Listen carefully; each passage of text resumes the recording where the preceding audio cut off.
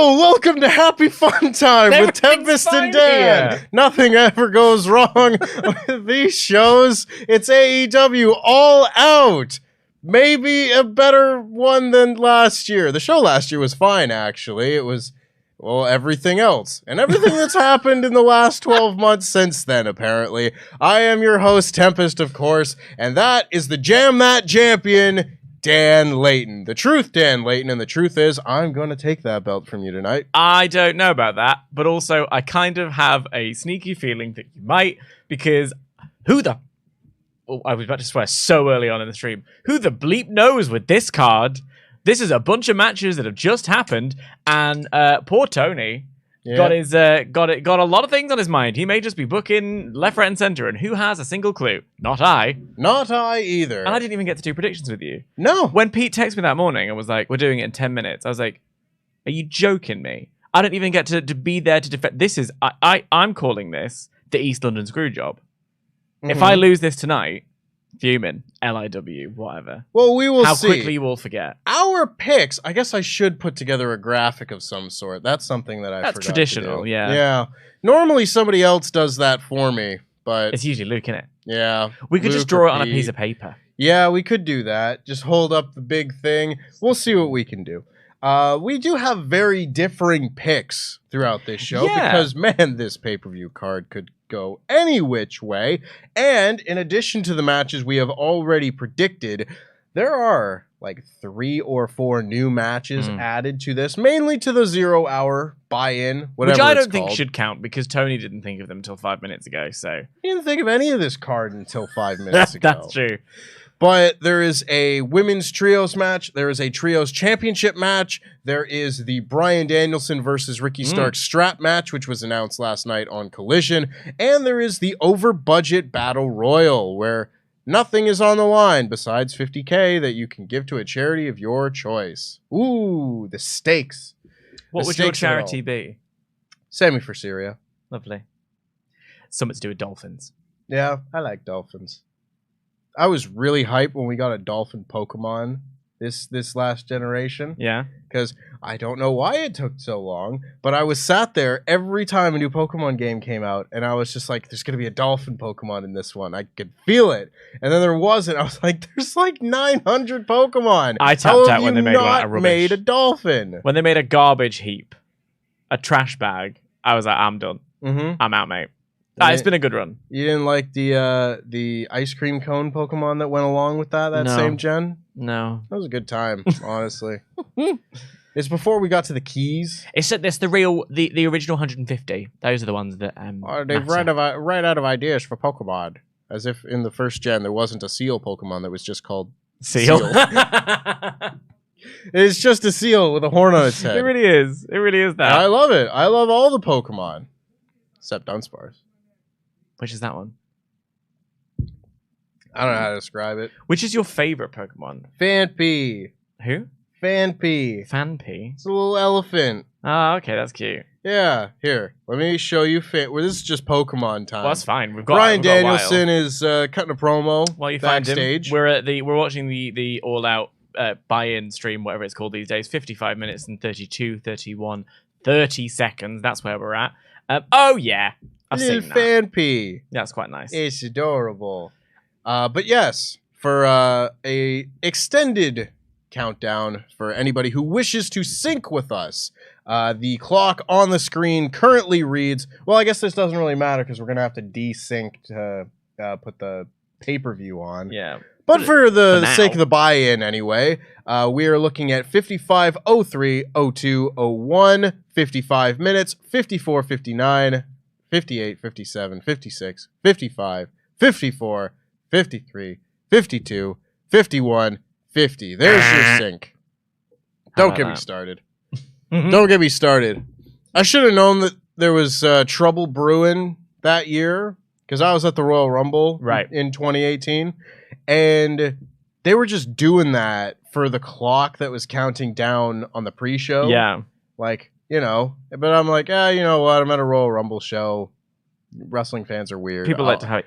Yeah, people like to so count. weird. They're very weird. Yeah. I've experienced this a lot for the first time this year because I haven't been to many wrestling shows for a Mhm. number of reasons. When I was younger, we didn't have the money. As an adult, I didn't have the money. So only this year have I been able to be like, right, that I'm going to make a point of going to that one. I was invited along with my mate to go and see SmackDown. Right. And I have it walking around and everyone just going, yeah, at each other. Yeah. Yeah. It's just funny what the big hyped thing is of the time. Yeah. You know, where like, you know, it's pretty consistent throughout time and space that if you go to a wrestling show and somebody goes, woo, like 6,000 people will all do it at once. But like, whether it's LA Knights, or like the fandangoing thing. Oh, for yeah, that was big. Hot minute, or like the woo woo woo bit. There's always something that captures people's imagination. We're getting a backstage promo from Prince Nana and the rest of the Mogul Embassy. Really just the Gates of Agony and Brian Cage. When did he start doing the kiss makeup? I don't know, but I love that he's just sort of standing in the background of this shot like a happy little cherub who's just joined in. Yeah. He's just pleased to be there. I like Brian Cage's work. I do too. You know? Big old hoss. He's a big old hoss. He's very good at what he does. Right. And that is like being a base for flying wrestlers. You know, there are a lot of guys who are that big who are not nearly as good as Brian Cage. Like, yeah, he's not terribly charismatic and stuff, but that's fine. I don't need him to be at the tippy top of the roster. I reckon we are now probably going to be getting the over-budget Battle Royal. Feels like it. That or another match is being announced right here. Best friends are on the way out. Yeah. I like, you know... Yeah, this is the Battle Royal. Is it they're- Dasha? Dasha just They're announced it. pantomiming throwing each other over the top rope. I think the original over-budget Battle Royal, the one that was on the All In show 5 years ago, most of the people are out just around ringside already. That Battle Royal is one of the best Battle Royals. Which one, sir? The original over-budget Battle Royal at the first All In show. That Battle Royal is fantastic. I have precisely zero recollection of it. So I walk us remember through it. everything. Were you there? No. I wish. I was Just on feel vacation. like you've got a lot of ones where it's like, oh yeah, I was there for that one. And I Yeah. keep going like, what? So Yeah. it wouldn't surprise me. It's funny. Like, I've never been to a WrestleMania, No. for example, you know?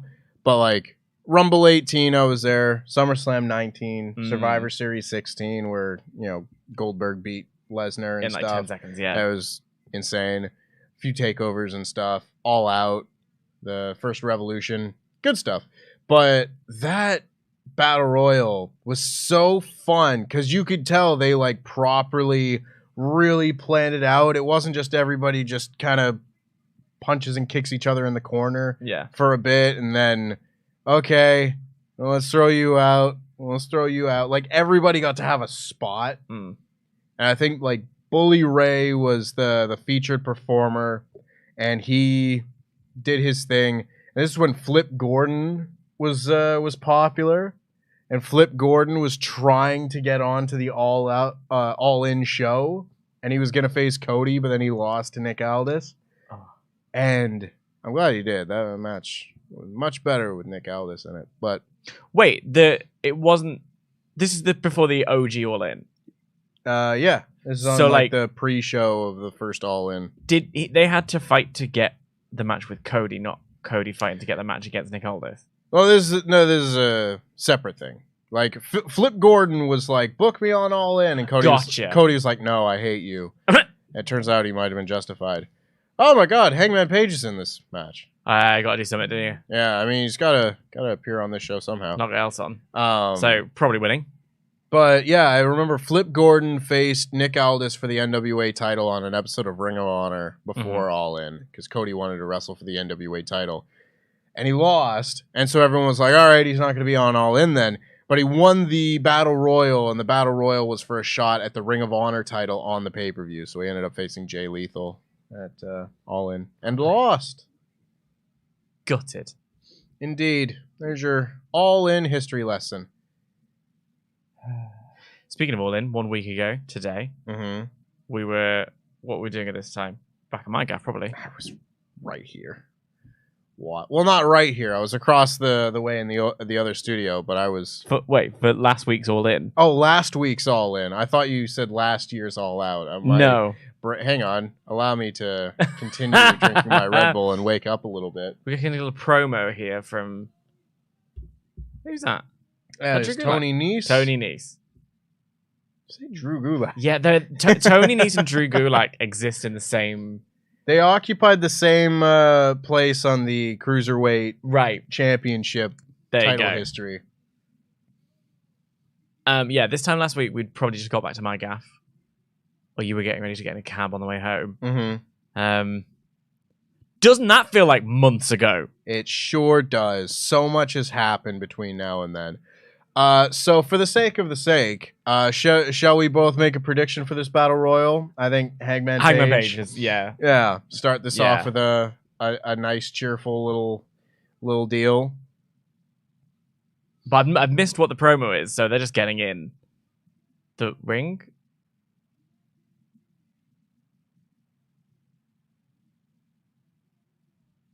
Okay. Tony Nese is going to do push-ups for us. A little bit. Lovely form. The bell's rung, so they're all getting in. Now they're going to... Lovely. He was in a plank position, you see. Yeah. So they've picked him up, and they're just going to dump him over. Egg on your face. Very Anthony good. Nese. And the boys are flipping out. Oh, fun stuff. Yeah, good stuff. Good little opening to the Battle Royal, and now people are piling into the ring and having a crack on each other. To turn a phrase.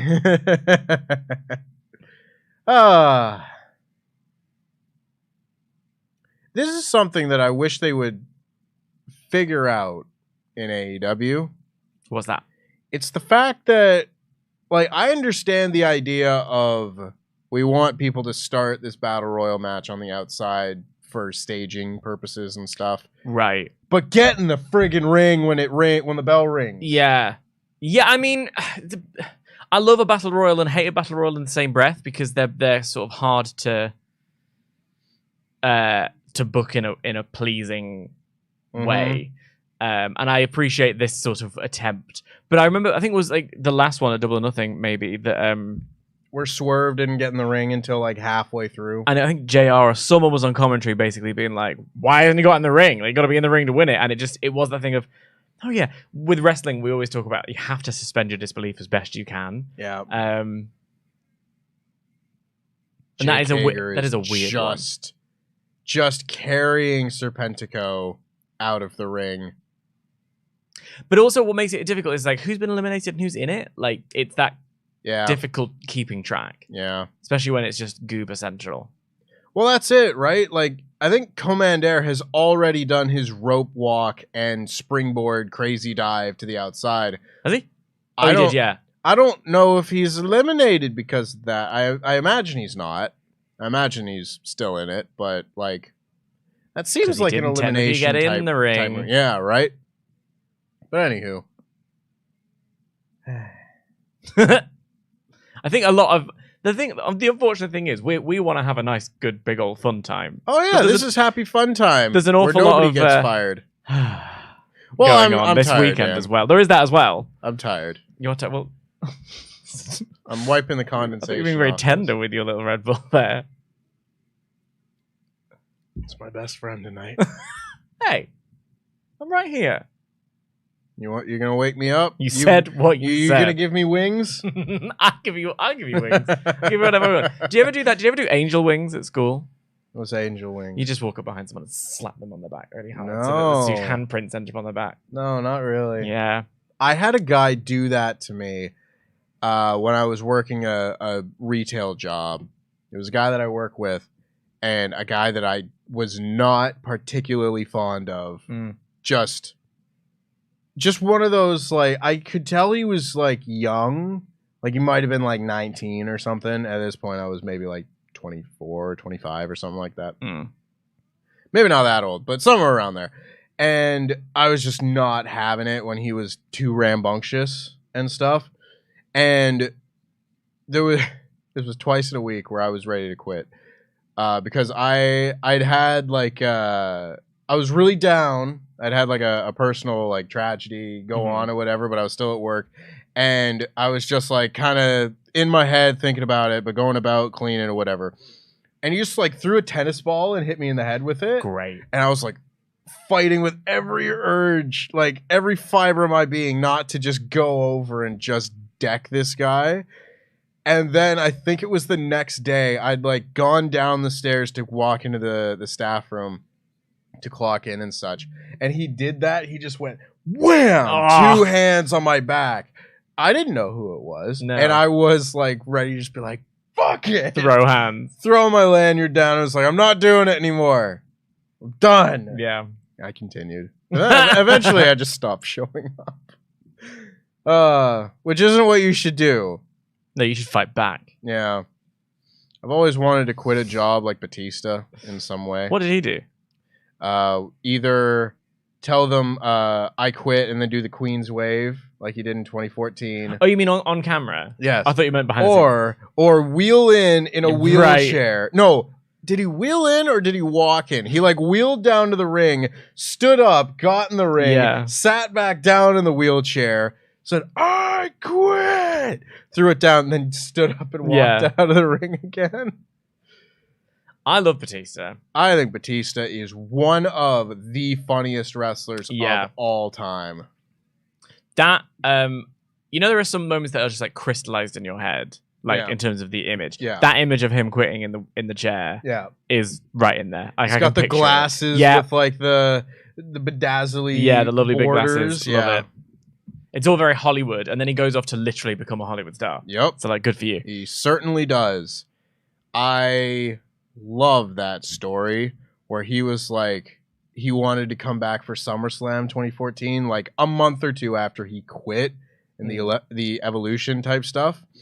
And Triple H and Stephanie McMahon were just like, why would we want you back? We don't even know if that Guardians movie is going to be any good. It's the biggest movie of the year. Yeah, it was. But the thing is, though, I remember reading Dave Bautista going to be in a Marvel movie and being like, oh, man, yeah, great. And then I read that it was Guardians of the Galaxy, and I was like, what the hell is Guardians of the Galaxy? Yeah, and then I'm a real nerd, so I was pretty hyped. I'm so cool is the thing. But like, and then also it being like, and then okay, I'll read about Guardians. Wait, is this? These are space sort of traveler, but also they're kind of like they fight space crimes, and there's all. And I remember reading it, and one of them's a raccoon, and I was like, this is so. And one of them's a tree. And one of them's a tree. I was like, this is so weird. And I was disappointed because I'm like, oh, it's like Kevin Nash in those movies that time. Not in Magic Mike. I mean, in the Teenage Mutant Ninja Turtles movie. Teenage Mutant Ninja Turtles. He's in Punisher. Was he in a Street Fighter or similar? Am I making that up? I don't think I'll get up Kevin Nash's IMDb just to see what I'm thinking of. Either way, if he was in Street Fighter, I feel like I would know about it because that movie's awesome. Kylie Minogue was in it. Bunch of people have been eliminated, by the way. Hangman Page just eliminated Khan. Hangman's having a chat with Trent. They did a funny bit. Looks like Matt Menard has just been eliminated. He was in The Longest Yard. He sure was. Yeah, that was good. He took steroids, and then they replaced the steroids with estrogen. In the movie. Okay, right. His character is a prison guard football player who takes steroids, and then the inmates replace his steroids with estrogen. He was in an episode of Sabrina. The Teenage Witch? Yeah. Damn, I missed that episode. Also, I wouldn't have been looking out for Kevin Nash at the time, watching it. I was like 8. Ooh, nice discus forearm Super from Trent. Force. Maybe that's what I'm thinking of. Either way, I thought it was going to be rubbish. So I kind of don't blame them for being like, I don't know if the movie's going to perform very well. Because I didn't think it would. Plot twist, wonderful. Yep. And now, Mark Davis just went out. They kind of turned into a de facto tag match here where it was Aussie Open against Hangman and Trent Beretta, which is interesting. Also, Scorpio Sky's in this match. Mm-hmm. Where's he been? Well, he popped up on Collision. He had a match and then got injured again. Oh, did he get hurt? Well, I think so. He popped up on Collision. There was also a bit where he was sat in the skybox at one point watching something. I think the story was that he had another sort of knock. So he had to not well, be fair on. play to that. But Yeah. what an inauspicious return. Anyway, he's fighting, getting his head taken off with a discus clothesline from Daniel Garcia's been eliminated, and he is thrusting on his walk out up the ramp, Doing his little hump dance. and Scorpio Sky's been eliminated. So we've got Action Andretti, Kyle Fletcher, Trent Beretta, Hangman Page, Toa Leona, and Brian Cage. Brian Cage. As editor Terry would call him. She does. Cés Rollins. That's a fun game. Let's say wrestlers' names in the style of Terry. Yeah. Yeah. Ongmen Adempage. I'm going to entertain myself with that for hours. Yeah. Terry gave me the breakdown of the 10 best and 10 worst outfits from All In. Brilliant. That is content that is being wasted by not being recorded. I want to hear it. I'll have to wait for it in the some midweek. of it was highly controversial. Was she talking about the wrestlers, not like us? Oh, definitely the wrestler. Great. Okay, good. I hope she wasn't looking at my outfit. See, she and I have done lists of everyone's outfits since the I start. know I wouldn't rank high. Yeah, you know, rate yourself. Listen, sometimes when I went to the AEW media junket, I was like, I'm gonna put on an actual shirt today. Even like editor Ellis, who is the camera op and everything for the day, was just like, "You're looking good, man. Like fits nice today. Like you got it going on." It's like, "Oh, thanks," because we had a deal where he didn't notice that I wore hats and stuff. Right. That's a whole other thing. But I was like, "All right, I'm gonna dress up a little bit." But otherwise, I mean, my constant... Oh, Trent Beretta has messed up something. Otherwise, my closet full of flannels carries me that's through. your traditional country wear. It sure is. Oh, God. Like a kilt. Oh, goodbye. Like a kilt. They are a kilt, but for your back. Yeah, they are somewhat similarly patterned. If you get the pattern is each Checkered Canadian clan. Yeah. I'm looking forward to the fall. I do not particularly like the heat.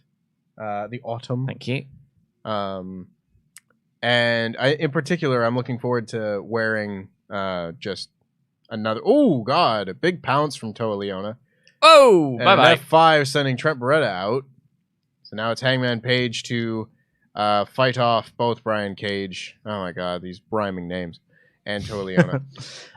I don't like autumn.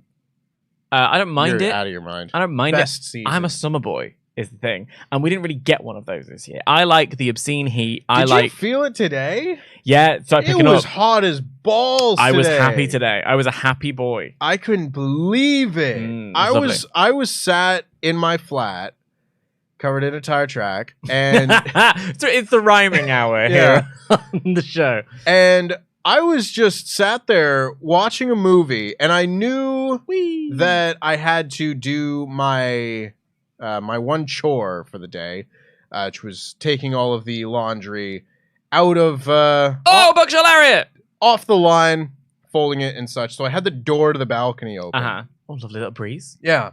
Except it wasn't. No, it was a hot breeze. It was a stiff day today. And I was like, oh my God. We're down to Brian Cage and Adam Page. Hey, it's Lacajo Page. It was a rematch of Double or Nothing 2021. Lovely little neck breaker. Yeah, I had the door open today as well, but and I'm on a very high floor. Huh? So it's like we're on the heat rises. The same. Are we on the same floor? There you go. Yeah. The heat rises. Yeah, we're neighbors, it turns out. Do you have so if we look off the balconies. If we find the perfect direction, we should be perfectly at eye level. Oh, they're both on the apron. Are they going to manage it? Who's to say? Not me. Yeah, on Friday apparently it's going to be 30 degrees, and I'm very excited for that. Might go for a little pedalo. Ooh, I hate it. I just love it. And it's like the evening when the heat is like just there. And it's present. If the sun's gone, that's cool. Do you not like it when you would just like walk out and you've got the sunglasses on and dead eye? And Brian Cage is out. Hangman Page wins. 1 for 1, both of us. Like I don't like climate change, but I like warm weather. Mm-hmm. So I'd move to LA where there's no seasons. Yeah, I do not like the heat. It does. Well, you nothing weren't for me. born. You were carved from ice. That's how Canadians go, isn't it? Yep. Yeah. Yeah. Like, you don't have the stalk. I just crawled out of an igloo. Yeah.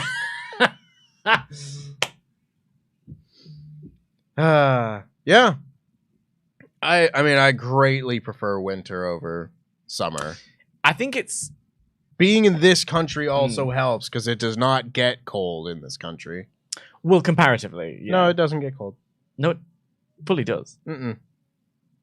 What are you on about? I didn't wear a coat once last year. Yeah, like you're made of ice. Like it gets cold. I know. Here. I'm just better than you. No, but in fairness, I think you and I aren't the good arbiters of hot and cold.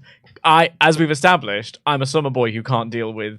It gets mildly nippy out, and I start freaking out. I don't like it. Although I will say, if I'm bundled up and I've got a nice and it's dry, crucially, if it's dry, and if there's a blue sky out, that's a great day.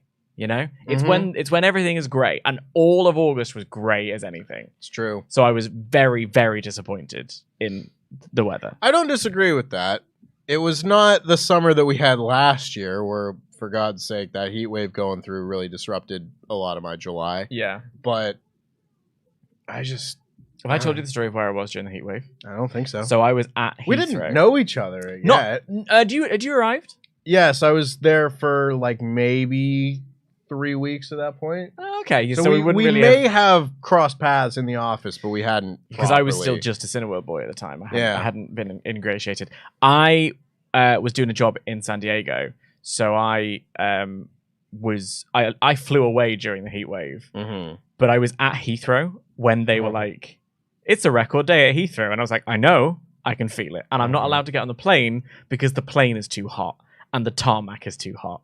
So I'll just sort of sit here. Fortunately, I was in the Virgin Lounge having a lovely cocktail. I was having a bramble, I had a chicken burger, I had a shower. You had a shower at the airport. I had a shower at the airport. You have a cold shower? Yeah. It was wonderful. Exquisite. And like they welcome you in with a little champagne. Yeah. Oh, all of it was on the dime of the company that were flying me out. Like it wasn't. I don't do that regularly. I have since gone back to the airport and been in forgive me, the plebs lounge, and I was devastated. I was like so gutted. Filthy peasant, like the rest of us. At Weatherspoons, couldn't be me. It was warm enough today that in the middle of there was maybe like 20 minutes left in the movie. I was watching Inglourious Bastards, lovely, which I have seen before, but it had been a while, and there was like 20 minutes left, and I was like, I need to just go have a cold shower. I need to hit pause to deal with this. That's one of my favorite things to do on a really hot day. Is just go and stand in a cold shower for nothing. Like I just like I sometimes on a really hot day I'll do it 2 or 3 times, and you just turn it on. It's like ice cold. You just go and stand there like this, and then you leave and you just dry off naked. It's wonderful. Live on my own. I do not. Look, all I'm saying is, if we have another heat wave, you're going to have to get comfortable with each other. It's the future. Yeah. RJ City's Canadian. Is he? Well, Renee Paquette is Canadian. I know Renee is, but he tweeted about English food being like really like making your gut hurt a little bit, and I quote tweeted him, and I was like, Americans coming over here talking about our food. Like I remember that. He is Canadian. How about that? And then he replied to me like, "Excuse me, I'm Canadian. Please recant." And I was like, "Okay, I officially recant because poutine is from the gods." Yeah. Cheetah.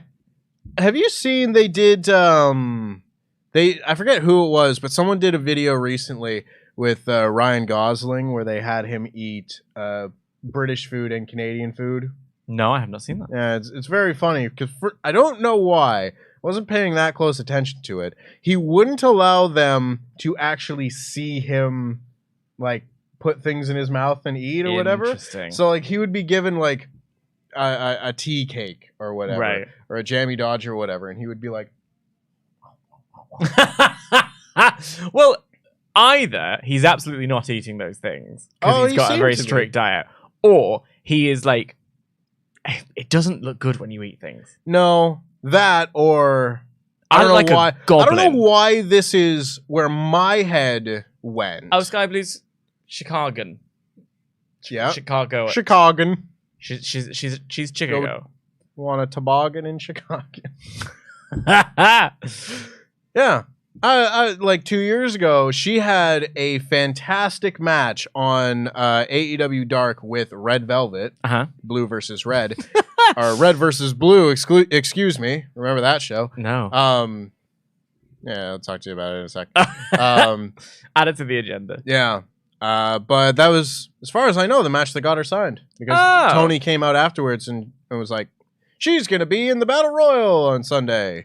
Like that time that Triple H came out and lifted up Cedric Alexander's hand. Precisely. That was a lovely moment. Yeah. Oh, do you remember that tournament? That was great fun. Oh my god, I want a reason to talk about that in a list or something. Let's do it. Yeah, Red versus Blue is a Rooster Teeth show. That's a machinima show. Those are words I haven't heard. Those are names I haven't heard in a long time. Yeah. I'm fascinated by machinima. It's just fun. It's cool. I made a machinima short film for a deal once. Is that... Why is she with Billy Starks? What have I missed on Ring of Honor? Is Billy Starks a heel? Was she saying... Well, she's not acting like one, and Athena's sort of being like, well, she's fine, like, don't want to... So, yeah, I have no idea. I don't watch Ring of Honor. But... I really like Billy Starks. So we have Zoe Stark. Yeah. Ricky Starks. Yep. And Billy Starks. Yep. With a Z. You try and keep all those separate. When you're writing... And Adam Cage and Brian Page and Cage and Page and... Ethan Page. And yep. Adam Cole. There are so many names. So many names. Anywho. Yeah. I made a machinima movie in university. This is the kind of thing I was doing in university. Deep lore. Kids. Don't do anything that... Get an arts degree. It'll pay off. I have one. Yeah. We're here. Who's going to win this match? The Stars? I say the Stars. The Stars. The ones that are on TV? Or the champions. Well, you see... what's really irritating for me about this match is we've got all the people who should be involved in the TBS title match tonight are on this show, in this match. Like, they were setting up for weeks Willow and Statlander against Mercedes and Diamante. Oh, there's dissension amongst the heels. Yeah, we're going with a home win. They're going to make... I think the goodies are going to win. She's not wearing that Chicago... flag all over herself for no reason. And let's be honest, the heat won or lost in this match ain't going nowhere. Yeah. Hundo P. Also, in case hasn't been mentioned, make sure you get in your Ultra Chats. Oh, yeah. Because that's a thing. Again, Brain, we're still in the first, we're in the buy-in. This is our buy-in, too. It's been half an hour. We've talked about the weather. Yeah, we talked about the weather. We talked about machinima. We talked about whatever. What I did in university was make friends with Tom Scar and be in all of his sketches. Mm-hmm. So I did a very similar thing, just like the nascent beginning of the internet days. Yeah, that sounds like a much better use of your time than what I was doing. But yeah, get it in your Ultra Chats to WrestleTalk.com/support. And yeah, all the ones that are $5 and above, we will read out before the end of this show. So whatever's going on, have your thoughts read out live on the air with us. Do you have any strong opinions about the feelings of the day? Like, not a lot's gone on. Nothing's happened in AEW, Very right? little. Yesterday, so, I'm sorry, I have to do it already. But like the start of the show, an ad. Start of the show. I'll do this, and then I'll be back. I mean, it's just gonna go because it's a 5-second one that's not skippable. Fine. Go on. Spring for premium. At the start of this show, they were like, "What a night it has been," or like something like that. They were talking about what a 24 hours or what a week it's been. What a week! This is the best week wrestling in AEW history. And I was like, "Yeah, you ain't wrong. Like, what a 24 hours it's been." Jesus. Again, we said for like the last 6 months that All In just felt so far away. And it's happened, and it still feels so far away. I kind of in the other direction know what you mean. Now, you know? Yeah, it feels like a distant, hazy memory. Yeah, like it was a day, like the most immediate blip It was like come, gone, over, and now a million things have happened since. But wasn't it such a wonderful day? It was a great day. What a lovely time I had that day. It was just nothing but positivity and such. It was really a fun day for a lot of reasons, obviously. Met so many people and everything. But I think my favorite actual just moment of the day was when we were all in the pub beforehand. And we were all having a good time. We were chatting with whoever. There were loads of people. Sean, SRS came in. Maggie from Fightful was there. Sat and his partner had come in by that point. Adam Pearson was there. There were like all of the extended family were kind of arriving. And at a certain point, I just like looked over, made eye contact with Luke, and I was just like, it's like 12:30. Yeah. The show doesn't start for another like 4 hours. Yeah. But like, is this what it feels like on WrestleMania Sunday? Well, this is when it. you're going to the show and you've just got like all your mates and you're just in a bar. Yeah. Long before the show, the bar's packed. You're right across from the stadium. Everyone's like, it's Super Bowl day. You know? It's like, but it kind of is that because at the FA Cup final day when they all arrive and they all at Wembley when they all just hang around and have some beers and whatever. But I've never been to WrestleMania either. In fact, I don't know anyone who has been. Well, no, I know a couple of people who have been, but like I don't have that experience of like the whole day's activities or even like the whole weekend's activities. Like we were at Rev Pro. So it was just such a wonderful little time. And I was taking candids. I never take candids. It was thrilling. I was taking candids of everybody and like, so like to have pictures for the rest of time. Holly makes fun of me a lot because I take so many pictures. I pictures. say make fun of. She's like, I love that you do this. But she like, oh, you there you are, taking some more pictures. Yeah. But it's just nice because it's like, especially a lot of pictures these days are selfies. So you don't have the like, this is like, I imagine like sitting down with, they won't be my children because children are from the devil, but like my friends' children and be like, this is what your parents looked like when they were younger. Like, here's us having a nice time. I love that. Yeah. You know, like whenever I go home, I go through my mom's photo albums. Yeah. Yeah. Absolutely. I'm gutted that I wasn't able to find the time to just sit there and flip through it when I was home a couple months ago. Yeah. There's a match I want to see. Yeah. There's more of this. Willow and Athena. Thank you very much. I was about to say, have these two wrestled? And I was like, of course they did. Well, it was Death Before Dishonor. It was like the biggest thing that week. It was great. And I want them to have more. Yeah. Oh, my God. Yeah. But also, the other part of it was the fact that it's this first experience of this. Like, this felt like a historical moment. I don't feel like it's going to feel that way next year. Because we've already had. I think it'll still be wildly I think it depends. Yeah, it depends on the card. But it's that this has never happened before. Unknown thing. There's definitely that, like the feeling of like, woo, this big thing we're all getting to be part of. It's super cool, very exciting, and everything. But like, if they next year book like Kenny Omega and Bryan Danielson, it's a difficult something second like album. that. Yeah, like I think we'll still all be there and be like, today's the day. Yeah, totally. Sky Blue is on top. Getting a big old middle reaction.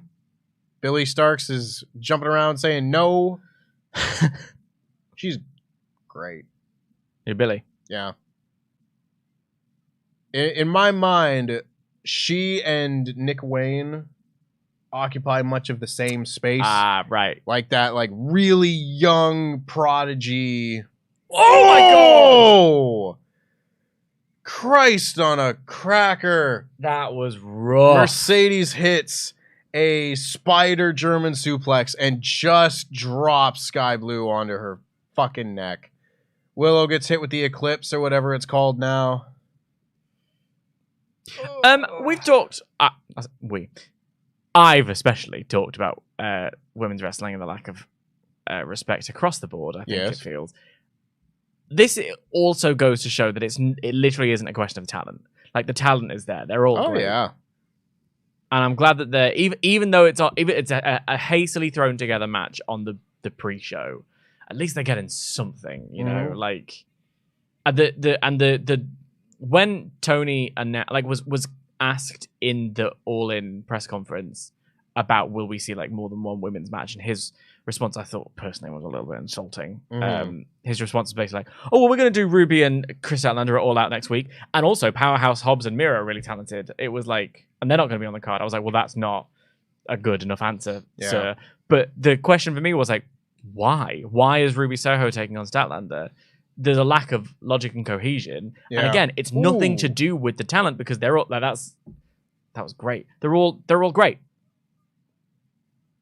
Yeah, it's a difficult thing, and I've talked a lot about this last week, whether it be like on the prediction show that Pete and I did. With that match in particular, the Ruby Soho Chris Statlander match, because if you wanted to, I think there's a great story that you could tell with those two. Because Ruby, in her heel turn promo earlier this year, she pointed out that the match that really made her mentally switch, even though she didn't turn heel for months afterwards, the match that made her mentally switch in that regard was the match she had last year with Chris Statlander when the fans chose Chris Stat over her. And I think you could have done so much to tie that back in with the... okay.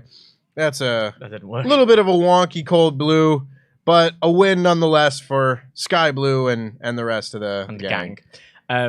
Yeah, that's a great... But it was there. Yeah. They just didn't do any of that. It was such like here's a 2 or 3 week deal just to be like, I want the TBS title and I'm going to take it. And that's the extent of it. Yeah. You know, there wasn't any extra sauce. And like, you can do something after the fact if you want to put the belt on Ruby, I suppose. The idea that Toni Storm is the only one of the Outcasts without a belt, sure. But that doesn't feel like good booking. That just feels like a thing to do. Yeah. Also, 2 for 2. 2 for 2, yeah. Well done. Huzzah! We both have 2 points. Sort of. Anywho, let's get into some of your Ultra Chats, as there is a spooky vignette. Oh, it's a LFI vignette. That's neat. I'm looking forward to the return of Roosh. Oh, there it is. Look. Yeah, I've enjoyed these. I mean, they make no kind of sense in terms of internal logic, but the kind of cinematic narrative of it all. Mm-hmm. Listen, I thought that we had left behind the trope of the masked men kidnapping wrestlers and the camera just happening to go in the van with them. Well, and the whole everything. The whole point was of, especially AEW, was this kind of realistic, and I love it when it happens. Like they're doing an interview and then something happens over there, so the camera just goes and follows it. Love that stuff. Pick a lane. It's like do you ever watch Parks and Rec?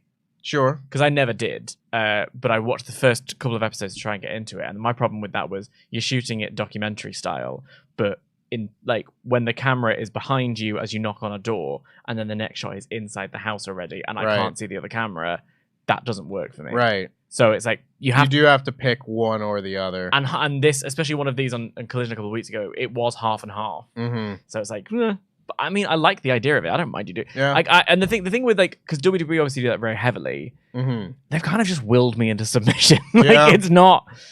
I'm not saying it's good like they do it. I'm just used to it by now because at least they've been consistent with that kind of fourth wall. Well, that's exciting. La Facción and Cobra. La Facción. I am very excited to see them back because we need more trios. Yeah. Turns out all those trios in that trios division all just kind of vaporized overnight. A lot of people got hurt. Anywho. Trigger warning before we go into chats. These aren't muffins. They're donuts. Indeed. A Ultra Chat from Payback last night that didn't get read. Mitchell Gillum has been a member for 8 months in a row, saying, I thought this show was a lot of fun to watch. The Rhea match felt slow, but everything else was fun. Trish Becky match of the night for me. Happy birthday, Pete. Happy birthday, Pete. Indeed. Happy birthday, Pete, today. Happy birthday, Pete. That Trish and Becky match was fucking delicious. It was so good. And it's like such a shame for them that this feud has been so stalling and delayed and the heat completely evaporated because they really pulled it out of the bag. It was like they just went, you know what? Sod it. This is the last night. Let's go for it.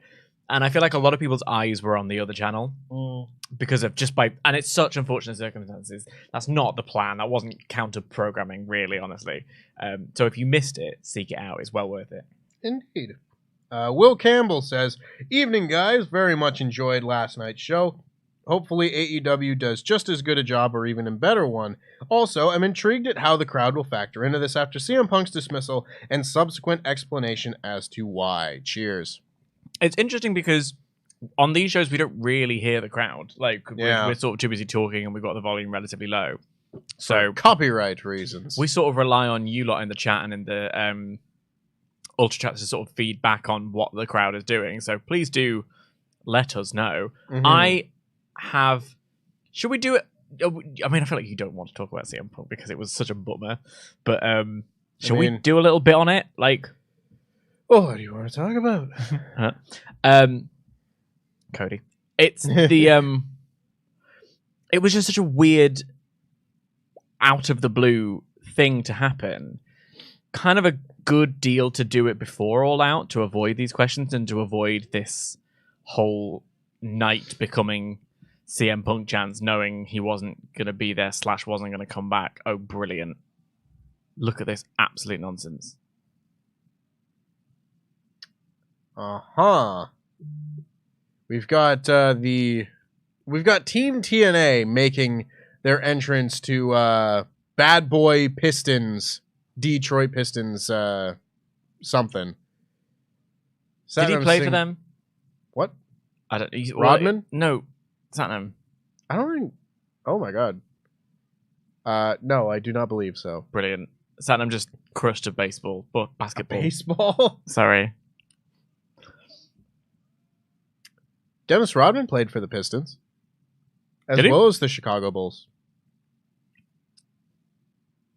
I don't Basketball. follow the basketball. I wish I did. It sounds like a fun time. I love basketball. It is probably my favorite sport to actually follow because the players are the most interesting.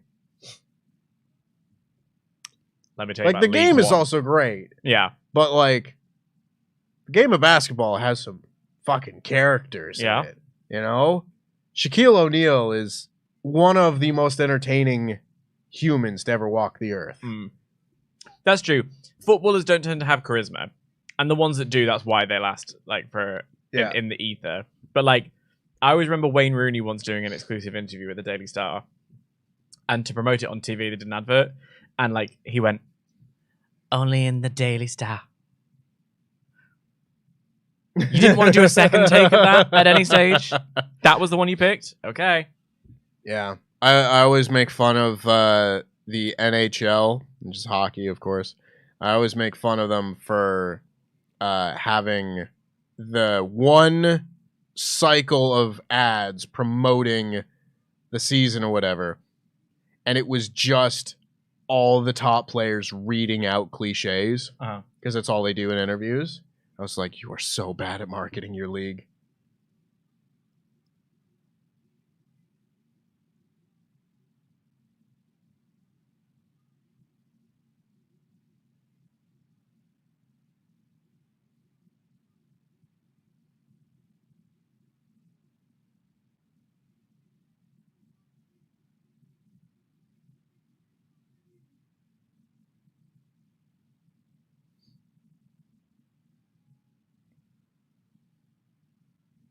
Brock Lesnar guy.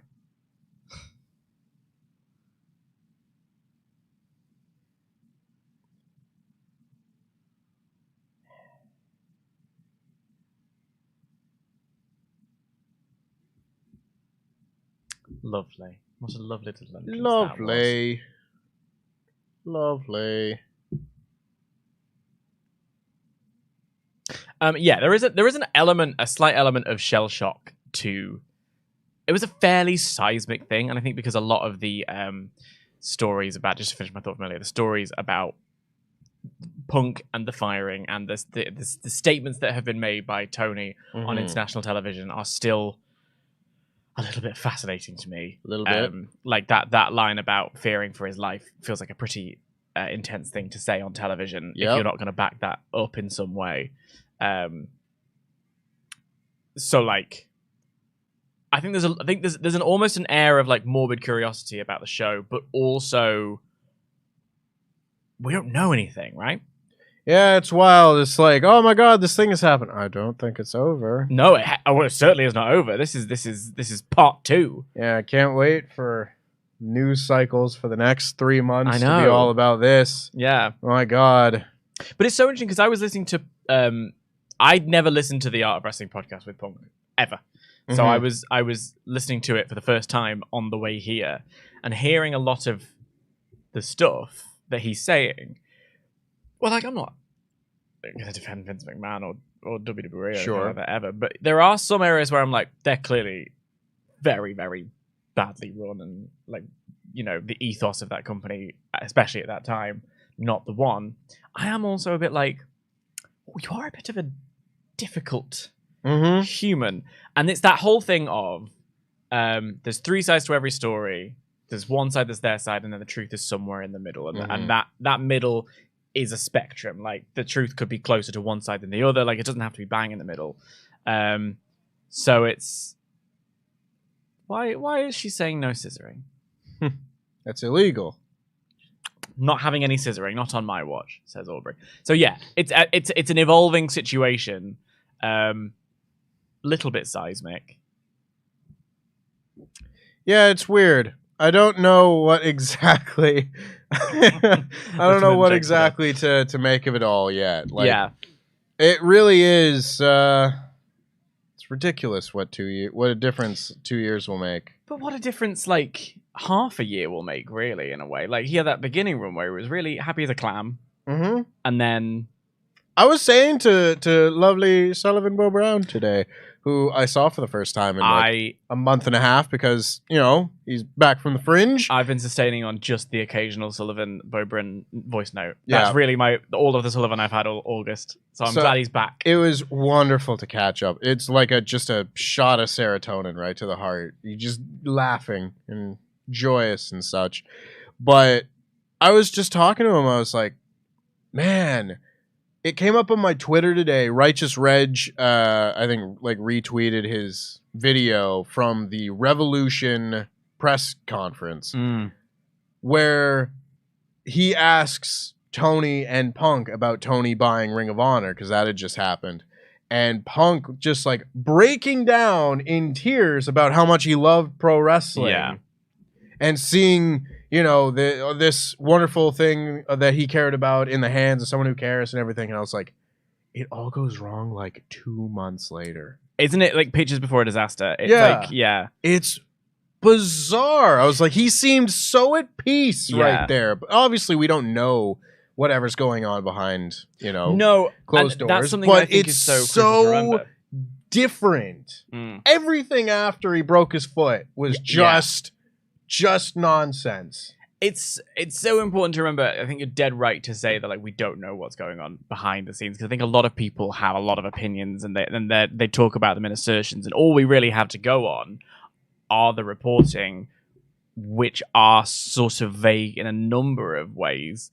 But also reporting does, you know, sources, and the sources have they tend to try and be verified, but it is this thing of, we don't really know because we weren't there, kind of thing. But it does, you know, I'm not. I don't know if this will surprise you, Tempest, but I'm not a CEO of a multi-million-pound company. You're not, and I never have been. I know sometimes I pretended to be, but unfortunately, Mr. Moneybags, I am not. But it does strike me that there is something a little bit like.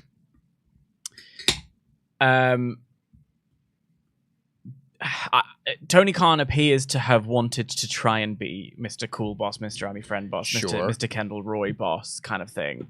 And the unfortunate truth is, like, I think because he's a wrestling fan as well, and because he's clearly so passionate about it, it's that idea that, like, he wants to be one of the guys and be one of the boys and give everybody what they want kind of thing. But unfortunately, when you are a CEO, when you are the boss, you have to make some really difficult decisions. And I think this is the first time in the history of the company he's had to make that kind of really difficult decision. Oh yeah.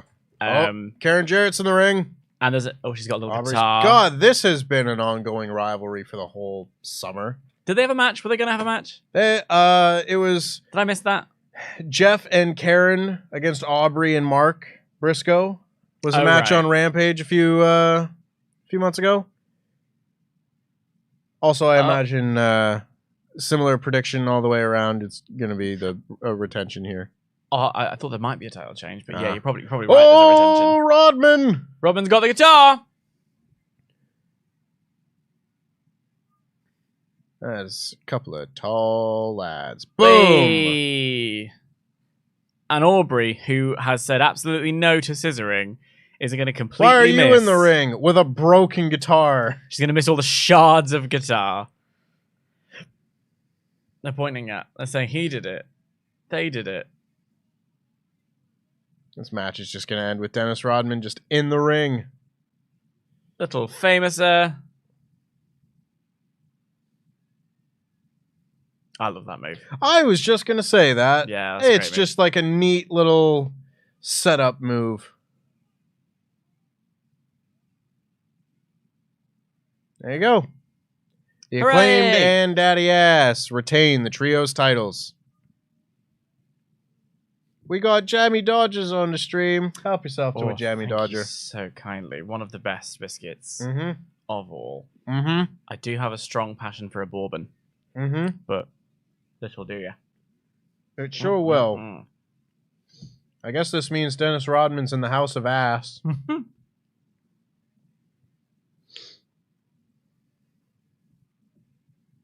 Yeah. I think Dennis Rodman would happily tell you who's in the House of Ass. Mm-hmm. Mm-hmm. Mm-mm.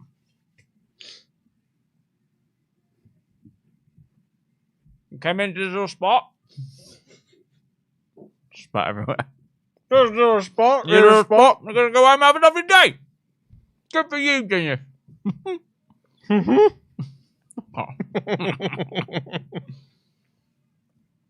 There we go. That'll be... Yeah, it's a little toasty down here. That will gone more down. or less wrap up the buy-in.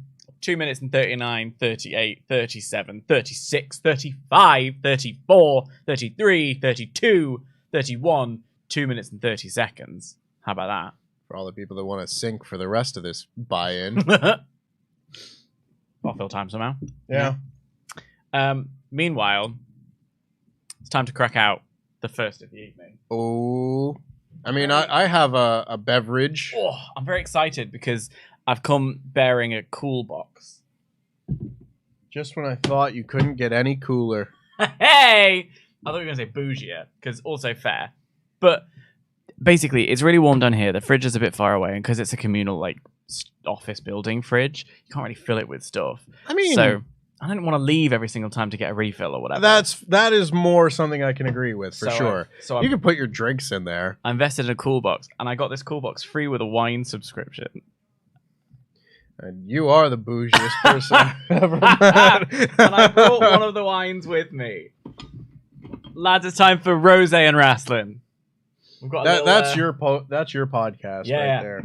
I'm thinking of doing a little addition for my personal Patreon. Mhm. I'm just basically sipping some rosé with lighting a scented candle and chatting about the news of the week.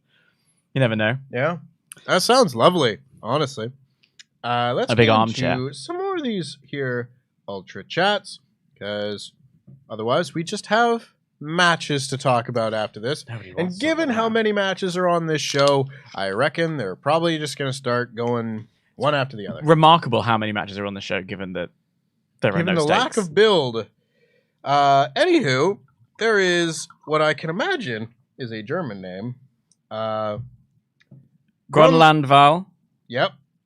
Grönlandval Adrian Memberg for 24 months.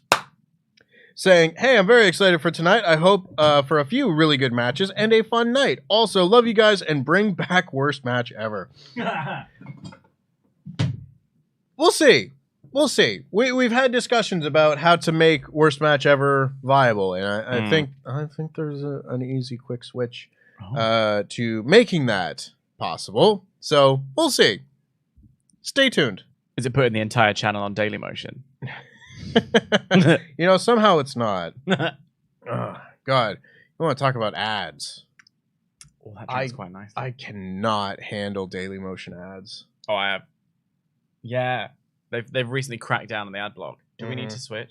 Possibly. I'll let you do that. I'll do that if you want to keep I'll read reading some more chats. The other Tempest has been a member for 26 months in a row. Well done. Super curious how the crowd is going to respond tonight given the release of Mr. Pepsi Phil. so far they seem to have had a good time. I don't know whether it's because by addressing it head on yesterday, there was a sense of, we just got to crack on. But I wonder, especially if during the finale match, like the main event match, there'll be something because it was intended to be Punk. I don't know. We'll see. Even the Chicago crowd was a bit half and half because by reports there were a lot of assenting voices when Tony was addressing them yesterday before the show, as much as there were dissenting voices. Who knows? I have no idea. I'd like to think that the people of Chicago don't want this company to fail. This is it. Because it's important for the wrestling industry that we have strong competition. Right. I think I like WWE and AEW. Let's be honest, especially over the past year or so, they've pulled the best out of WWE by purely existing. It's interesting. We're opening with the Ring of Honor Tag Team Championship match. If you're not on last, you're on first. Indeed.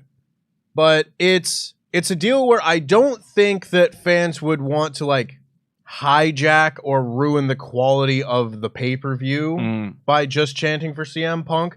I could be wrong. Yeah. Maybe once this show gets going, we're going to get a bunch of CM Punk chants, and it's going to be something that people talk about on Twitter for the next week. I'm going to guess that doesn't happen. I'd like to think that most people will have gotten it out of their system yesterday. And I think certainly once we're out of Chicago, I think it's because it is in Chicago. Yeah. I think once we're out of this run, because we saw with Collision over the few weeks, hence from being in the United Center, they kind of were not as hyped on Punk as the rest were, or at least the reactions weren't as inherently positive. So yeah. Hannah Allen has been a member for 25 months in a row. Hello, lovely lads. Really amped for this show. There's a bunch for me. Mox and OC being top of my list. Mox's and Orange's promos were fire. Let's go. Absolutely. So we've both picked Mox for this. Yes. For this match. I think it makes sense. And I actually, for me, if I'm fantasy booking, I'm having Eddie Kingston and Mox go into the next run of pay-per-views. We've got Wrestle Dream and then, is it Full Gear, do a little run together for that title, because I think the idea of Orange Cassidy's body slowly falling apart, and then 1 week ago he was in a Stadium Stampede match, and only a few days ago wrestled Penta in an unbelievably great match. So going up against the greatest singles competitor in Dynamite history, AEW history, whatever, I don't know the exact stats, but it's 50 wins, 50 singles wins or whatever. Losing to Mox could kind of be a star-making, put-you-over loss kind of thing. And that frees him up from that title then to maybe go away for a while and heal up and come back and be considered for the main event picture if you wanted to do that. However, there is a part of me that wonders whether or not they'll flip it and just keep it on Orange Cassidy for a kind of positive... Yeah. I've been thinking about this a lot this week. Because I have thought, okay, you get to the Mox match, and Mox can beat Orange Cassidy. It is the culmination of that story where his body is falling apart and everything. And it helps put over the international title again that it took, the ace of the company to rip the title away from Orange Cassidy and such. Then the more I've thought about it, it's just what if he just, wins again? Right. Because I've thought he was going to lose, a few times. But, he could just win this match for... a big positive win, which I assume is going to be the main event. Well, it's that or Danielson and Starks. Yeah. For me. I think I'd probably put it on the international title as the main event. I would too. It just it could be a really nice go off the air deal. I don't know which way it's going to go. It makes all of this very interesting. For this match, we both have gone with MJF and Adam Cole to retain. Far too soon for any shenanigans to go down. You'd think that, for sure. I've seen a lot of these, this isn't, at this point, a can they coexist tag reign. No. They have proven that they can. Last week was Can They Coexist, the musical. Yeah. In the ring. But I always remember this pissed me off something awful when I was 11. When John Cena won the tag titles with Batista in 2008. Yeah, they really loved doing it around They then, didn't they? loved giving John Cena the tag titles with the guy he was feuding with. Yeah. Did it with Shawn, did it with Miz, did it with Batista, did it with David Otunga for some reason. But they did it with Batista, and 1 week when they won the titles, this was just before SummerSlam, and they were wrestling each other. Just before that, Batista gets tagged into the match by John Cena slapping him. Great. And he gets really pissed, and he gets in the ring. He's like, "Rah!" And he just turns and he kills Legacy and wins the tag titles from them. Like, he channeled his anger in that direction and won the titles. And then the next week, the same thing happened in the reverse, where Batista tagged Cena in by slapping him in the face. And then Cena cost them the tag titles, and I was like, "You're a fucking moron. You suck, John Cena." This was the start of me disliking John Cena. Yeah. It was just that. I was like, well, clearly Dave Batista is just better than you in every possible way. So that one only lasted a week, though. Yeah. Well, the thing about that one is, this one is, they did the can they coexist thing in the Eliminator tournament. Yeah. Right? So they've already done that. Yeah. And I think probably the plan was for it to finish quite quickly, but it just connected. And I mean, this guy in particular, MJF, is so good, like so talented, that this got over in such a big way that they've kind of gone with it. And to give them the ROH tag titles, I think sets them up for a nice little run together in that context and keeps this story going for as long as really they want. Yeah. Right? Like, you know, maybe MJF enters into a feud separate from the tag champs and has to defend both because he is a double champion. And it becomes, that's another thing that could potentially sow dissension between the two. Maybe not at all. like, you know. It'll be interesting. I think we'll get a better sense of all of this, what the picture looks like when we get through Grand Slam, for instance, because I think Roddy probably wins that tournament and faces Max at Grand Slam. And you get the, you know, next chapter and whatever he's doing with the Kingdom and everything, which I've been greatly enjoying. But I think that's kind of the chapter going on with MJF and Cole and Roddy and everything. I don't know how the tag titles really play into that. So maybe once we get past that, if they've still got the tag titles, that's when we can kind of either pay more attention to it or give them a tag rivalry to go for. I would assume at some point they're going to wrestle the Kingdom. Right. You know? That seems there. But we'll see. We'll see. It all depends on a lot of different things. Oh, Max's neck. Adam Cole cares so much about Max's neck, but he doesn't care about Roddy's neck. You don't care about my neck. I can't get over how the injury that caused, or the move that caused the injury to Roddy's neck had very little to do with his neck. Like, the landing of that muscle buster on that chair didn't really honestly do anything to his neck. The fact that Roddy Strong is selling that neck injury longer than Danielson's shoot broken arm is quite hilarious to me. Oh, it's great. Oh, that was rough. Alex Reynolds hitting MJF in the back with a steel chair while the ref's back was turned. Distracted by Evil Uno.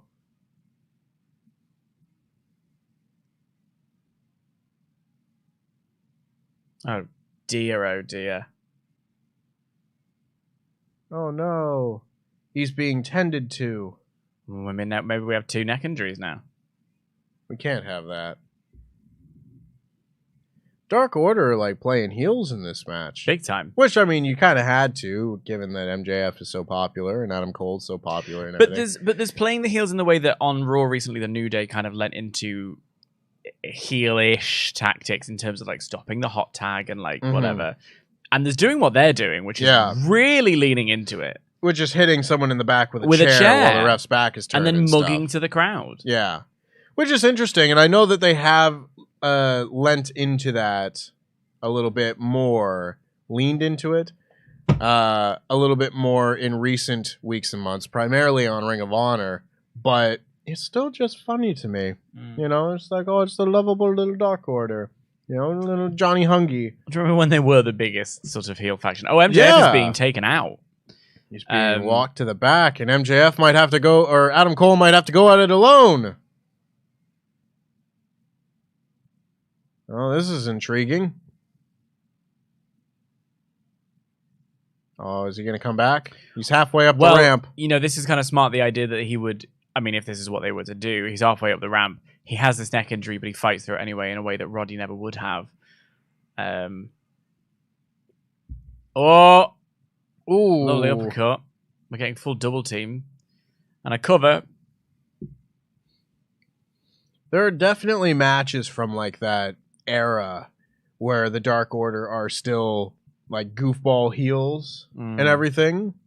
And those performances are so fun to watch, particularly John Silver, you know, because obviously at the time, I forget, they wanted John Silver to be like Stevie Richards to Brody Lee's Raven, you know? Right.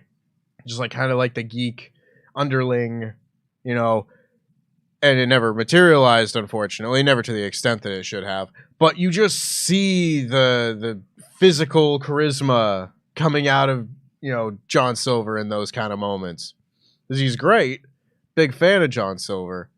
But those moments when they were all heels was so fun. Silver, of course, cut off with a kick from Adam Cole. He loves a kick. And a super kick. See? Super kick to Alex Reynolds.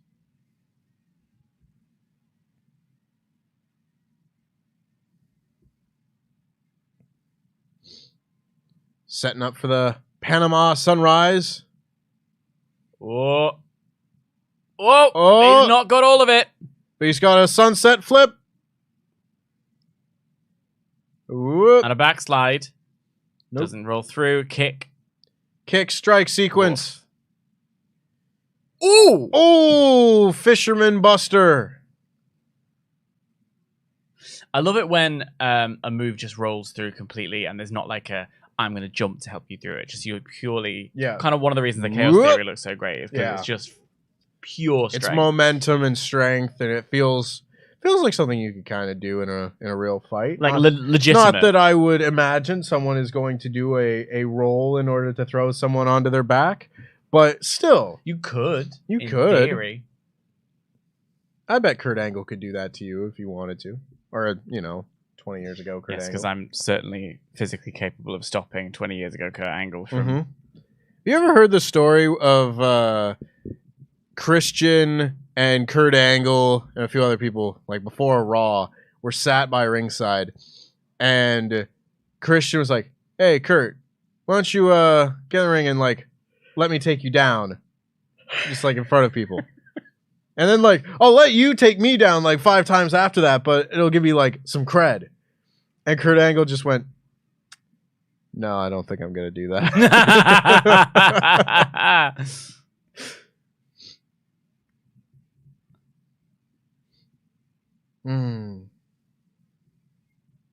Okay, so MJF has been completely cleared from the arena. Like, he's out. Yeah, he has been taken all the way to the back. And now Adam Cole is fighting 2-on-1 and not in the best spot right now. Not doing getting too double teamed. Well, he's fighting back. We might start getting the Dark Order combo sequence soon. Oh! We get the neck breaker, suplex neck breaker on the knee from Adam Cole on John Silver. Every time I see the X logo and stuff pop up in the corner for these shows, it's like trending worldwide on X. On X. I just like, it doesn't compute in my brain. No. Just yet. It's because it looks so generic. Yeah, it's so stupid. Yeah. Stop trying to make X Here we happen. go. I love this sequence. Yeah, it's great.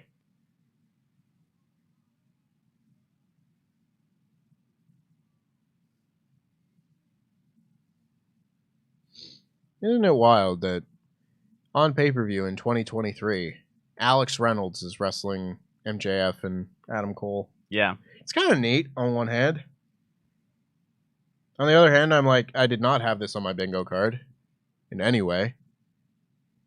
So funny that you say on pay-per-view, and I'm like, oh yeah, it's a pay-per-view. It just doesn't feel like this is going to be something going forward that they're going to struggle with. Is because All In is going to feel such a big time event. Yup. All Out just feels like double clothesline on Adam Cole. Kick out. It's only a 2.8. finisher when they do it. It's going to feel like a Collision Plus, especially because he got Saturday and then Sunday. Yeah. In the same arena. Oh, they're getting the belts. Dark Order's got the belt. Distracted the ref. Throwing Adam Cole. Oh, but he hits a big kick. Takes Alex Reynolds off the apron. Super kick on John Silver. This would be a great time for MJF to do the zombie walk. Can I give you some piercing insight? Yes. The paleness of John Silver is really emphasizing the yellow-hued fake tan of the tag team champions. There you go. Here Here's he MJF. comes. My neck doesn't hurt that much, he says. Get out of my way. I'm saving my friend and my belts.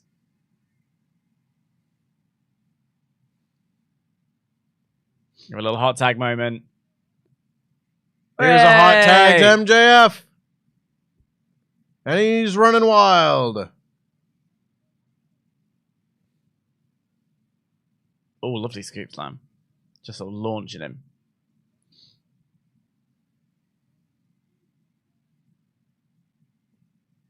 Double eye poke, double noggin knocker. Bless you. You know what's really funny? Go on. He gets the hot tag here. And I was like, I don't know what MJF's hot tag sequence is. Right, yeah. You know? Yeah. Like the actual fire up, do a babyface comeback. I don't know what his sequence is. Well, what I love about this babyface turn is that he has literally stayed the same character and just done this. Like, he's just pivoted to the other side ever so slightly. So it's all the same stuff. We're just cheering it now. Right. You know? But it's so funny because this is the sort of shit that I get, like, really into, you know, when I'm looking at heel turns, people that haven't been babyfaces becoming babyfaces and vice versa and stuff. This is nonsense. This is nonsense. But I really enjoy seeing that because I'm like, people develop their sequences when they wrestle. You know, like Bryan Danielson has his very iconic, you know, clothesline, whip into the corner, run up, do a backflip, run back, do a drop kick or a, you know, that whole sequence. Kangaroo kick! He's done the kangaroo kick and a kip up. It's now part of his arsenal. It wasn't season specific. Yes, to your point. Like, people, you know, obviously, like, Cena's got the 5 moves of doom, which is very iconic and everything. So iconic that when Punk does it in the middle of All In, Ollie, just next to me, he runs the ropes and goes, I think he's doing the Cena spot. And I'm like, oh, okay. Oh, yeah, you're 100% right. It's like that level of iconic. It's great. Like, Edge has his, Randy Orton's got his, and it's really interesting because MJF starts his, and I'm like, I don't know what he's about to do. Yeah. I've never seen this before. And it's all basic stuff. It's just like clotheslines and scoop slams and then a double eye poke and stuff. MJF has been holding his neck this whole time, which I just love as a bit. Double clothesline. Adam Cole's the legal man. Goes for the cover. We have the 1, the 2, the 3 times. And we say, okay, there you go. I am finished. Adam Cole and MJF retain the ROH tag team titles in our opener. Points for the both of us. 2 points each. Because let's run down the rest of the predictions we have on this show, because they differ a lot. Because the Miro versus Powerhouse Hobbs match, we have both gone for Miro. Yeah. Could go either way. You know, I wouldn't have expected Powerhouse Hobbs to beat Ricky Starks on this show last year, but he did. I just feel like it's a setting up Miro as this bamf and then having him lose is a weird for move. Sure. You know, Miro is not someone who loses often. You know, he's probably only lost 2 singles matches, I reckon. You know, the one where he lost the title to Sammy Guevara and then losing to Bryan Danielson at Full Gear immediately after. But in the TNT title match, Darby Allin versus Luchasaurus, you have gone for Luchasaurus to retain. Yeah. And I have gone for Darby Allin to win. Yeah, my argument for that one has as much to do with Christian's just been really entertaining in this role, and it's like you can carry that on as it is. I thought, like, what does Darby do next with that TNT title? I guess perhaps you could go off into a feud with Swerve singles, but that kind of finished it all in. They literally put him in a coffin. I think you could just have him go back to being, fighting champion. Darby And Allin also- having great TV matches. TNT title on the TNT, whereas Darby feels like a... Oh? Is this Joe? Yeah, it appears that Joey Samoa here is wasting no time. I don't know if he's just coming out for his match next, but he's... Not even... Hey, I love that. Look at the smirk. He gives MJF a shove. Almost shoved him off the stage entirely, but gave MJF a shove. There's a little callback to MJF being a security guard at NXT TakeOver Brooklyn 2. The little... Also, we got the ROH TV champion. And the ROH... Oh, MJF stormed the ring. And he's attacking Samoa Joe. This is a match I would really like to see. MJF versus Samoa Joe. That's really cool. Well, I mean, like, not to get ahead of ourselves. Oh, hello. He's got a very vicious front face lock on MJF here, has Joe. And the security has plowed into the ring to separate the two. I was wondering for a second there whether it was like take the TV title off Joe so that you can go into a main event feud just now. But I doubt it. We'll see. But I agree. On the point about Christian and everything, I totally agree. I think what he's doing with the TNT title is fantastic. I also think that this could be looked at as like a really fun little 2-3 month run. Right? Yeah, You know? that it's kind of done its thing, and then he had a great run with it. Yeah. I just don't know if I see it as like finished yet, and I also don't see what Darby can do with that belt that Christian and Luchasaurus can't. And Darby feels to me like a Dynamite guy, soft brand split, and I imagine those plans have gone way out the window. I think you're going to see a lot more cross contamination of these brands in the near future. I think I also looked at the list, and I think because I see the title change happening later in the show, I didn't know whether or not 2 title changes was the one. So that's why I went with Luchasaurus. Well, that almost makes me think that it could happen more if there is another title change on the show, because I think you kind of need that fighting mid-card champion. Yeah. And that's not what Christian and Luchasaurus have been as TNT champion. So if Orange Cassidy does lose the international championship on this show, I think you would want someone else to take that spot. You do like and find just a replace. Yeah, you just kind of have the other mid-card title be the one that they can have great TV title matches every single week, or, multiple times a month anyway, because Darby's one of the best TV wrestlers that they've got, and he wrestles on both shows, and it would work. But I could absolutely see it going either way. This match, we both have Samoa Joe retaining the title. However, this is my Joker pick. That it is. So, Joker pick, of course, for anybody tuning in for the first time, unfamiliar with how we do predictions, Joker picks are worth twice as many points as usual. Championship matches already are worth 2 points, as opposed to just a single point for a non-title match. But a Joker pick on a title match would yield 4 points. But if you get that wrong, you lose those points. Yikes. So, I love Shane Taylor, but for the sake of winning this here belt, Get off it. I really hope this isn't his night.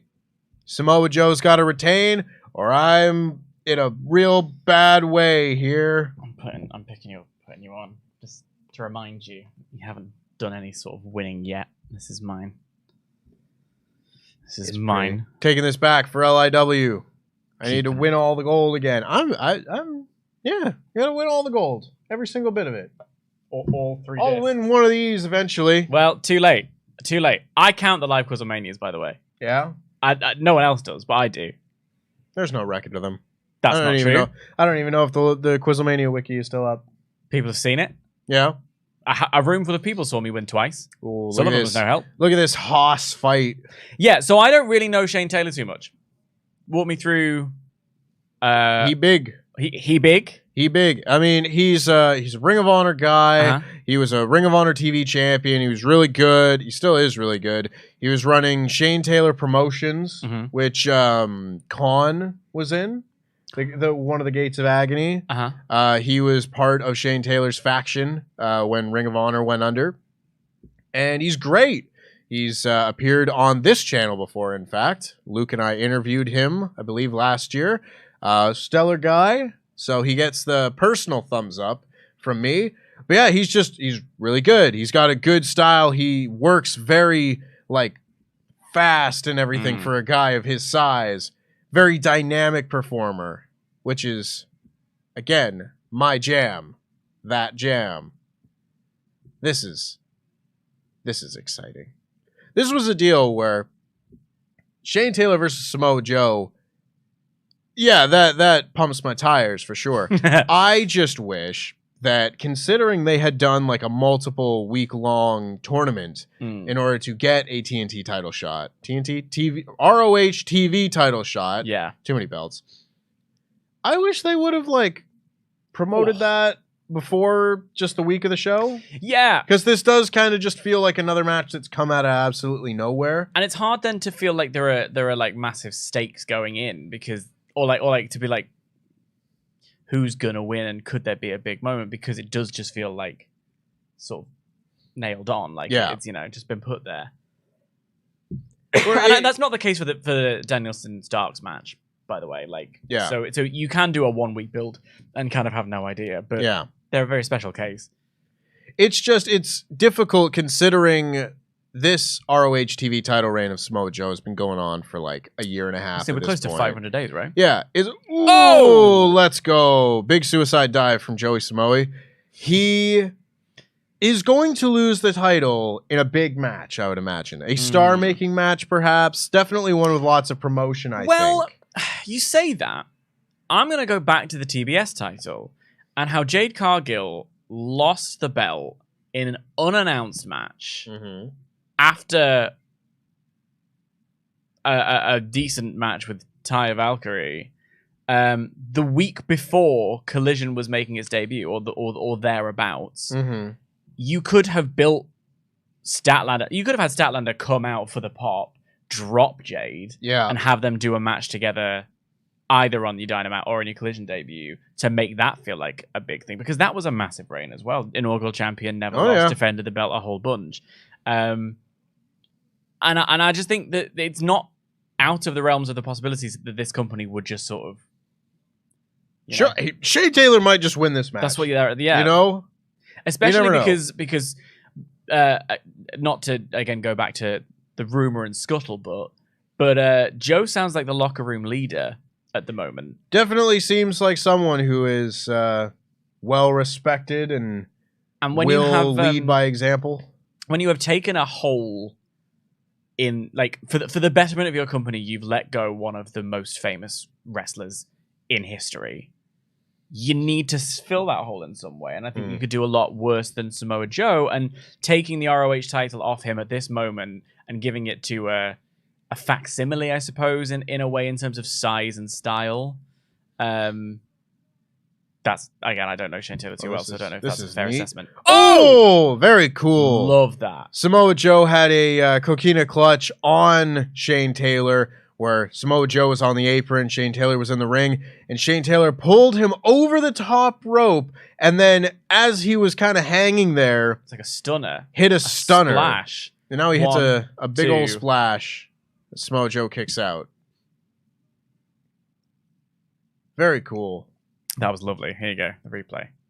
Yeah, Shane Taylor's great. It could be very interesting. Especially that angle they just did with MJF and Samoa Joe actually makes me a lot less confident that Samoa Joe's going to retain. Because that's a great program. That's a great program. If they did that, and maybe Samoa Joe is then in the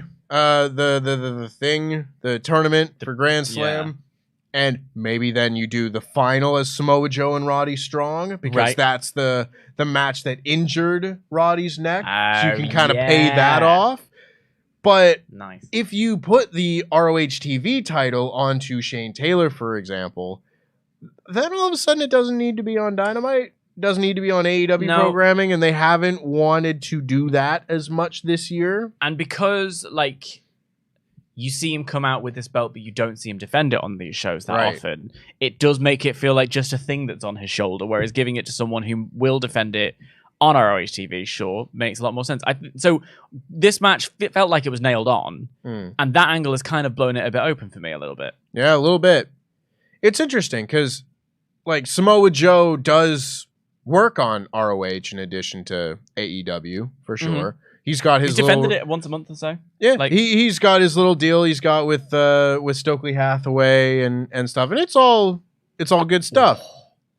But it'll be interesting to see because Samoa Joe is someone currently, even though he's ROH TV champion, I still look at him as like this is an AEW guy. Oh, there you go. And now he's got the choke in on Shane Taylor.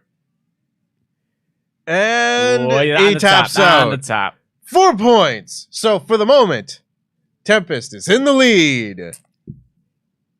For the moment. We will get to matches where we don't have the same. We're still good, aren't we, Jamie? Tink, tink. Tink, tink.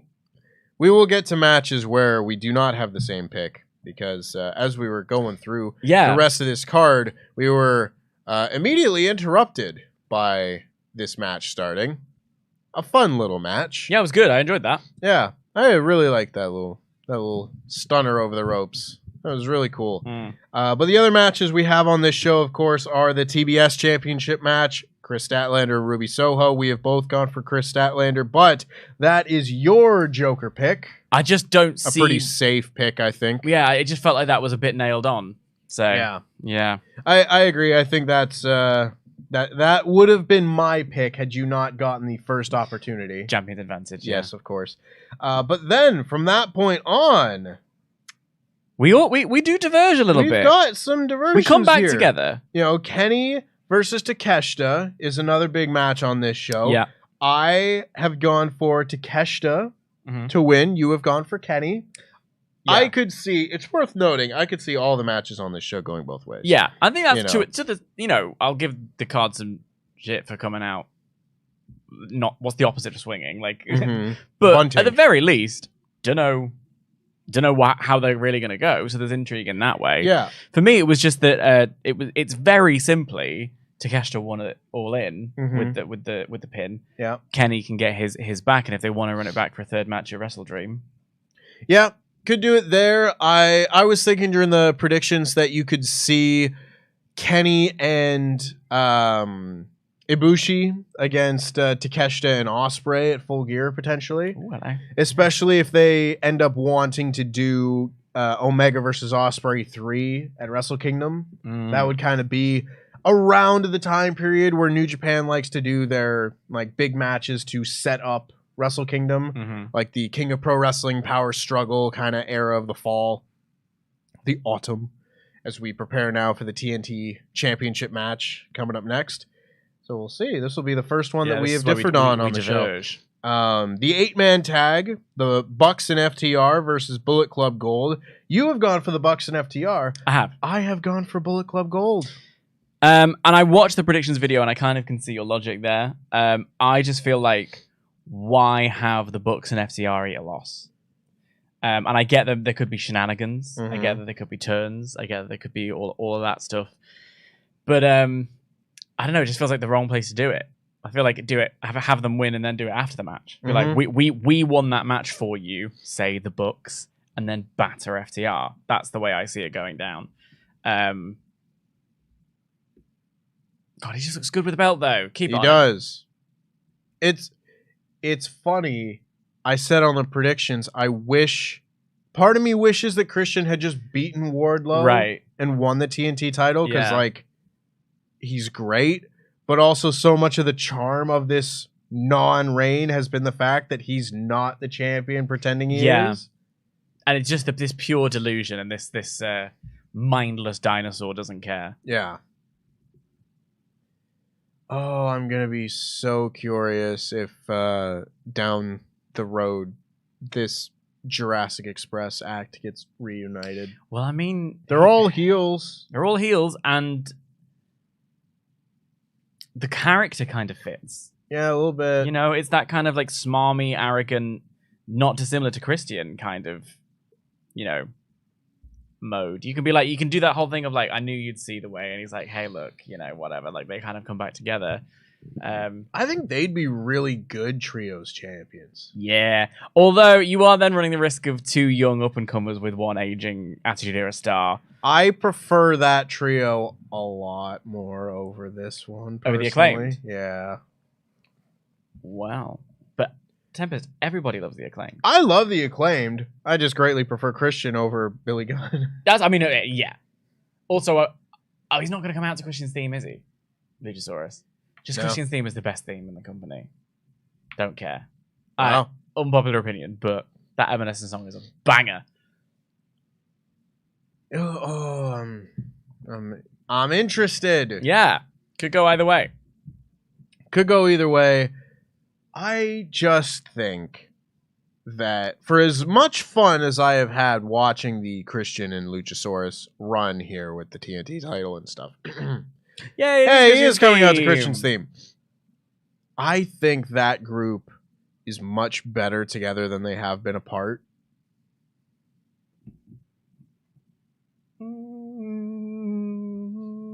Oh, look at him with that belt. Oh, the white turtleneck. Oh, love white gear. Pay-per-view gear. Yeah. A white turtleneck. I loved that picture of him. Did we talk about this once? Where he just, like, posted his, like, gym selfie and was like, I wear the turtleneck to not make everyone else upset. I have seen that, yeah. It looked great. Let's get into some of your Ultra Chats before this match starts. Ross Tefler says, going back through AEW footage, I saw CM Punk commentating on a match with Adam Cole, and Punk says, let's be honest, Jungle Boy doesn't rub people the wrong way. If you have a problem with Jungle Boy, chances are you're the problem. I did see that on Twitter today. There's a lot of things that he said over the past few years that have aged interestingly. Literally, go back to that our wrestling podcast, because there's some stuff going on in there where I'm like, well, that's prescient. Yeah. I don't know. Evan Buckley says, hey lads, non-wrestling question. I'm Irish and dream of moving to London because Fubo! Indie wrestling scene, and obviously Greg's. Any tips, recommendations on moving there?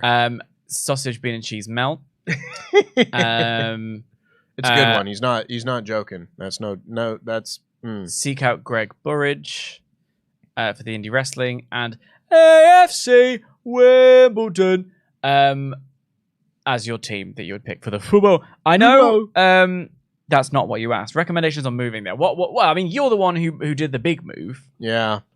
And you did it recently. I did. Relatively. I don't know how different it would be moving from Canada to here versus Ireland to here.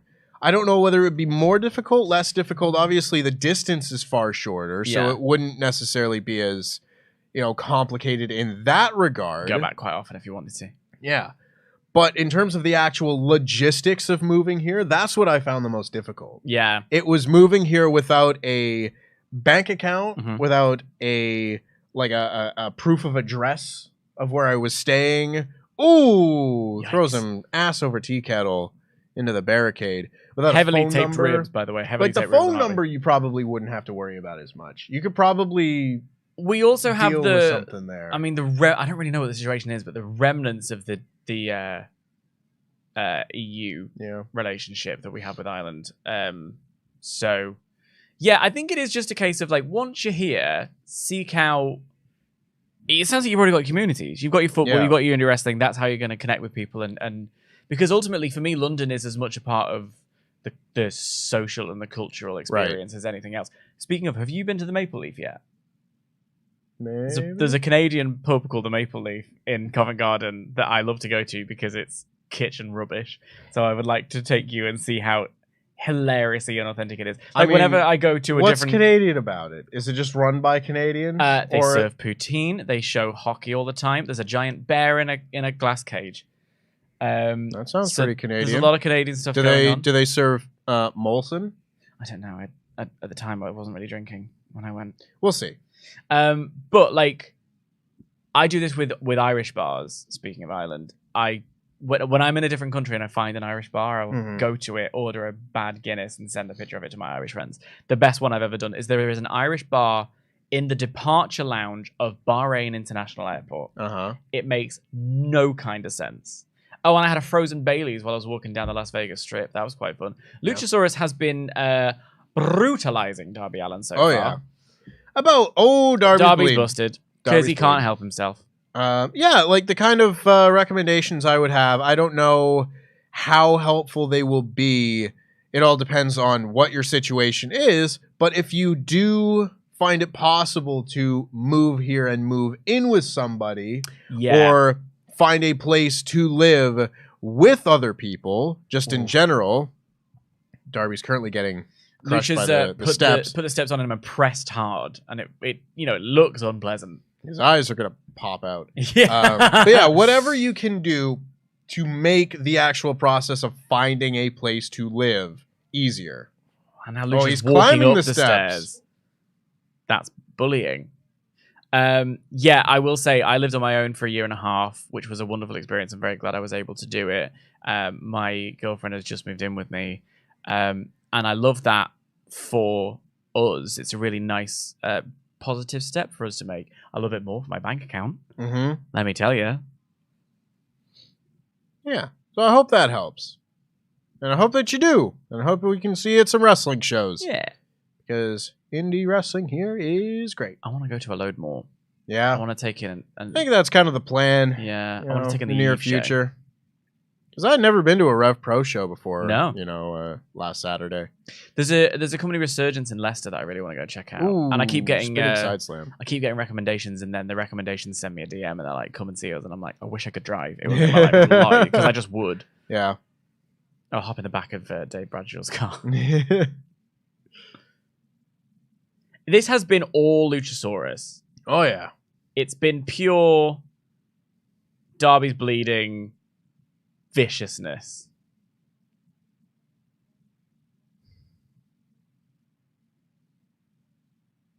Oh, JR's out there. This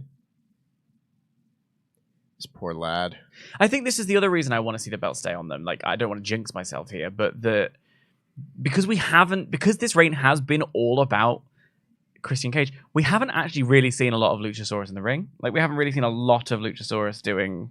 And you want to change that? Well, I quite like the vicious monster element of this double act. Yeah. So you've got the talky, slimy champion who we know isn't the actual champion, and then his big dinosaur boy just gets in the ring and has a fight. I like big people fighting. Yeah. I don't disagree necessarily. I don't know. When I look at the lineup on a pay-per-view, I think a Darby Allin championship match will excite me more than a Luchasaurus championship match. That's a fair assessment of the situation. Darby is beginning his comeback, has a roll-up on Lucha. Oh, very lovely. Nice. Bottom rope springboard into a crossbody. Heck yeah. Let's go Darbs. Also, might as well mention, Bubba232 has become a member, so thank you, Bubba. Darby just went for a crossbody, and Luchasaurus just said, "I don't think so." Sort of pushed him away. Changed his momentum in the middle of the air. It's quite wonderful to see. And Christian said, "Come on, then." Bang, bang. Here you go. No. We just saw a guy dressed up as Darby Allin in the crowd. Has there been a particular like wrestling cosplay that you have seen at an event that has blown your mind in particular? Well, I every time I see someone with full Danhausen makeup, there is someone there on the hard cam with it. I'm like, you've made a choice, haven't you? I see a lot of there's the same people who do the wrestling cosplays at various Comic Cons. Like, you see The Undertaker and Stone Cold go around a lot. Mankind has always popped me when I've seen that. At a wrestling show itself, while walking around Wembley Stadium before All In, I saw a guy dressed in full Hitman gear, which was quite delightful. I saw someone doing Hulk Hogan stuff, which was really funny because the people who were taking pictures with him were clearly not there for the event. Right. They were just around Wembley that day, and they were like, That's neat. Well, they were like, "That's neat," and then they did a video where he was going, "Let me tell you something, brother."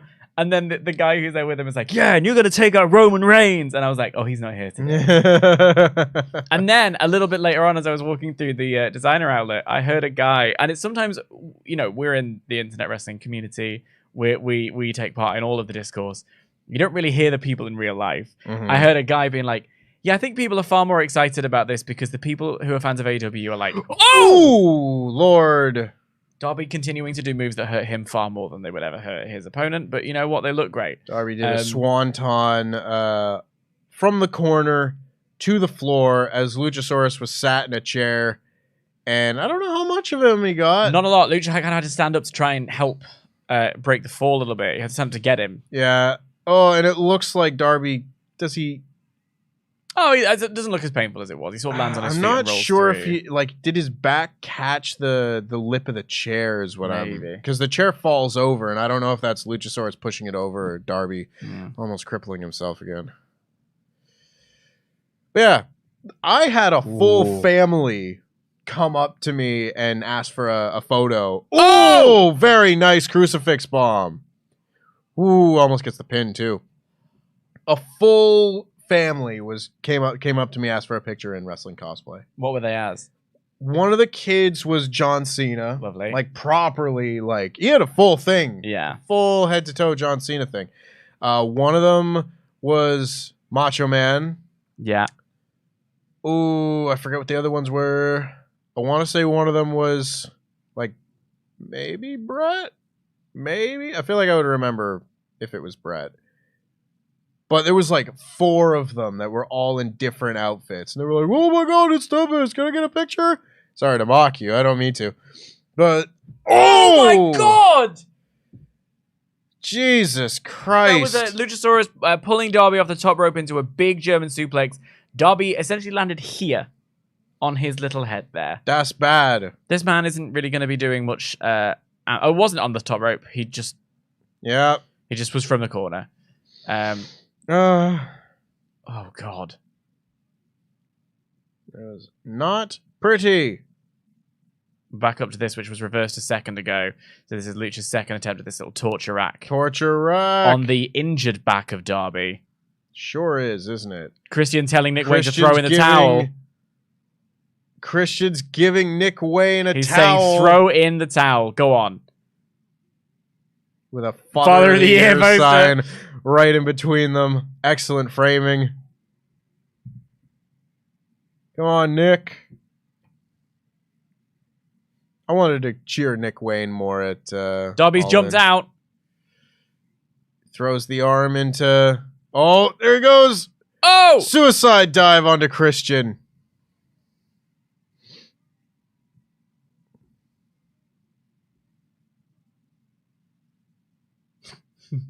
Going up for the coffin drop, but Lucha's on his feet. He got his hands around the throat of Darby. He's climbing. He's doing some climbing. Lord. This could go either way. Oh, Lord. But he's Darby's biting. He's biting. There is an epidemic of biting in pro wrestling that is one of my bugbears. That is surely illegal. Bugbears. Yeah. Not heard that before? Nope. Bugbears. Very nice. Code red. To Darby's a TNT champion. That was... No? That was that was a 3.1 kick out. Certainly 3 there, Rick. Ooh. That was I would say that was 3. That felt like a 3. And the shots have made it feel even more like a 3. But you know, I will say it has happened enough that I feel too like that was a 3. In fact, that was a 3.5 kick out. Yeah. I will say you never see as many kickouts at 3.1 in WWE as you see in AEW. Right. Darby's going up with the coffin drop. Oh! A chair Christian. to the back of Nick Wayne from Christian, who also happens to be wearing a lovely pair of loafers. Oh, he's going to hit the concerto. Oh. Still one of my favorite ever names for a move. Yeah, it's a great name. Which one do you want? Your title or your mate? Your title or your mate? Neither. Shibata Lucha's up. Tombstone.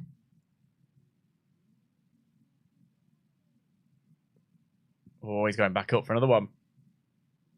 And Darby's just gone limp. That's a second tombstone. Oh my god. His neck.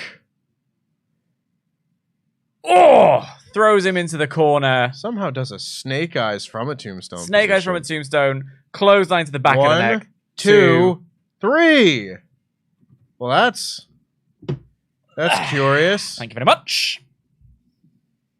We're not fully back in the game yet, but we're also not out of the game yet. That's It's true. That's 2 points for me. That is 2 points for Dan. That puts us even with my Joker dealt with and yours not. So that's Does it make us even? Well, yeah, because I had the 2 point So now we're on for 6 and having 6. my Joker Gotcha. done. Gotcha. Yeah, now we're both on 6 points. Feels like time to pour another round. Boo. Boo hiss. Oh, and now Christian's going to give hang Darby on. a concerto. You think you know me? I wish. God, can you imagine? I absolutely can. Oh, here come all the baby faces. All the baby faces. Well, here comes Sean Spears and Lee Johnson and Action Andretti and the Best Friends. This is a real menagerie. Who's that? Who's that? I don't know. Are these all people who are like, hang on, we'd like to go with this belt now? Is that why they're all there? I can't imagine so. My goodness, they've finally killed Darby Allin. Look at him. Yeah. So a bugbear is a common parlance for a thing that gets right on my tits. Like a pet peeve. Yeah. Right. Yeah, also it's the alliteration of it is quite delightful. And it just, I don't like the biting. A lot of biting is taking place in wrestling recently. Yeah. And I find it to be a deeply illegal move that I can look past a little flick in the eye because I'm like, it could have just looked like you were giving him a jab. Sure. But a bite, you're clearly biting him. And that's surely not allowed. It's like, you're not supposed to do that, but like, you do it right in front of the referee and they're like, hey, stop it.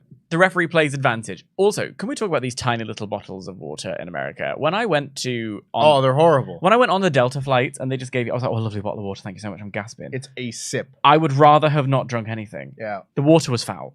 Yeah. Awful. Why? Was it Aquafina? Dasani. Dasani? I think Dasani. Yeah. I would rather That have sounds nothing. about right. Now we're getting another big beefy boy match. Powerhouse Hobbs versus Miro. And I'm going to treat myself to some hula hoops. Oh, That's my other bit of choice. indeed. I keep looking... There's a camera here. I keep looking down there like The Office, but... You don't have your own camera on this show, Dan. And that is a problem. It sure is. Evan Reich has said, make sure, of course, that you get in your Ultra Chats. Let us know what you think of the TNT title match and all the other matches we've seen and will see on this show. WrestleTalk.com/support. But slash... $5 and above to get your comment read out. Evan Reich says, more Dan and Tempest, please. Do you guys think Cody would have been a Collision guy if he stayed? And thanks to Surfshark VPN, these back-to-back pay-per-views have been affordable. Indeed.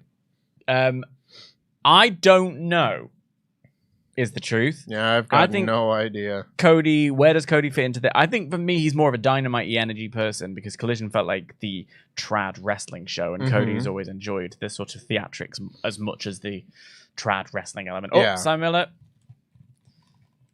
Hey, look, it's Simon Miller. Huh? Simon Miller. Yeah, no, I said it a second ago. I said, oh, Simon Miller. Oh, I didn't hear And then it. you went, hey, look, it's Simon Miller. And I was like, absolutely yeah. did not hear you. I absolutely didn't hear that. Yeah. I have no idea. Because it's weird. Like, I have no earthly idea what Cody Rhodes' reaction would have been to Brawl Out. No. You know? And that might dictate, you know, a lot of where people fall Yeah. on that Dynamite to Collision spectrum. Because he doesn't seem the type to get involved in kerfuffles and shenanigans, but also, I don't know if he seems the type to actively de-escalate them. Right. Yeah, I don't know. It's a fascinating what if scenario. Yeah. He definitely seemed to take his role as EVP very seriously. Yeah, even if his role itself started to diminish over time and such. I think it's interesting to me that they fought really hard to keep the books and Kenny, and I don't know if that's a response to Cody saying, "All right, fine, I'm off," or if that's a signal to how much more important he felt they were to AEW than Cody. He has spoken a little bit about not liking that situation went down, and you know, he wants the best for the company. He wants to do well. So yeah, it's just a fascinating, you know. I have no idea. Powerhouse Hobbs made his entrance, and now on the way to the ring is Miro. Coming out of a sandworm by the looks of things. Yeah. Oh, the door is opening. Looks like one of the gates you walk through in Crash Bandicoot 2. Like you get beamed down into the thing. Oh, why is he dribbling for? And then you run, and the door opens. It was a door like that. I think you wanted that to look cooler than it did. Ah.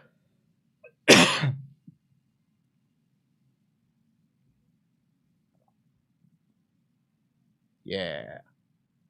Anywho, Hannah Allen says MJF is a goat. Seriously, just seeing him makes me happy and fills my heart with joy. Even as a heel, I feel the same way about Christian. I watched him getting his daughter on loop yesterday, and I laughed every time. Am I a heel? Probably. Probably. It sounds like you're a bit of a heel, Hannah.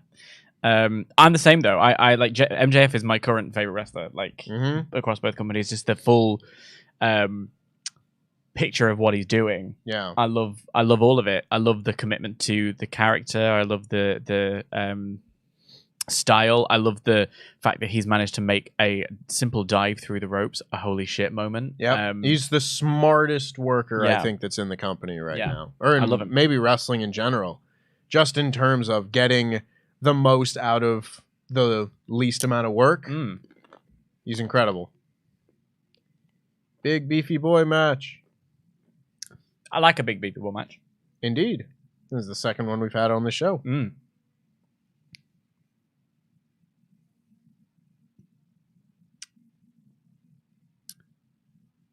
For this match, we both have gone Miro, so there will be no change in the lead here. One way or another, we will both be tied, either at 6 or 7 points. Miro has ripped off his shirt. He means a business now. Really a big fan of Hobbs' gear. This lovely little velvet number he's got going on. Looks good on him. Yeah, it does. It's a beautiful color. Look at that deep, rich color.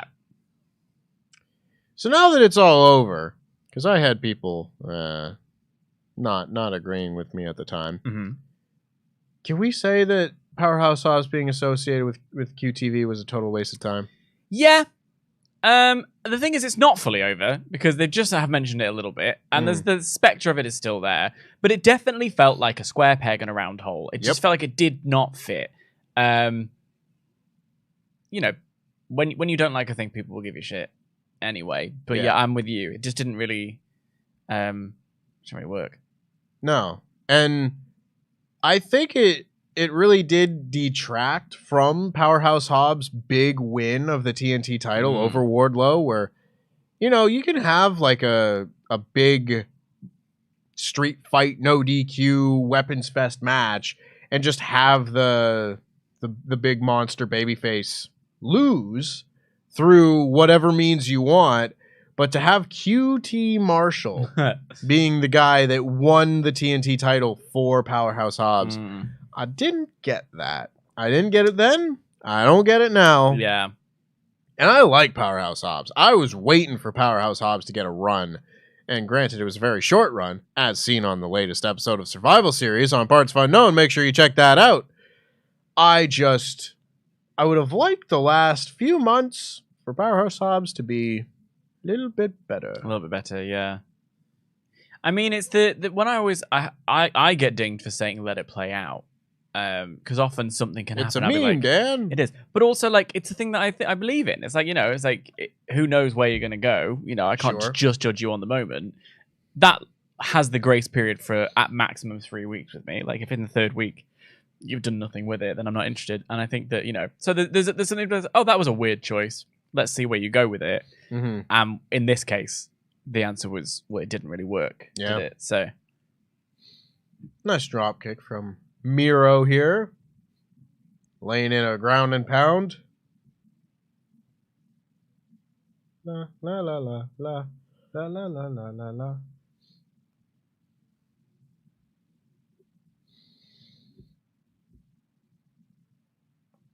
Raven. Hello. Oh god. Okay, so that's one of my favorite moves. The overhead belly suplex. Yeah, I love what that one was. Dicey. It was like a throw in two parts. Yeah, it really was. It was the throw where he lifted him off the ground, then he was like, "Oh no, I have to get you over." Yeah, yeah. Up and over were two different motions with that suplex. Now, I must say, for anybody watching that hasn't seen the latest Survival series on partsFUNknown, I highly recommend it. It's very fun.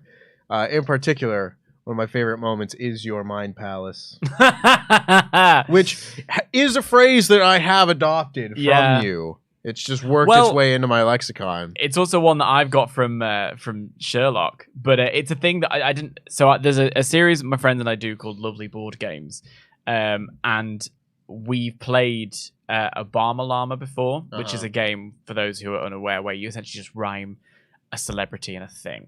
Obama Llama. And my team were, in a word, dreadful. So I had to do the heavy lifting.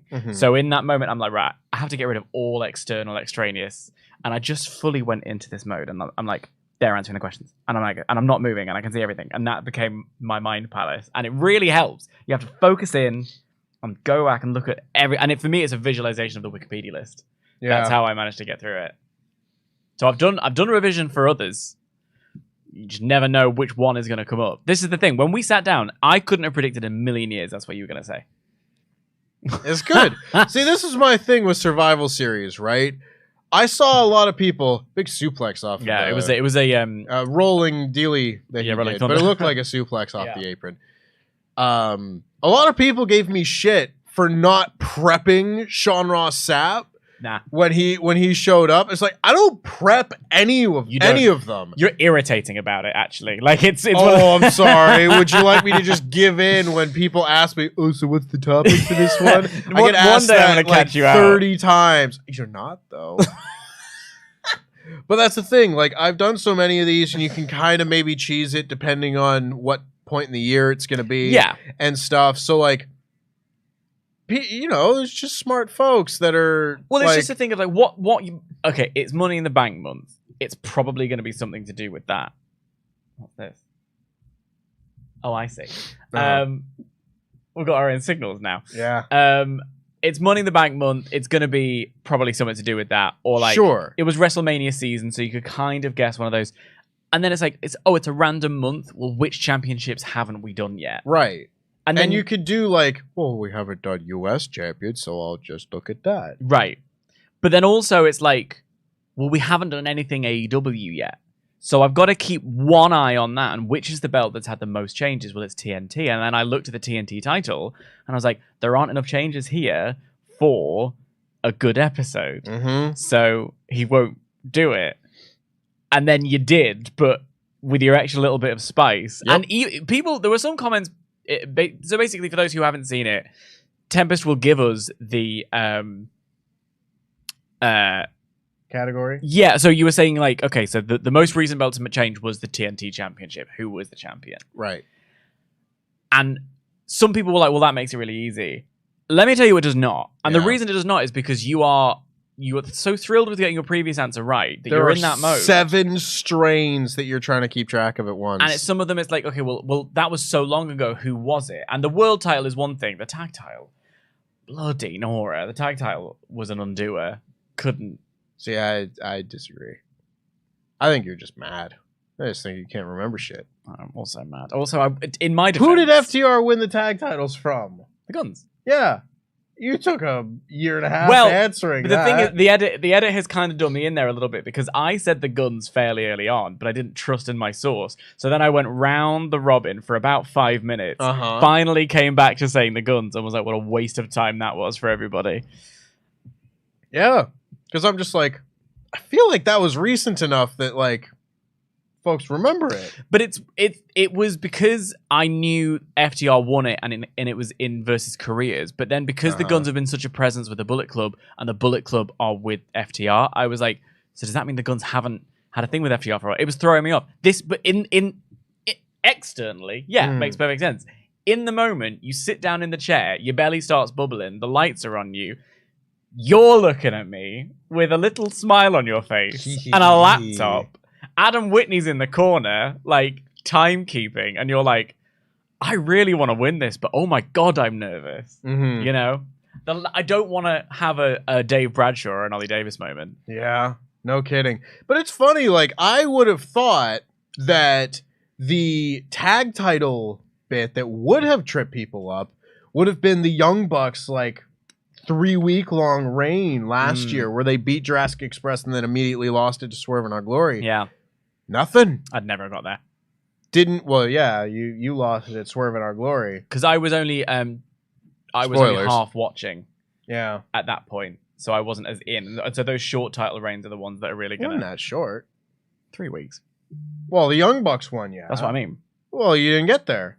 No, I know, but Glory, you didn't get. But if I'd made it to Swerve in Our Glory, I wouldn't have made it to Young Bucks. Yeah, I know, but I'm just saying, like, you have no excuse. I'm not giving you that. Like, I thought it was gonna stump. This is full spoilers for Survival Series, so make sure you watched it. But I thought it was gonna stump Pete, and he just guessed it. He was just like, the Young Bucks, and I was like, well, yeah, continue. I guess, yeah. Yeah. Ding, I suppose. Yeah. Do you give disappointed dings? You're like, oh, I got it. Ding. Yeah. I'm thrilled that I beat Ollie Davis. Yeah. Hoisted on his own petard. If he nailed it, he would have got all the way. He was very excited. You could tell when he's just like, ooh, I'm having fun on this one. Oh my God. So let me tell you about Ollie Davis. By the way, we're really not paying attention to this match, but that's because it's kind of fine. Yeah. It is broadly fine. Yeah. There's not a lot going on. There's rest holds. There's punching each other. They had a nice little moment on the outside. Ollie Davis gives off, because he's the big boss man, he kind of has this sort of vaguely imperious nature. And he's quite soft-spoken. Like, obviously, in the videos, he's CM Punk. Like, he's that guy. But in real life, he's a lot more sort of here. You know? I sat with him at All In, and when we got up to the concourse, and he saw through the doors through the stadium, into the middle of the bowl, he started literally jumping up and down like a child. He was bouncing up and down. He's like very excitable. It was wonderful. Yeah. I loved it. Speaking of bouncing up and down, Miro is really starting to feel himself. Rusev Machka. Boom. Lovely big kick. Powerhouse Hobbs doesn't go down, though. Let me have another go. But he misses that one. Whoa. Big power slam. That was kind of like a tour of the islands almost. It's Jeff Cobb's finisher. Who's Jeff Cobb? Who's Jeff Cobb? Woo! Sometimes I just forget. And sometimes I just don't know. He's been on this show. He's a New Japan guy. There you go. You know Japan's my blind spot. He's Will Ospreay's heavy. He was one of the the IWGP tag champions last year, Forbidden Door, when he lost the titles to FTR. Okay. Etc. You remember in the first year of Dynamite when Chris Jericho brought in a guy to face Jon Moxley before their pay-per-view match? No. That was Jeff Cobb. It was really cool. I always wished he would have signed after that, but like the pandemic hit and he was like, I don't really want to live in Florida. And I was like, that's based. That's fully fair.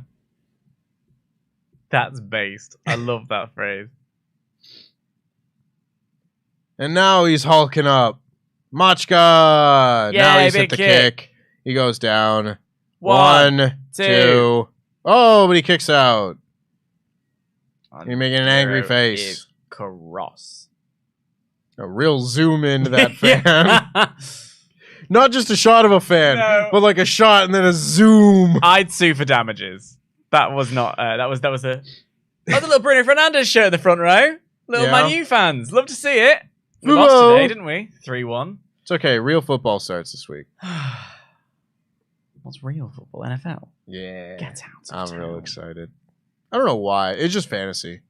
I'm excited for fantasy football. Oh, fantasy football's more fun than real football half the time. Here we go. Well, my team's going to be bad for the next 30 And years. he's got it in. Oh, sort of. He's doing He's the not- cranky bit. No, Oh, he's not got- there. nah, You you're go. done. You're done. You're done, Hobbs. Tap. He can't. He's got no hands. Well, say that you quit then. He can't. He's got no mouth.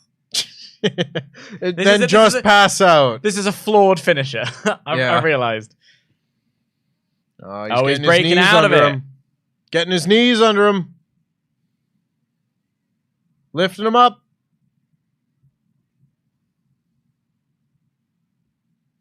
What's the temperature on this show in the chat? Yeah. What are people thinking? Because honestly, like, I'm enjoying myself. I'm enjoying sitting here talking to you Yeah. and everything. I don't think anything on this show's been out and out bad or anything, but No, not at it all. has been fine. I enjoyed. Oh, Spine Buster, Powerhouse Hobbs, 1, 2, oh! Kick out. That's the first big pop you've gotten out of me. Yeah, he really was. Yeah. I mean, who kicks out a Powerhouse Hobbs Spine Buster? Miro. There you go. I guess there you go. Nowadays, the precedent has been established. I enjoyed the angle in the first match, and I enjoyed the angle between the first and second matches, and I rather enjoyed the second match. But yeah, it hasn't been on fire. Yeah, but it's also not been crap. They have been a bunch of very fine 3 to 3.5 star matches. You know, those are good. Yeah, Those are good matches for sure. Oh, now Hobbs is going for the game over. The game. I can't remember what it was called. Yeah. My head was saying Formerly the Accolade. Yeah. Oh, but Miro hits a spine buster. And he actually gets it. But doesn't go for the cover because he thinks it's an inferior move. That's the logic I'm going with. Game Here over. we go. Now we're cooking.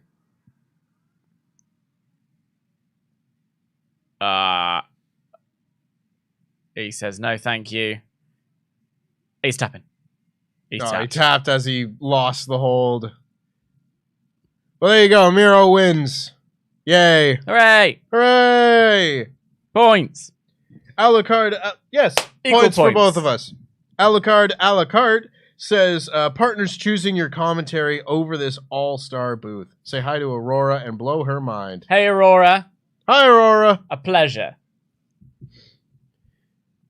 We were the ones that got chewed out on No Holds Barred for choosing inadequate commentary partners. We were. Yeah, I was going for the... Yours was mad. Mine was stupid. Well, no, it was wrong. Like, I won't pretend. You're right. Like, it was mad. I'm not going to I can't imagine wanting to sit next to Jerry Lawler for 3 hours. I just forgot Paul Heyman's run. Like, which is bad form, because it was... Hello. We got a little... big meaty man earning respect. Has Powerhouse Hobbs been redeemed? Yes, he Brother. has. Anytime I see just like big men doing that handshake, just We are men. brother. I just think of like the Predator handshake with Schwarzenegger and but now he jumps him. It was a ruse. He gave out the hand for respect and then said, "No, I lost and I'm cross." Schwarzenegger and Carl Weathers. Carl Weathers. Love Carl Weathers. Who's going to come out and save Miro? Nobody. He's got no friends. He really doesn't. Yeah, there's no. It's just Miro. Just The only person he's Fine, ever people. been aligned with is Kip Sabian. my brother. Oh my God, it's Lana! Whoa! Oh my God! Lana's there! here! CJ Perry is all elite! What? She's gonna do a little dance. Oh my God! Wait, she's not with Power. I'd love to watch her take out Powerhouse. Oh my god, what's happening? She's got the chair. She's got a chair. Hot and flexible. Her little entrance graphic just says hot and flexible. I thought, like, in Miro's weird promos, he said that he had a god and he had a wife and such. Oh god. Yeah, he's been sort of talking about like only answering to one person, and his poor hot flexible wife doesn't matter. Yeah, it's kind of been the don't hit Lana with a chair by accident. Miro gets the deal back. CJ Perry, cracks him upside the head. How about that? She looks great. Good for her. I mean, yeah. Like, you know, I'm certainly not going to disagree. Aww. Turn on her. Go on. And she's out. You are not my god. Only. CJP. Are they chanting CJP? Miro's giving He's her not a real happy. look. He doesn't know what to do. And he leaves! She's taken aback by that. And she's there standing alone in the ring shoeless. Free feet. I say free. This is pay-per-view. There you go. $50. Yep. You were complaining about the $50 fee where you got Lana in the ring not wearing any shoes. Listen, that's high-quality content for some. I don't do feet. I'm not here to king shame. That's one of my favorite things to say, just out of context. Like, I'm not here to king shame, but I didn't order this. Yeah. Like, oh, he's cross. I don't know what Miro's deal is. I also think It's a good assessment of Miro presently. Anywho, CJ Perry's face was a different color from the rest of her. She's gone to the same tanning salon as Adam Cole. Yeah. Yeah. We're getting the TBS title match next. Your Joker. My Joker, I picked Chris Statlander. Which I think is pretty locked in there. Yeah. Could be wrong. But then there were reports, you know, that Saraya wasn't nailed on to win the belt until quite late. So who knows? I mean, Chris Statlander's really been lighting the world on fire with his titles. All over the place. My God. You know. Yeah, a fine little match, though. Well, I didn't think we'd see Lana on this show by any means. That was fun. We enjoyed that. Gives us a title for, the post episode. That's the biggest angle, is it? Well, we'll Lana's see. Back. Former WWE star debuts That's true, at All Out. That's something to work with. Click that bait. Goose Egg has been a member for 3 months in a row. Says, hello from Maple Leaf Land. Hello. Ever feel the pay-per-views with low hype are more likely to blow you away? Also, why use Fastlane? Bring back Great Balls of Fire. Interesting, because I kind of do agree, because Backlash felt like it was a non-event, and then I had a great time with Backlash. Sure. This one hasn't blown me away yet. I've been saying that all weekend. Like, I'm not that into the card and everything for All Out, but usually the cards that I'm not as interested in are the ones where I have the best time. Hasn't quite happened. Yeah. Yet is the operative word. There's still time. Granted, we've still got a Kenny Omega match to come. We've still got a Young Bucks match that'll be great. We'll still get an Orange Cassidy match that'll be great. Yeah. There's still a lot to look forward to on this show. My God, Katsuyori Shibata is going to wrestle on this show. Yeah. Loads to look forward to still. But, no, it hasn't blown me away just yet. But I was hoping. I was hoping. With regards to your comment about Fastlane, first of all, Great Balls of Fire was a hilarious time in all of our lives. Bring back Stomping Grounds. Oh my God, Stomping Grounds with a little boot logo. Yep. Sponsored by Timberland. The Fastlane, for me, on the road to WrestleMania, there was a sort of theming to it. I thought it was a stupid-ass name then, but I could see what they were going for. Do you know what I mean? Yeah. Like, I prefer themes to have, like, Payback and Backlash and, like, they kind of make sense. Payback coming after SummerSlam, Backlash coming up, although Payback never used to. It just used to be in May. I like Either, but then, do you know what? This is the other thing that's interesting, right? Someone in the comments on the payback list that we did, go check it out on yes. okay, my debut list. Someone was like, they should bring back the old classics like Judgment Day and Unforgiven. I was like, no, it's not the name that makes the show good. I don't care. I fully back that because I watched those shows in 2008. Therefore, they're good. I watched them in 2001. You know, but it's not the name of the show that makes the show good. It's the show. Fastlane's a stupid ass name. Yeah, though. I do like my tradition. I would like for what it would be nice one full calendar year to have like the 2001 names come back. Right. Like when they brought back Backlash in 2016 and then immediately followed it up with No Mercy. Right. I was like, we're back, baby. Let's go. I just need, like, why is it that they couldn't have done, instead of Fastlane, they could have done Armageddon?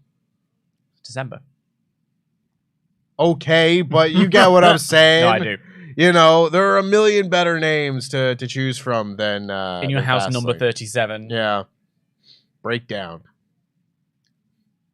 Giving them all to NXT. Yeah, it's true. No Mercy, the NXT special. Ruby Soho has got quite the hairdo. And I'm a big fan of it. I'm quite into it. Yeah, I love it. It's very punk rock pony. Via drag. It's also off center, which is bothering me. That's fine. I won't talk about it too much. A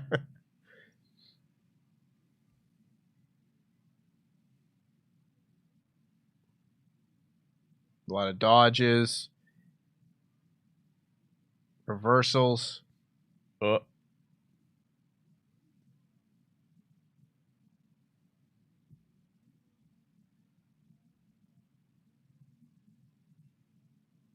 I don't know what that was. Bit wobbly that was. It was kind of a knee strike, but really they just kind of jumped into each other.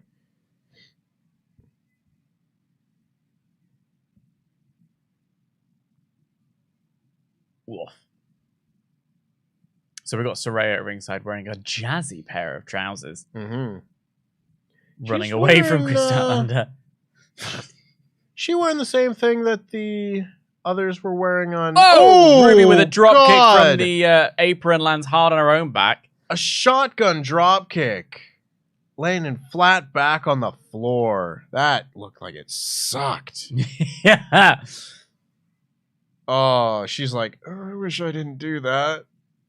I remember taking my first suplex in NWA UK Hammerlock and being winded for a good 3 minutes. So it just makes me think about, like, landing on your back like that does hurt. I can't imagine landing on the floor. Yeah. You know? From that height as well. Yeah. I did it once. I tried when I was practicing a swanton. It was on a crash mat, but I over-rotated and landed flat on my coccyx. Oh. And that really hurt. Yeah. Like, it sucks, even on a crash mat, so let alone a floor with a nice little bit of PE padding.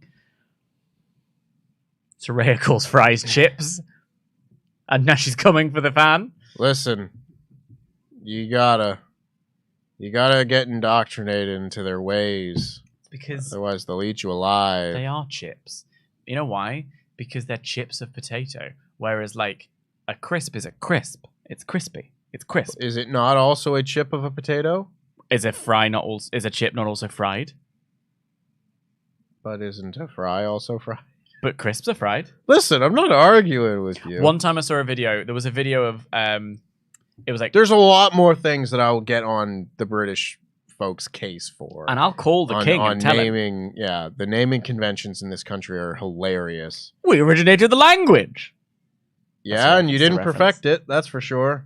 Oh yeah, because removing U's is perfect. I'm Canadian. We keep them.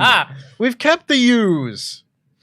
There's a video online of like I don't remember what the channel is, but they do like cooking 4 ways. So they have like a home cook, a beginner chef, a posh chef or whatever, and a food scientist or whatever. And someone basically did fish and chips, and they made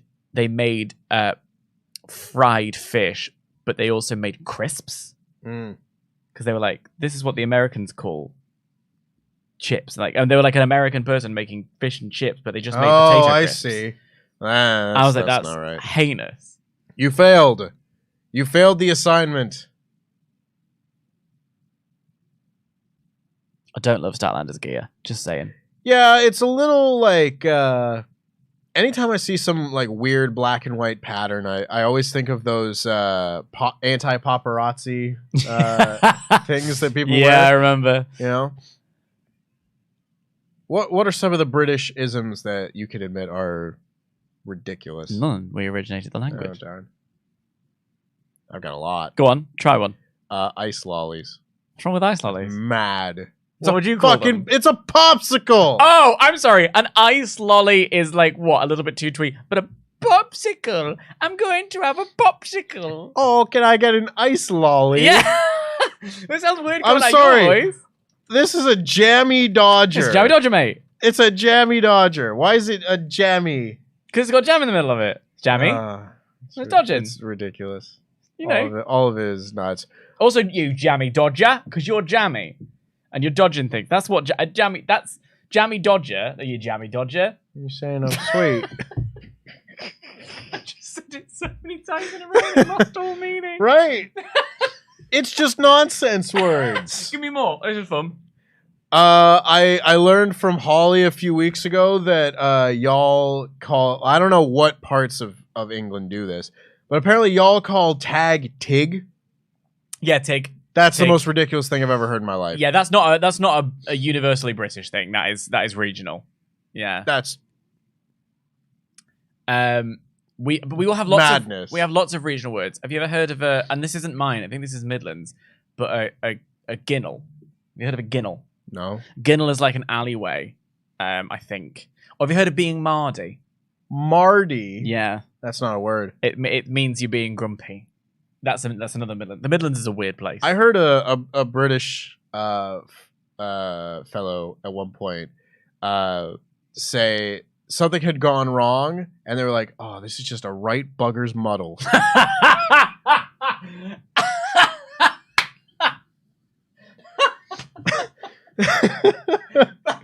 That's fabulous. This is the most British thing I've ever. This is the most British thing I've ever heard. There's me thinking you were going to say it's all gone Pete Tong. Nope. It's all right, buggers muddle. That's great. Oh, awful. I love it here. Even you just like calling your place a gaff. My gaff. Well, I think that's more Irish. But there's a lot of I've got Irish friends, and that I've sort of taken it off them. Oh, but that's also sort of a northern thing. Mm-hmm. Back to my gaff. Oh, that was lovely. I forget what that move's called. Spinny Slammy. It is the Spinny Slammy. You're right. There you go. It's like, it's funny because I've been here long enough now that like the ones that you would expect, like, you know, Ice Lolly came up in like the first 3 weeks I was here, right? Mm-hmm. But I only heard Tig like maybe a month ago. It's because when you hit 26, you sort of stop playing tag. Well, yeah, but when we were talking about like just playing games and stuff when we were kids, and like a bunch of like those kind of schoolyard games, I expect to have different names here. And it's just like, yeah, it's whatever. I can't tell you why. Like, apparently, you have a game called British Bulldog. Yeah. In Canada, that game is called Octopus. Or at the very least, because so many arms. Hang on. Hello, what we're doing here? It's a roll through. 1, 2, nope. 1, 2, nope. Little roll through sequence. Yeah, so many arms trying to get you. Double crossbody. But like that sort of thing, I get. What about like Knockdown Ginger? Do you ever have Knockdown Ginger? I don't know. Explain it to me. Maybe we do. You almost certainly do. It's when you knock a house and then run away. Oh, ding dong ditching. Say the ordinary thing. Knockdown Ginger. Yeah, ding dong ditching.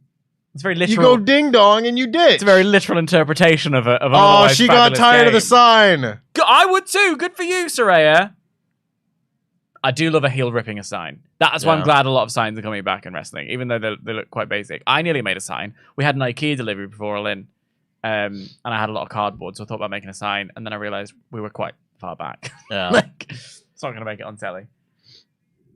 I brought signs to a show when I was a kid, but I haven't done it in over a decade. Back when you were playing ding dong ditching with your popsicles. I never did that. If one of my friends went, Statlander's on top rope with a power slam. Very nice.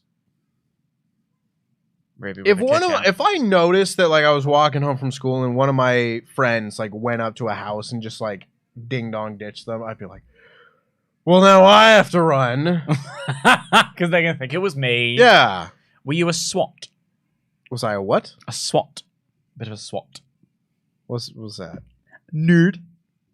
A SWAT is a nerd? SWAT. Yeah, you're like sort of a goody two shoes. You're very clever. I wouldn't say I was a goody two shoes. No, but like I just found that to be like, why are you doing that? You know? Not like, actually, it's not very respectful. Oh, Poison Rana! Very nice. Not very respectful to do that to somebody. I'm just like, this is inconveniencing me. Oh, coming up tornado with DDT. A tornado DDT. That was very nice little sequence there from Ruby. She's doing a little comeback. This might be my favorite match of the show so far. It's been good. I like the Hurricane Rana while the victim's on their knee. Yeah, I'm a big fan of that. The head going straight in. Yeah. Zelina Vega used to do that brilliantly in those matches with Andrade. Kalisto used to do it a lot too. And especially when it comes... There was I think it, funny enough, was Punk in the match with Joe. Kenny Omega does it all the time. When you're just running and you just snap a Hurricane Rana out of nowhere, looks a beauty.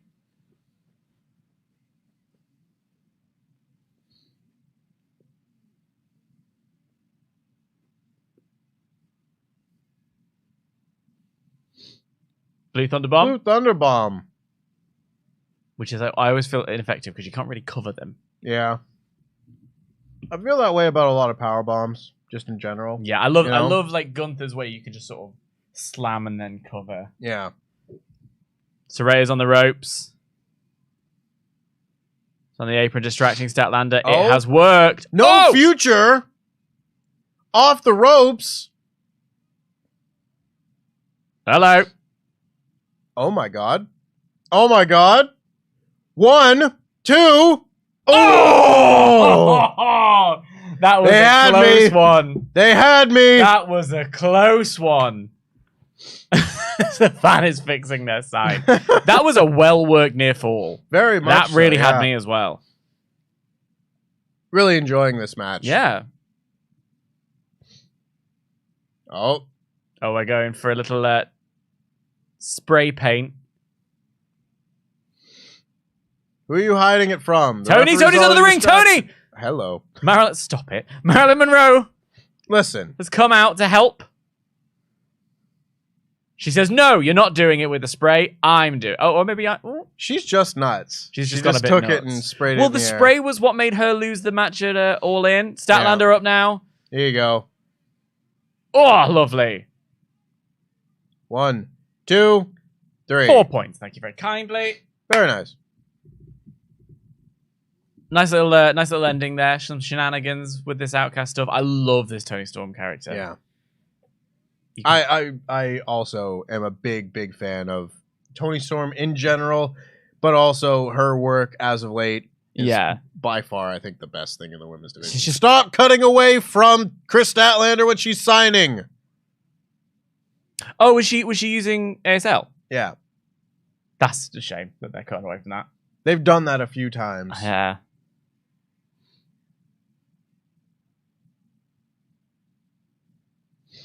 Well, hello. Soraya's doing a little stompy stomp.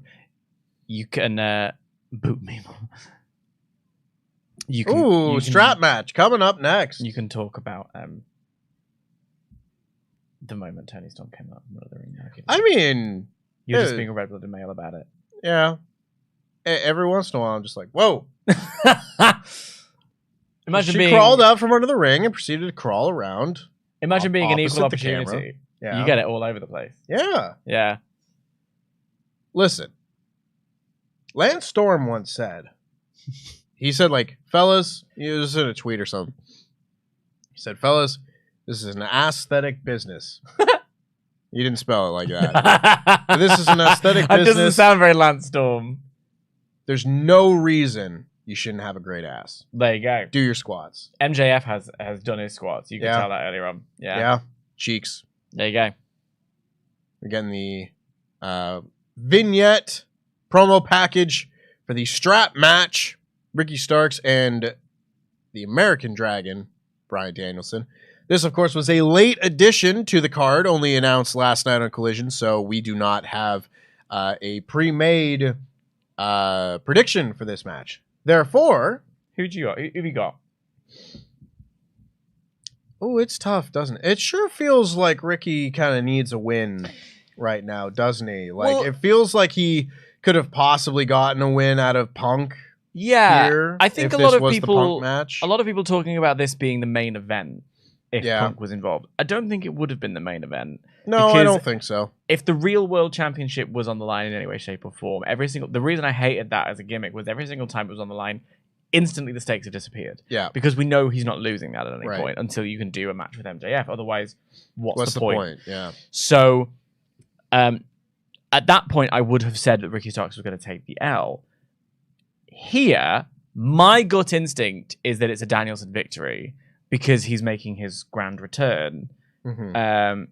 He lost in his grand return last year. I suppose that's true, but it would be a massive. Also, this is Starks getting his comeuppance, so it would be quite a massive statement for Ricky Starks to win this. I don't think it's necessarily that he needs a win so much as it is he won't be damaged by a loss. Do you know what I'm saying? Yeah, I totally get what you are saying. I think the could use a win is more just like you see his promo on Collision and he is so frustrated. Oh, yeah. And I think that could just be like we're going to give you this, to kind of make up for the fact that your angle just got nuked. Yeah, I know what you mean. So who are you going with? I'm going to go with Danielson. I'm going to stick to my guns and think that, this is the plan hasn't changed here. Starks has his little run with Big Bill. Mm-hmm. This is a comeuppance moment. The Dragon is at ringside. Well, considering you are 2 points ahead of me currently, with your Joker pick, of course, coming through, and I need to make up some ground. Not impossible, of course, to do with the remaining matches, but I'm going to go with Ricky Starks to win this match. All right. And also, before it starts, while Bryan Danielson does his deal, I'm going to go have a week. Oh, do that. While you do that, I'll read some Ultra Chats. Would you mind popping on the air conditioning as you go? Because we live in the future, everybody. Goose Egg has been... Oh, we've done that one already. T-Rex on a moped says, "Hey, lads, blew out my Achilles tendon at work and was having a bit of a crap day, but ending it with two of my favorites. Thank you all for everything you do. And go Dan! Sorry, Tempest. Still love you. Go Dan is the right thing. I'm going to keep this if it kills me, although the addition of this match makes me nervous. I'm not going to lie. But my gut instinct, through the course of the show, has been dead right, has it not? So, huzzah. Where am I? Hannah Allen, back again. Can we just take a second to put over Nigel McGuinness? I'll admit, I hadn't heard much of him before his work on AEW. On AEW as Colour, though, mwah, chef's kiss. His line yesterday about Danielson, "Oh, now his arm's good. He's a cheeky bugger, and I'm here for it." Nigel McGuinness was fantastic on commentary in NXT. He had a brilliant run there, and I'm thrilled to see him fit so nicely. This team with him and Kevin Kelly has been fantastic, but it specifically was his partnership on Collision with Ian Riccoboni IR that kind of made him seem incredibly comfortable in his role. He really sort of settled into it, and I think it's just been a very effective use of your Nigel McGuinness. Big fan of it. And if you're getting your debut of Nigel McGuinness, he's doing well for you, isn't he? I would say. I love Nigel McGuinness. Yeah. I don't know if I've gotten a chance to tell this story just yet, because it only happened a week ago and everything. But when I went to the AEW media junket for All In, I had a lovely time. And one of the people that I had the chance of interviewing, if you have seen on Fightful.com, is Nigel McGuinness. Mm-hmm. Nigel McGuinness and I had a couple of little bonding moments, it felt like, where one of which was, oh, is he just using Final Countdown? Well, They're just playing Final Countdown. It's it. That is music now. That's awesome. You're not playing Punk anymore, so might as well spend that money elsewhere. Oh my god! I was just like, wait a minute. That doesn't sound like, Born for Greatness. I was doing chats and not paying any attention whatsoever because I thought that was a one-time thing.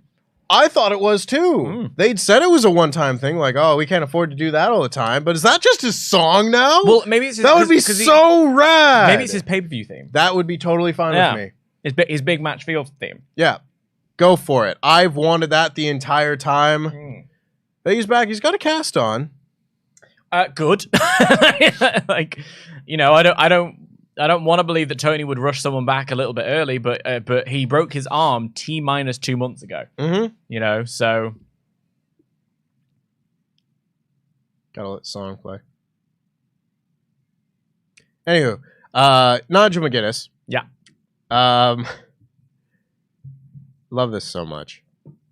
I introduced myself. I was like, hi, I'm Tempest. I work for WrestleTalk. He is like, Tempest, eh? Anyone ever just call you Pest? And I was like, no, sir, they don't. He's like, okay. We go on about our interview. It's really good. He's really nice. Oh! Hits him with his weight belt. He's strapping the hell out of Danielson here. Ooh. Yikes. So you're called Pest now? Surely. And, we laugh and whatever. And then he goes off to do his next interview. Because there's like 8 of us that all have our little stations. And the wrestlers are moving around, going to each one. And he goes and moves on to the next person.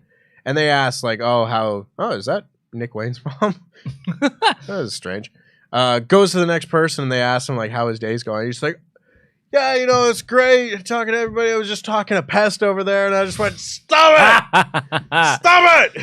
You're a little bit with Nigel McGuinness now. You're basically dating. And the last question that I asked him during the interview was, where did Nigel McGuinness learn magic?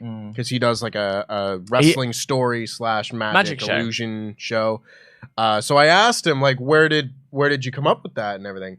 And he gave me his answer. He just learned card tricks to, he's like entertaining girls in high school and then turned into, they will do it. He would just break out a card trick when he was in Japan because, he would go out and not be able to speak the language with the people that were there. So he would just do a card trick. The universal magic language of magic. And stuff like that. And I was like, okay, cool, whatever. When we finished our interview, and it was great. And then he finishes that next interview, and he comes back over, and he's just got a deck of cards. And he just does a card trick for me and editor Ellis. That's cute. Not for everyone in the room. Just money because you're special. Just for us. That was our little moment. Yeah. And I was just like, that's cool. Getting a magic trick from Nigel McGuinness. Like, my life is weird. Also, Bryan Danielson's busted open. Yeah, this is grim. So to walk through the beginning of this match here. Ricky Starks did not put on his side of the strap. Instead, he bashed Danielson to the outside and used his weight belt as a whip. Whipped the ever-living daylights out of Danielson and then wrapped it around his hand and used the belt buckle to deliver some hard right hands to Danielson's head. Did some mugging in the crowd, during which time it has become clear that Danielson has been busted wide open. The strap has now been put around the wrist of Ricky Starks, and he is in full control here. Goes for the cover. Puts under the rope. Come on, Aubrey. Well, surely there's no rope breaking a leather strap match. Well, you could put your foot on the rope to break a pin. Really? Yeah. Huh. Pins and submissions don't. Oh, I just assumed the second there's a gimmick, there are no disqualifications. Well, there are no disqualifications. Well, then in that case, a rope break doesn't work. Because a pinfall still doesn't count if you're in the ropes. Send it to VAR. Do you get to break a pinfall with a rope break in a no DQ match? I don't think you do. Like if you go 1, 2, and you put your foot on the rope. I don't think that counts because it doesn't with a submission. If you reach for the ropes in a submission, I've seen this explained that you do not have to break a submission, but you would not be able to win the match Well, if you in a don't have to submission break on the the rope. if you don't have to break the submission, you just keep it on while they're holding the ropes, and then they tap out. So it's not a case of you won't be able to win it because you'll just leave the submission on, and eventually they'll break the rope break and tap out. I think that's because the rope break doesn't do anything because there are no rules, which is why I've always assumed a pinfall doesn't go either. I want to know what they're saying because I don't know that. That's an interesting one. I've always assumed it was no DQ that made it a rope breaks just null and void, but maybe a pinfall is that. Also, I must give immense credit to this match in this show because I was always a little bit curious. I know they have done it in the past in AEW, but they don't have the stupid red light, green light, touch all the corners stip to a strap match. Absolute bollocks. This is just they're strapped together like a dog collar match. Yeah. You know, which is the far superior version of the match. My least favorite thing. I have never really liked a strap match, and I think it's probably because most of the strap matches I've seen have had that dumbass stipulation. Yep. Eddie Guerrero loses the WWE Championship playing red light, green light. Jesus. It is maybe my least favorite stipulation. Yeah, I am. It's on it's the list. just so stupid. Yeah. You know? This is how it feels, Justin Roberts.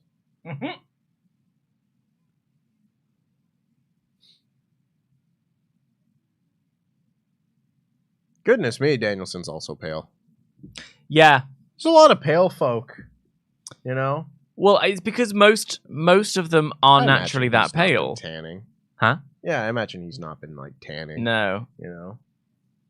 You know who always stuck out to me as extraordinarily pale for a show? Who? It's John Cena at WrestleMania 24. Yes, he's a very he's pale like man. Fluorescent. Yeah. It's wild. Just like seeing him stand next to like Triple H, who at that time was like a golden brown. Yeah. It's on a scale from Sheamus to Shawn Michaels in Yeah. terms of the tanning. Yeah.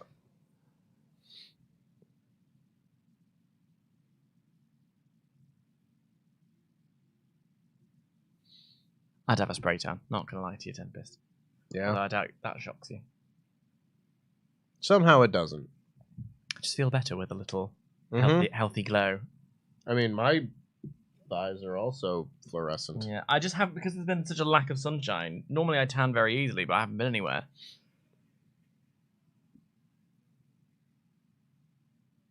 Oh, God. Just strapping him. Oh! Trying to flail to hold himself up. Instead, Danielson wraps the strap around his neck. And, oh my God, Justin Roberts! Oh.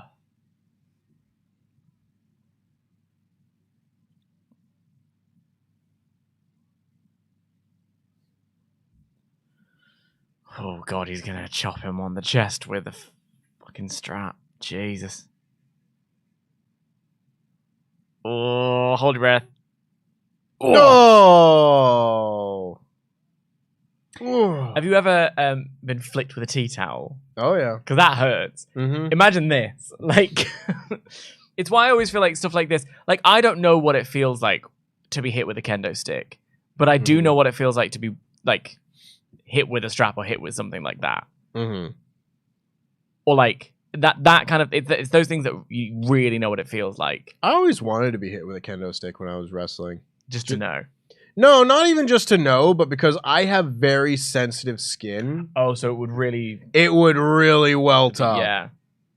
Like, I did the same thing, just like taking chops. Like, I do not have to get hit with, like, you know, a Walter-esque chop in order to really puff up and everything. Like, just a regular series of chops would do the trick. It's really beneficial when you're wrestling. Makes it easy to sell. Mm.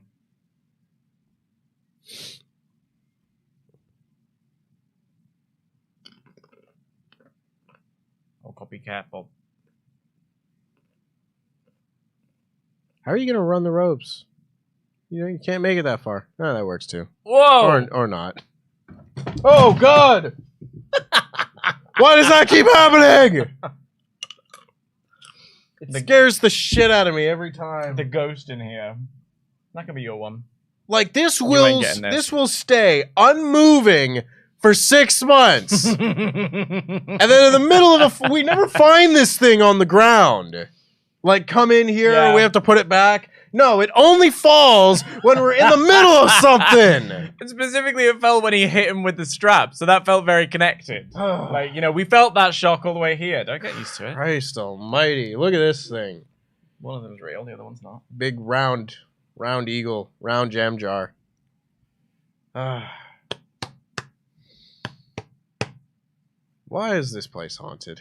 I don't like that you say those words. And I don't like that it happens exclusively at nighttime. This never happens in the day.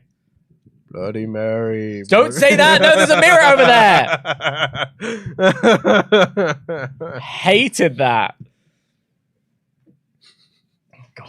I don't even want to go to the bathroom now. I was told the story of all that like Bloody Mary. a month ago. And it was by Holly. And I was just like, ooh, and she was like, stop. Yeah, genuinely. No, don't say it. It's not your history. You don't get it. Don't fucking... Oh, hello. And I was just like, yeah, y'all are superstitious. So Daniel Bryan appears to be rapping. Sorry, Bryan Danielson, excuse me. I was about to say, I thought Daniel Bryan was like dead. I thought it was so for a second there I thought it was rapping Starks in the around the ring post with the strap. No, he's just gonna bash him. This has been a really if Danielson's arm isn't that hurty, like or rather if it's not that healed, if it's still on the process of on the mend, this is a pretty decent match for it. You know, I mean, he had a match with Kazuchika Okada with a broken arm. Well, there you go. Yeah, that's half a match. I mean, bones and stuff. I don't really know about. Do they quicker than like torn muscles and stuff? Because you can't like really rehab a broken bone. Dr. Tempest. You just kind of have to set it and wait for it to heal, as opposed to you need to really rehab muscles and get your strength back and all that. The only thing I've broken is my finger there. I've never broken a bone. Have you not? No, didn't play hard enough. Oh, I broke mine falling down the stairs when I was picking up a McDonald's. It was Christmas. Let me set the scene. It was Christmas 2020. I was watching a film. It was The Holiday, and I absolutely ordered a McDonald's. I ordered a Big Mac meal with chicken nuggets and barbecue sauce. And as the film was going, but then the thing arrived, and I wanted to go and pick it up. Is this actually Christmas Day? No. This is like the interregnum period between Christmas and my birthday. Okay. So, it was. Excuse me, I'm lying to you completely. It was in the lead up. In fact, there's a video of it. There was a lead up to Christmas, so it was like early December. Okay, that's fine. Because if you were talking about ordering a McDonald's on Christmas night, I'd be like, oh, no. Dan. So what had happened was I was making a baking video. It's on my channel, Baking with Aiken at Christmas. Went down the stairs. I turned the light on in the sort of shared hallway. The light bulb burst as I was walking down the stairs, and I just slipped on the carpet, and I like tumbled down the stairs. I was like, oh, that hurt. And then I opened the door for my McDonald's, and the guy just goes, did you fall down the stairs? And I was like, yep. And then he goes, do you smell gas around here? And I was like, give me my McDonald's now. I don't have time for your japes. And then they forgot my barbecue sauce, and I had a broken finger. That's a bad night. It was a bad night. That's a bad night. And I scraped all the way up my arm. Do I still have the... No. Oh, yeah, kind of. Oh, yeah. Not there. Ooh. Jeez, that was on his neck. Back and forth chops. So what I'm saying is I can understand the pain both of these men are going through. Oh, yes, of course. Ricky Starks just teeing off on Danielson. God. He's letting all his frustration out. Yeah, I mean, this guy's a star. Boo. Sorry. I didn't know it was there and I had to take it. That's a Danielson's meme. got a real snarl. That's a meme. Gift that immediately. Oh, he's no-selling the straps. He's hulking up, brother. Whoa, God. Oh, so fucking cool. So, and then Starks is sort of getting a bit weaker with it because he's just saying, oh, come on, this is not working. What is this? This is great. I don't usually like these kind of spots, but this just feels so different. See, I do like these spots when it is something like this where it's just like, no, that does hurt. Yeah. You But I'm know? just going to like suck it up and use the adrenaline to get me through.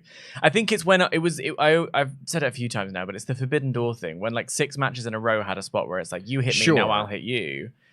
By the 6th match, I'm like, all right, I've seen it. Mhm. Whereas here, there's really something in the drama and the emotion of it all. It really works for me given who's involved too. Where it's like, you know, Danielson isn't Ishii in terms of like build and everything. Yeah. But he is Ishii in terms of badassery. You know? Like getting the crowd to be able to chant, oh my god! Oh, it's Big Bill! Big Bill! Large William! Where's the Ricky the Dragon Steamboat when you need him? And he's right here.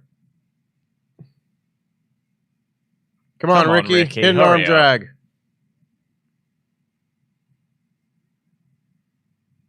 Hey! Chop! Hell yeah. And another punch. Oh, don't put him through the table. He's an old man.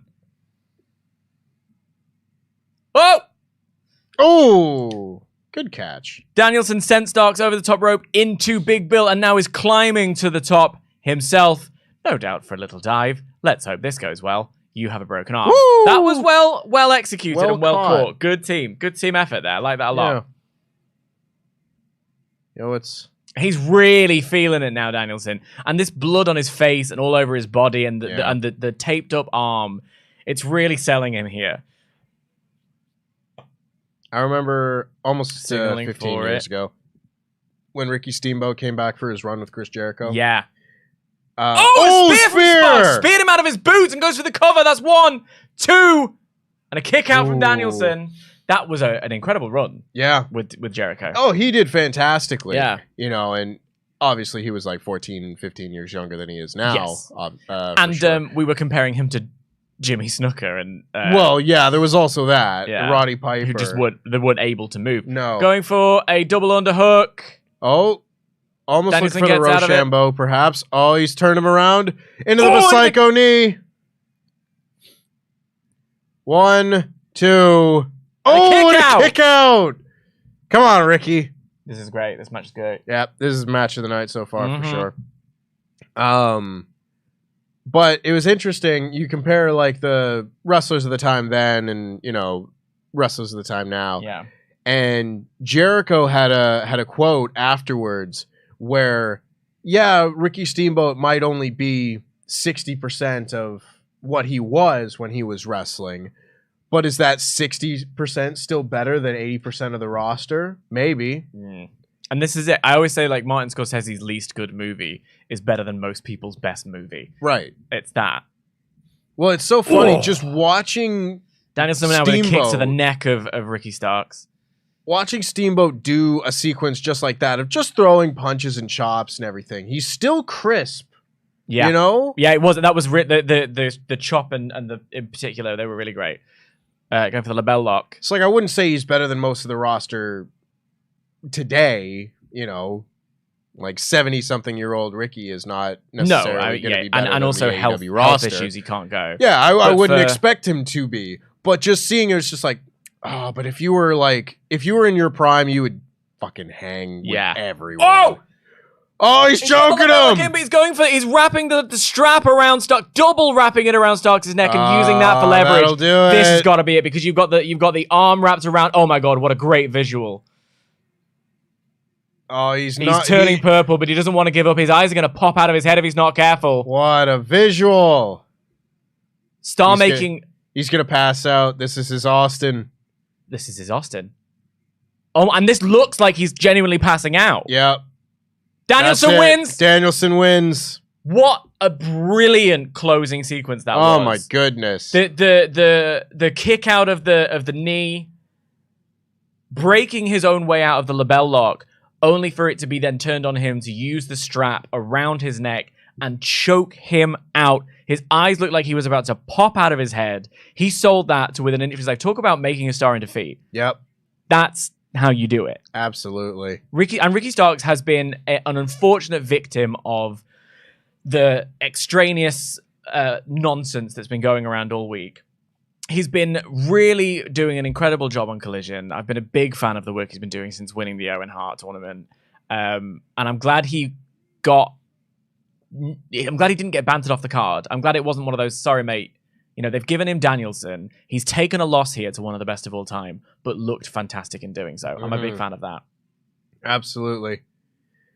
Man, when you need to fill out a pay-per-view card and have a great match, who do you call but Bryan Danielson? Goddamn Danielson. Holy smokes. If you get a little cuddle from Danielson and he's bleeding profusely, I'm going for a shower straight away. I'm leaving the rest of it. I'm like, oh, I don't want that on me. Like, it's funny how different people. There's a friend of mine. It's funny the different thought processes that go with different people in wrestling and stuff. So I always remember the story that Kurt Hawkins, Brian Myers told. They did a cage match with Ric Flair, like maybe a month before Flair retired at WrestleMania. And it was... this is great. It's so great. If this is his pay-per-view theme going forward. I love it. Yeah. Love it. Right here. But it was Shawn, HBK, and Ric Flair against like all of La Familia. It was a really weird match in a cage. And Ric Flair, of course, was bleeding everywhere.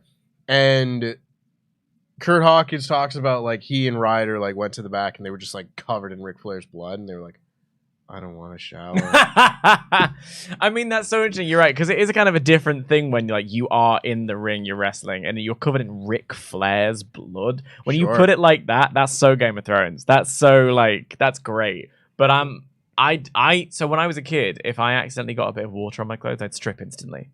I don't like, or if I just looking for any excuse, eh? You know me. I get the nips out for the lads. I don't, or if I'm like a little spillage, I hate it. I feel like, or if someone accidentally spittles on your face, and it just happens. Sometimes it just happens, but I always feel a little like, oh no, I've been contaminated. I need to shower, and I feel like that's what would happen. I just saw a guy have the time of his life and get a big cuddle from Bryan Danielson, and then I was like, oh yeah, but you've got to watch the rest of the show with sort of congealing someone else's blood on your shirt.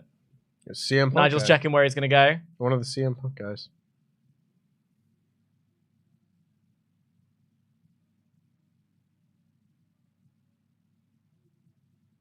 Oh, he's doing a bit of charity work, is Nigel? Lovely Nigel. Lovely Nigel. Right, I'm going to go to the bathroom. You know, on one hand, it is a damn shame that things happened the way they did. This time around with All In and certain people being hurt and stuff, but if they're doing it every year, I'm still gonna hold out hope that maybe next year Nigel might might pop in. Did you see he posted that he was ready to go? Yup. Gotta stay. If what's my phrase? I've had a couple of wines. If you stay ready, you don't gotta get ready. I'm sorry to any Drag Race fans who were upset by how long that took me. Love Nigel. Would love to see him in the ring again. Evan Reich has responded to say, to reiterate about the Cody on Collision question, I was thinking more about the fact that Cody existed on Cody Island, and all the people he wrestled now work Saturdays. As I was typing this, though, I'd realized he'd probably be working with Jarrett and Lethal. Boy, he sure would have. Hey, Shibata! Oh my god, it's Shibata!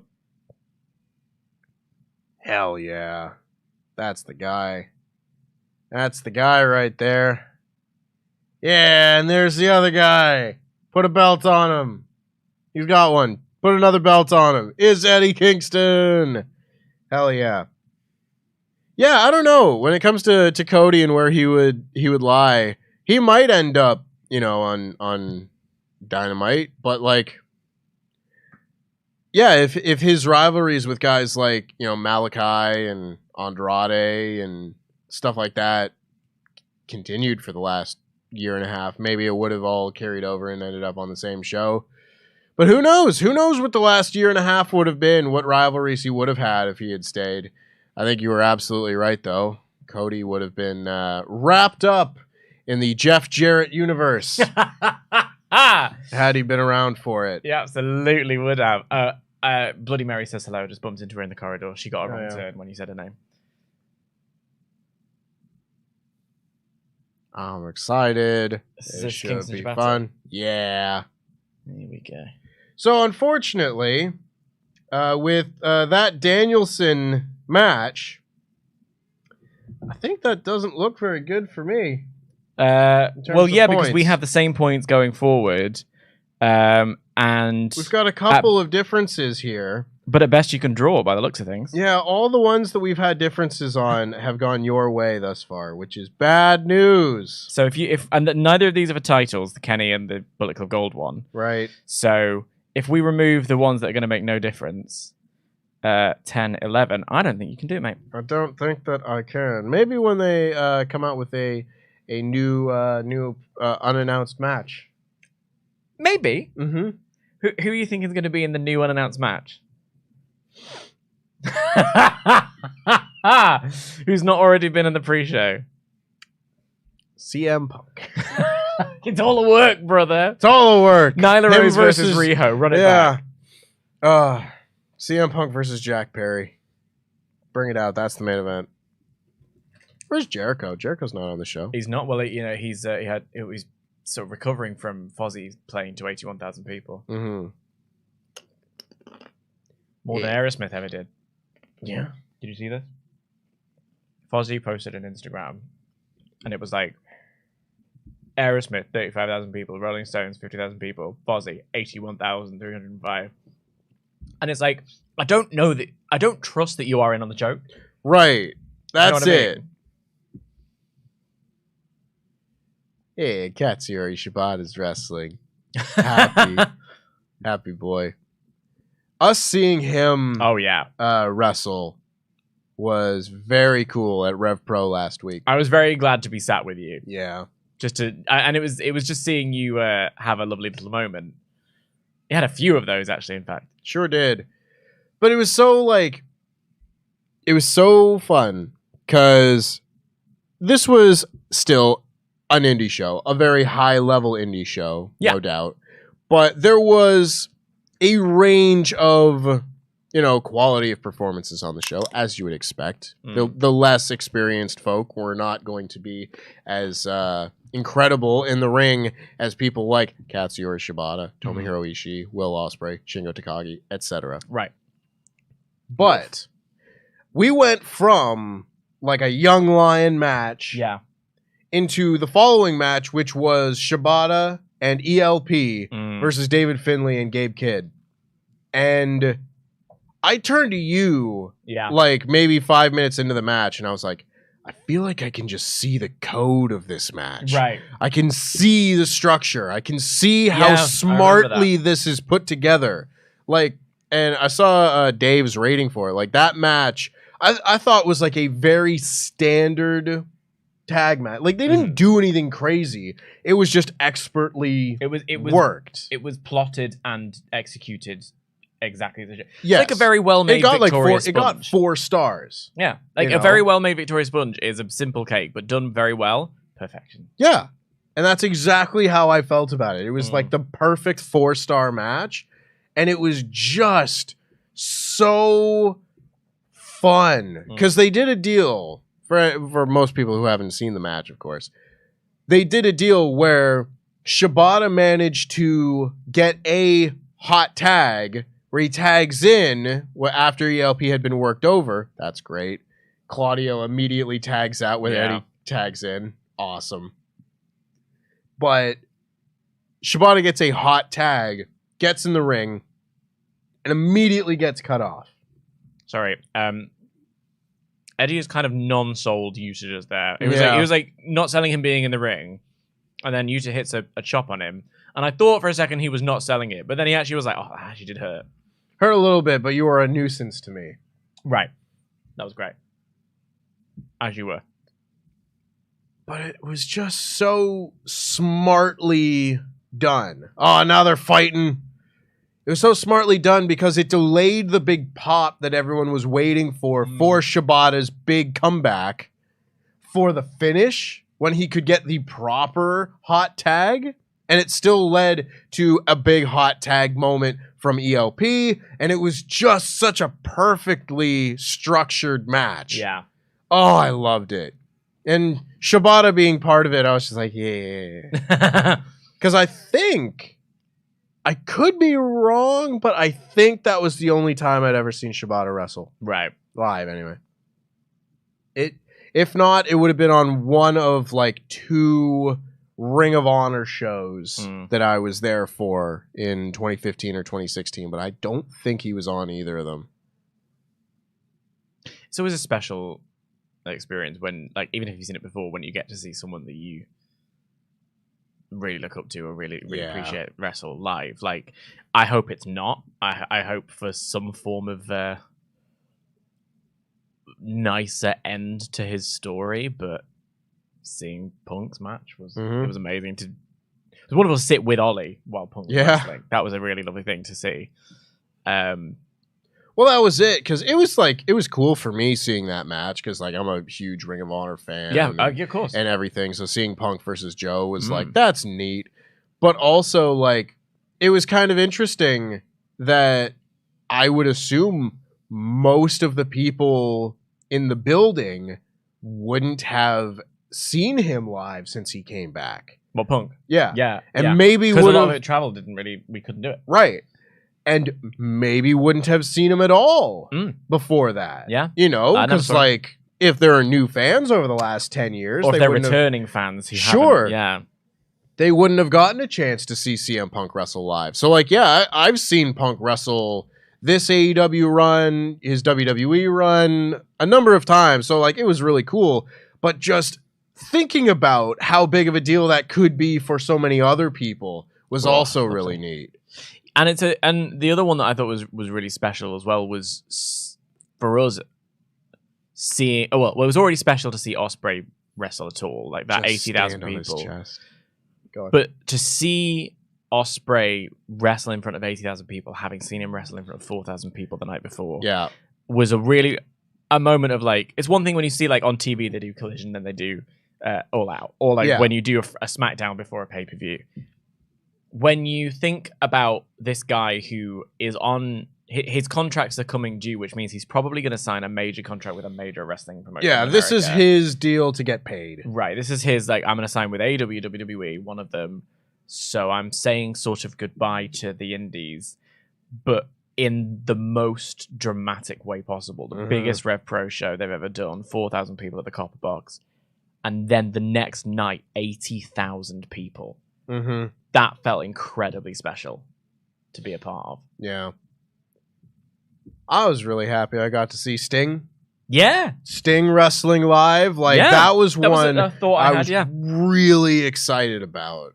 And, like, let's be honest, he's not able to move at all. Well, sure. I'm not seeing Sting from, like, 1990. And I know that. But I'm still seeing Sting. Yeah. And I, personally, I think I loved that coffin match more than maybe anybody else.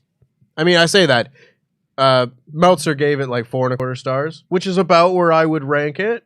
Oh, I don't know if that feels generous to me. I really enjoyed it. I loved that match. Right. Like, that feels bang on where I would have rated it. What was your match of All In? Now with a week's settle, because mine's changed. Yeah. I don't know. I didn't have a clear choice at the time. Like, maybe the tag match, right? FTR and Young Bucks. That felt right. It felt like the best match. The main event was obviously the most like sports entertaining, match of the show. I definitely felt that. The Ospreay match I thought was also there, but I thought like in terms of the match that I enjoyed the most, I think it was the coffin match. Right. So my match of the night was holy shit. I loved that. The speed on him just Claudio almost fell over. He was running so his fast. Own momentum. He was like shot out of a cannon. Oh, Claudio versus Shibata is just everything I want. Yeah. This is a moment for you. My match of the night was the tag match while I was there. At the end of it, I like jumped to my feet just to applaud it. I just thought it was unreal.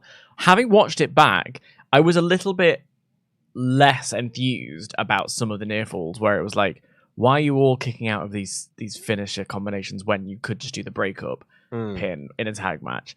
I want to watch a third time just to be really sure, because I still think it was incredible. And I'm never going to forget how invested I physically was when I was there, like jumping to my feet. However, having watched it back, I thought the Punk Joe match was so well constructed. And I'm not just saying that in hindsight. I genuinely think it was such a brilliantly, like, all of the character work that Joe was doing was just so brilliant.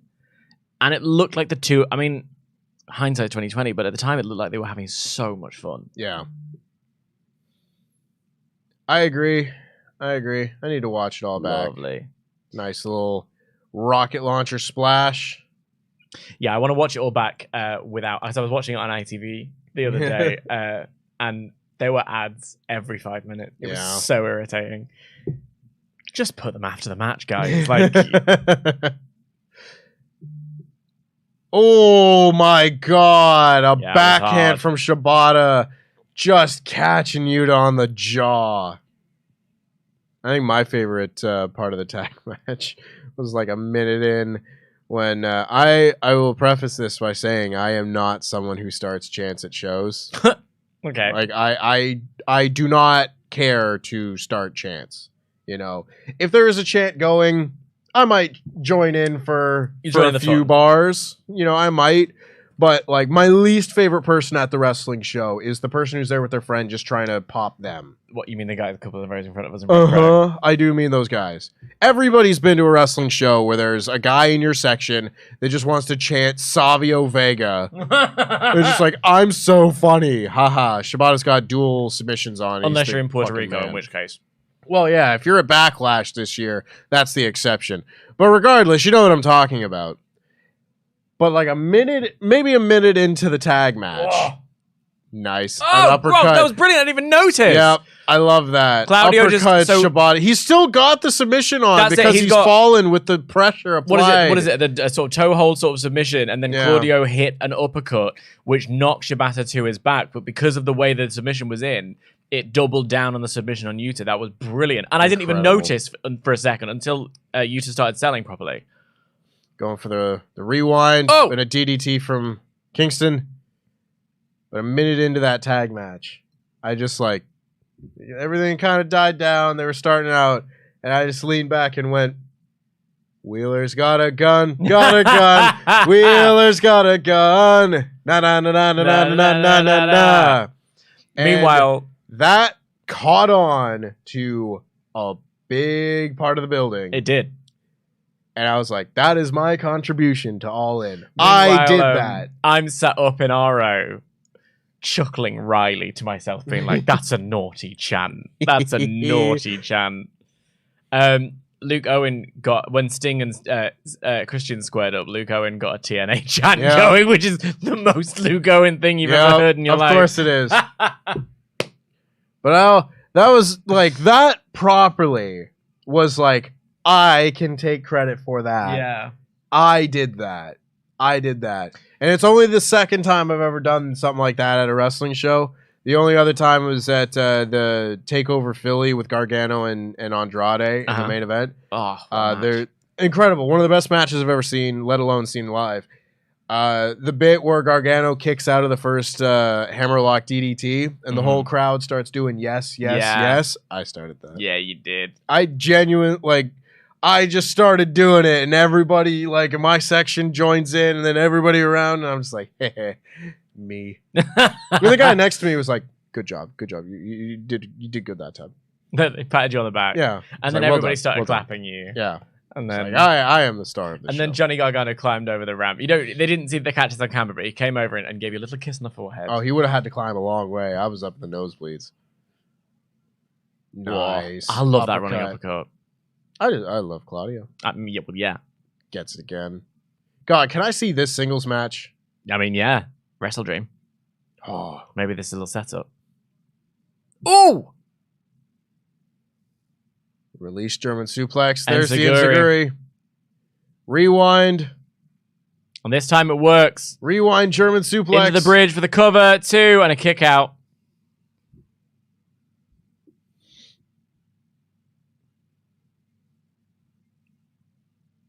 I don't think I have the moxie to start a chant. I typically don't. I join in. I'm a very meek viewer. I gotta really be confident. Like when I said the Wheeler thing, I was like, "This is gonna get him." Well, it's because we're British and we love singing. I know. I was playing to my audience. You really were. Have I told the story? I don't think I have. I've not been on. Well, I suppose I've been on the Raw review. Oh, but, let's go! Slap fest between Claudio and Eddie. Kingston are just slapping each other, chopping each other. A hard lariat from Claudio. This is where we should have went after Blood and Guts last year, just a year later. I was behind Cash Wheeler at Starbucks. My local Starbucks. That was quite fun. He ordered the same drink as me, just larger, because he is a larger human than I am. Neutralizer. Oh! The ref stopped the count there. Yeah, a little bit. He slowed down. He just it's the Chikara bias here in this Chikara match. We got the Chikara referee, the former Chikara Grand Champion, Eddie Kingston, and the former Chikara Tag Champion, Claudio Castagnoli. I don't like it. It's a Chikara feud, and as someone who used to work for Chikara, this pops me. Well, Chikara off, because that count was wrong. It was, but I'm not bothered by it. Oh, God. Oh, the back fist!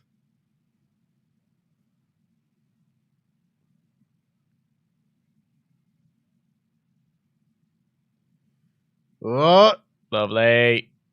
Going for a cover. 1, 2. Uses Broken up there to by break it Wheeler. up. Now, I like this gear that the BCC are wearing. I was just going to say that. Yeah. I like their matching gear. I don't often see Claudio in tights. Am I wrong? He wears tights now. Okay. Maybe because the past few times I've seen him, he's been in street fights. That's fair, actually. Oh, huge uppercut. 1, massive. 2, 3! Oh!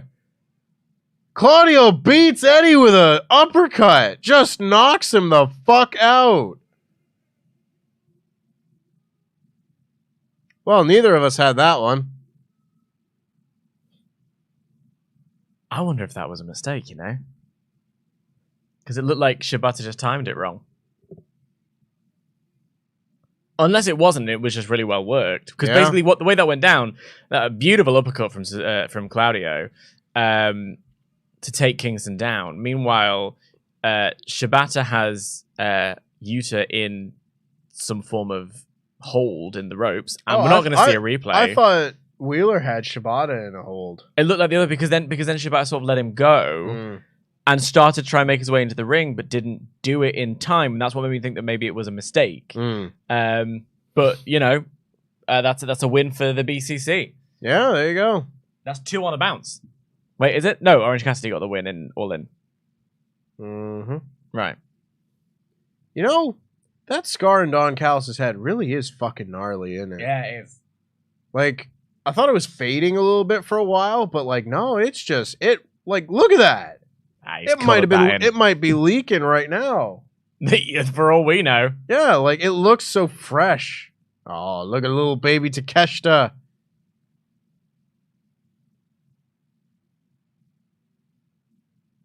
That tone that was Takeshita's theme at All In, deeply unpleasant. Oh, isn't it just? Yeah. I mean, it's the Don Callis theme, really. But it's also for my music fans at home. It's the same tone that is at the start of Alicia Keys's Try Sleeping with a Broken Heart. So I'm waiting for the beat to kick in. Yeah. Come on. Yeah. Well, here we go with a possible match of the night. Yeah, let's get the fuck ready. Hannah Allen says, yes, Lana, hot and flexible, lol, interesting. To be honest, I've been loving this new direction for Toni Storm. It kind of came out of nowhere, but it's hilarious. Delusional and crazy Australian lady, yelling at birds and throwing shoes. LOL, character depth, TK, yes, please. I completely agree. I agree 98%. I just don't really give any credit to Tony Khan for this particular character. But I love it. I think she's great. Has donated to say a new story just dropped about an incident involving Punk and William Regal. I'm on it. Whoa. We'll take a look. They've included a link. Yeah, but follow that through. Yeah. Well, we'll see. So that's disappointing. Anyway, we'll see. Hannah Allen has also said, Danielson versus Starks humped. Really looking forward to the Shibata Kingston team up. Eddie is incredible, and I hope he's a mainstay on our TVs. Shibata's phone cutting promo was pretty fun too. To cap things off, all these guys are amazing wrestlers too. I agree.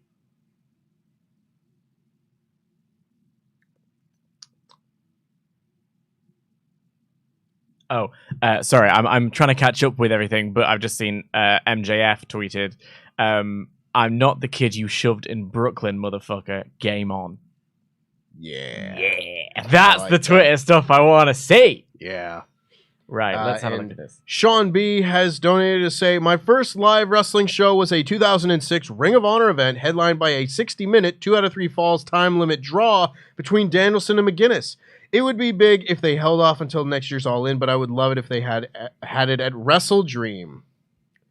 Listen, anytime I could possibly see Nigel McGuinness get back in the ring, I would absolutely jump at that chance. I would selfishly like to see it live, but anytime. So this is from bodyslam.net. Multiple sources have confirmed to me details about an incident that took place between CM Punk and William Regal, which took place when Regal made his AEW debut. In the altercation between the two, Punk refused to shake his hand, would then get in the legend's face, telling him he did not like him and did not trust him, and that he was a stooge for Triple H. I don't know about any sourcing on that or any, it just feels like when it rains it pours, and a load of stuff is probably going to come out, and we're going to have to sift through stuff that is and isn't real. So, Take everything you read with a grain of salt for the interim period. Wild to think, though, that I just said that he seemed so at peace at Revolution 2022, and apparently that would be when that happened. Yeah. Anywho, let's put that away because we're on to match of the night territory. I am absolutely stoked to see this match. We got the first Kenny Omega singles match on a strictly AEW pay-per-view since Full Gear 2021. Yes, quite. I would like to do a bit, because we both got that last match wrong. We need to do a reverse. That was fun. I enjoyed that. Lovely, hideously lime green gear. Great. Listen, this looks like DDT gear. Right. And I think that's why he's gone for it. Almost certainly. Because it's so... If he really wanted to commit to it, he needed to dye his hair like canary yellow. All of it. Like it used to be. Yeah, but speaking as someone who's fond of the bleach, it takes a long time to get it back. Because it stays bleached. To go back to dark on bleached hair requires a lot of effort and color correction, and it will end up cocky if you're not careful. So I get that, but I respect him for not bothering. Nah, you got to commit to the bit.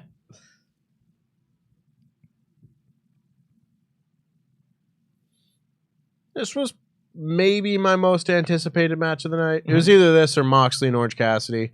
So I'm really looking forward to this. Yeah.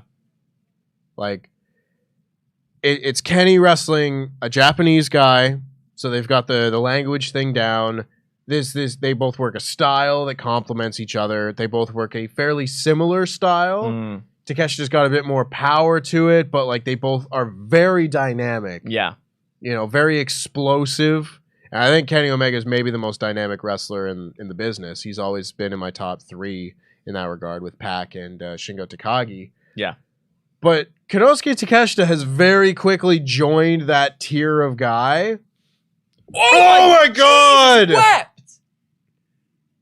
Suplexed him right on his fucking head. He landed on the back of his head, which is heads are precious. Jesus Christ! And that's not even like landed on the bridge of the neck. That was a back of his head. Yep. Pile drive situation. I mean, I don't love to see it, but also, I guess you do what you want to do, bud. Like, gnarly. Yeah. How do you feel about that kind of bump? I would rather they didn't. Right. Because I don't like it, but I always feel like that makes me a killjoy. No, protect your neck. Yeah. You know, like, if it comes from like, oh, I don't like it, people are having fun. Like when people were, complaining about the Canadian Destroyer off on Dynamite, I was just like, listen, it's different strokes for different blokes. That's a whatever. Taste like thing. That's a personal taste. If you're spending 2 days on Twitter talking about the merits of that kind of wrestling, yeah, you're being a killjoy. That's when you need to touch grass. Yeah. But if it is like, I would rather guys didn't get dropped on their head. I was like, no, that might be a bit more justified. Right.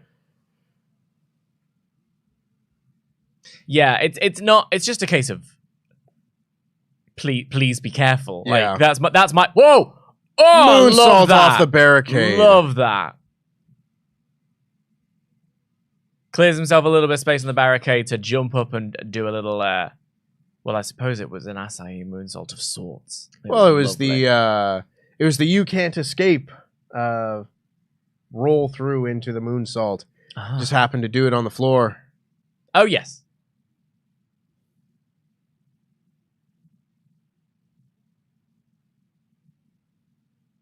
Little springboard to drop kick to the knee. Jinx. Tempest. Hell yeah. Guitar Crusher. Just to the kidneys. Kicking him.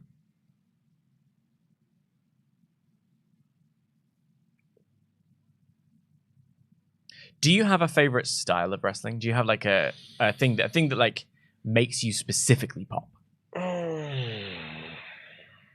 Because for me, it's like I love a series of like chain meets amateur stuff. Like Chad Gable for me is one of my favorites for that reason. Like watching Angle and Benoit at WrestleMania where they're just going for it. Yeah, it really sings to me. Yeah. It's a good question. I don't know if there's one single thing that stands out. Like I want to say like a proper just big match Japanese style match. I know I said match twice. But like I don't think Tanahashi, for example, has a style that would fall into any particular category. I wouldn't say it's like, oh, it's strong style. Oh, it's technical. It's a little bit of everything. But it's just the kind of match that really builds. And a lot of different guys are really good at that. Like Shawn Michaels was also a very good wrestler. Just a good big match build to the finish type wrestler. Great flying clothesline from Takeshita there. But that might be it. It also might be like really just good technical wrestling. Like Danielson style is also up there. How many beers do you have left? I've got 2 more. Do you want to put them in the cold? Well, that's not a bad idea, actually. I just thought of that. I don't know why I thought of that.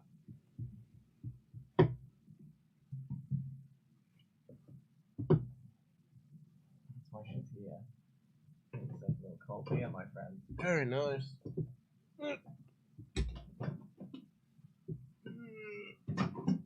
Hell yeah. Thank you, sir. Oh, hell. Because I like the strike. Like, don't get me wrong. I love the Ishii, Shibata, strike the other until you're dead style.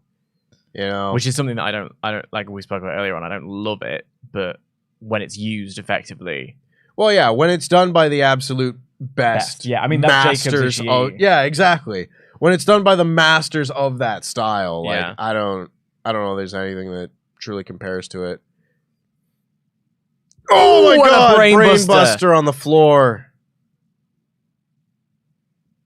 But it's why that kind of like over the head belly suplex just really works for me. It's just grapples and moves, and especially ones that feel like they can come out of nowhere and use your own momentum. Like that's why I love a snap power slam, because I'm running at you and I'm just going to carry you over and slam you down. I love it. Takeshita is under the ring at the moment, grabbing a set of chairs. This is very interestingly worked thus far. It really plays into the story that's been told on Dynamite this week. You know, where Don Callis is teaching Takeshita which parts of the body are Omega's weak spot. Yeah. And now Takeshita is targeting the neck. And Takeshita is distracting the referee while Don Callis pops a little chair on Kenny's belly. And in fact, a second. And now a third. And a fourth. It's the Terry Funk spot, but instead of a ring, it's Kenny. But now... Oh, the senton! Good God!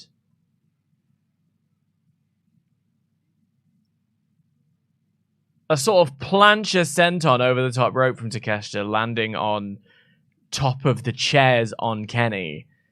That looked brutal for both men. Mm-hmm. Squish. Yeah, lovely.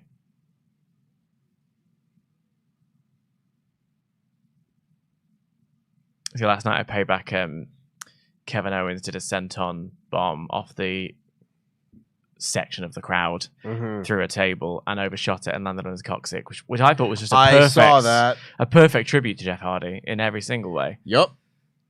That WrestleMania 2000 Swanton is still one of the worst things I've ever seen. Just vicious. A big old kick in the corner from Takeshita. Whoa! Incredible Blue Thunder Bomb. Beautiful Blue Thunder Bomb. That's always my favorite bit, where we were talking about the pin coming out of a powerbomb type deal. Yeah. It's like you're sat there and it's just hand on the tit. Like a dog sort of presenting. Yeah. Like just quite proud. I look at what I've done. Takeshita on the second rope. Really healing it up at the moment. Really playing to the crowd. With a lovely senton.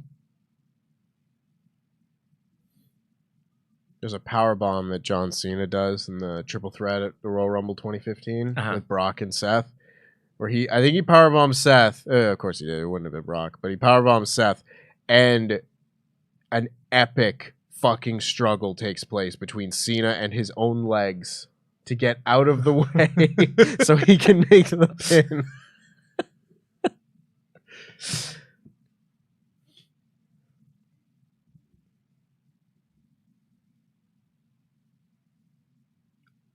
Oh, God!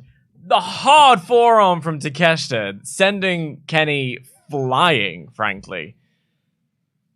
Sending him to the fucking Shadow Realm. This has been all Takeshita for about 5 minutes now. My sense of time goes right out the window. Oh, a top rope senton, but the knees up. up.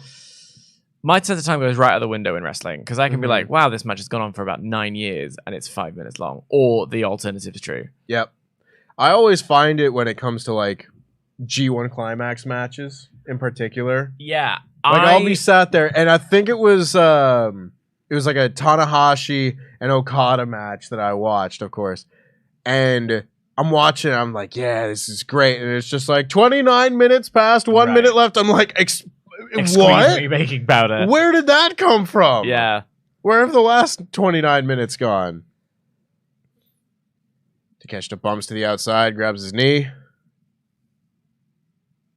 Comeback is on. Rise of the Terminator. Which is a bad movie. I haven't seen it. It's T3. That was Charlize Theron. Don't. Oh, the top rope diving senton! Takes down Takeshita. It's the one with the girl Terminator. I think that's Charlize Theron, you know? Yeah, maybe. I have not seen it in many years.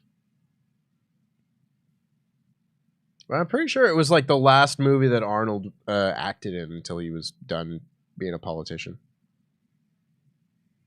It was like his last movie for like 12 years. I'm fully lying. It's just someone who looks like Charlize Theron. It's Christiana Loken and Claire Danes. Claire Danes. I know that name. She was in Romeo plus Juliet. Right. Yes. And Stardust. Absolutely. Yes. Oh, drop kick to the back.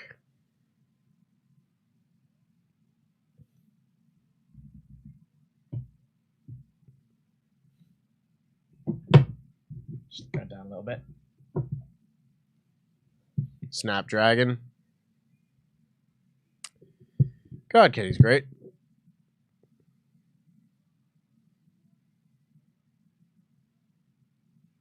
That kind of snap is my jam, yeah. That's my jammy Dodger. Love that for you.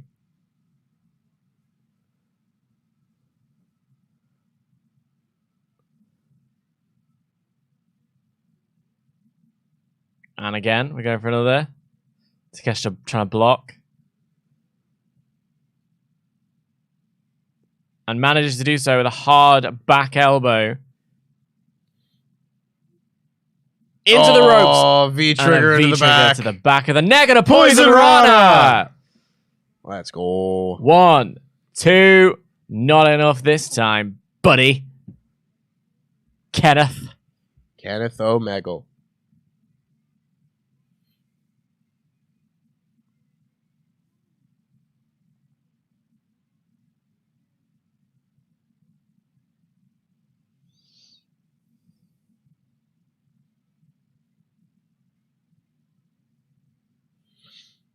Go for it again. One.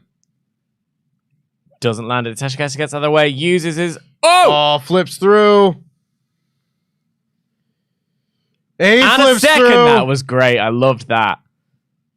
Blocks a knee strike, but gets into the rolling elbow.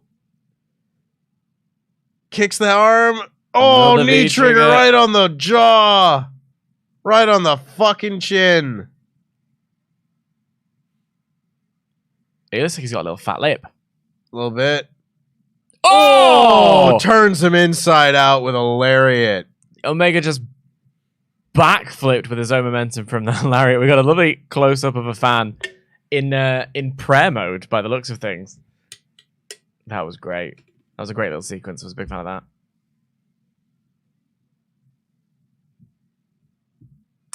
Don Callis' rise is wild to me. I love it for him. Yeah, good for him. Like the doubling down and the committing to this character. Fair fucks to you, mate. I was scrolling through some of my old tweets yesterday, day before. It would have been yesterday when I was just like looking at things to be like, I remember thinking about CM Punk last year, and then you know, etc. These thoughts are still relevant. But one of the things I saw was how happy I was at Wrestle Kingdom this year when Don Callis joined commentary with Kevin Kelly for the Ospreay and Omega match. Yeah. Because it is my opinion that is the best commentary duo of all time. Oh, really? Yeah. Kevin Kelly and Don Callis. It is perfect. I've never heard commentary just so tailor-made for my taste. You know? Kenny with a powerbomb. An incredible V-trigger. I love that kind of cover, though, which is that mugging to the crowd. I've got this, but it's nowhere near enough to keep a person down.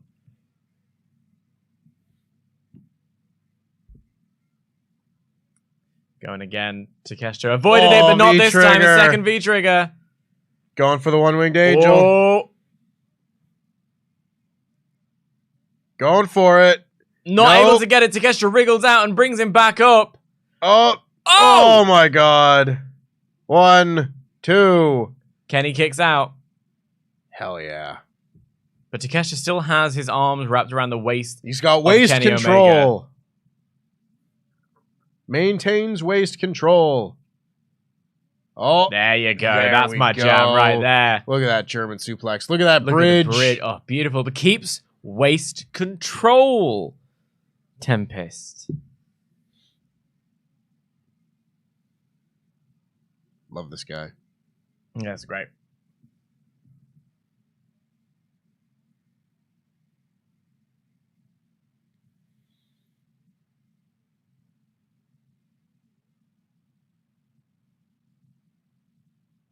Omega with a back headbutt. Managed to break the waist control.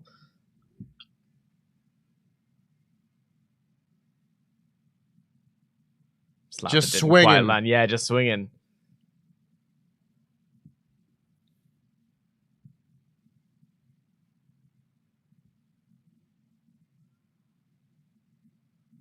I think they're chanting Mr. Clean at Don Callis. That's a shame that they're not focused on this match in a weird way, but also that's very funny. Takeshi's taken off his elbow pad, going for another spinning. Another V trigger. Oh, and a kick to the back of the head. Hell yeah. This match is giving the energy of like they're just really knackered. Like they're giving it all of their energy. Mm-hmm. And now the guy who wins, their health bar will be on 1. Yeah. But the other guy will be on 0. Oh, another V trigger to the back of the neck of Takeshita.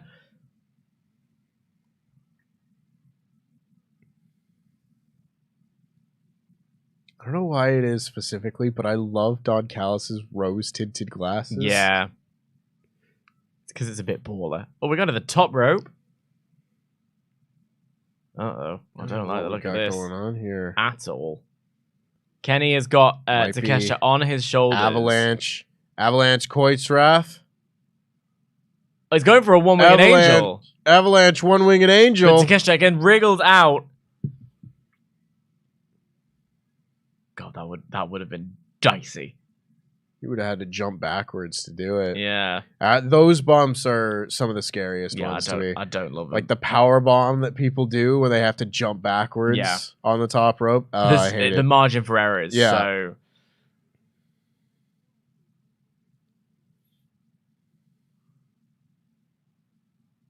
Oh! Blue Thunderbomb on the top rope! That was a thing of beauty. Biggest blue thunderbomb you'll ever see. Rolls him over for the cover. The rope. 1, 2. And a kick out. Unreal. Yeah, that was great. That was a beautiful, beautiful blue thunderbomb. Mm-hmm. Landed on his leg. I hope he's all right. And the rotation on that just makes it look so. Oh, that made it look like they were just falling. Yeah. Takeshita just signaling. Oh, a V-trigger of his own. I mean, his shoulder's not on the mat there. Come on now. Oh, the plan's not working.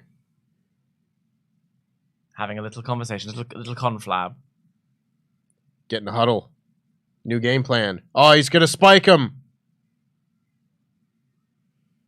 Ooh! Oh, he missed. Oh, God. Smoking gun. And it stuck.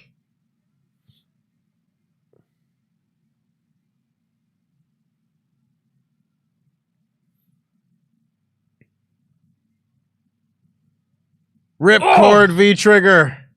Oh, hello. Oh, but Takeshita might get it. Takeshita's right by this. Oh, V-trigger. Oh, he's picked it up. He's picked it up. The ref hasn't seen a thing, even though that is a vividly yellow handle. Oh, but the ref now he's got it. Now he's seen it. He tosses it. But he rolls through. Victory roll. Victory roll. 1, 2. Oh, my God. Wheelbarrow German suplex. I love that. Oh, let's fucking go. And another V-trigger. Oh! Now that was a 2.9. Close. I could like see the space between his hand and the mat. Here we go, lads. Oh, that was a great little sequence. Right from the screwdriver landing into the mat, right the way to that was absolutely brilliant. Yep. Oh, bare knee big trigger. He gets it. Oh, did you see that little moment there? Takeshita just got the 3, but at about 3.84, Kenny goes to try and kick out. That was a nice little touch. Sure was. That was a nice little touch. What a match. Well, hey, point for me. Good for you. Yeah. And how has that done in helping you win this back from me? I mean, it's made it closer. Yeah? Listen, when Chris Jericho comes out here for his impromptu match,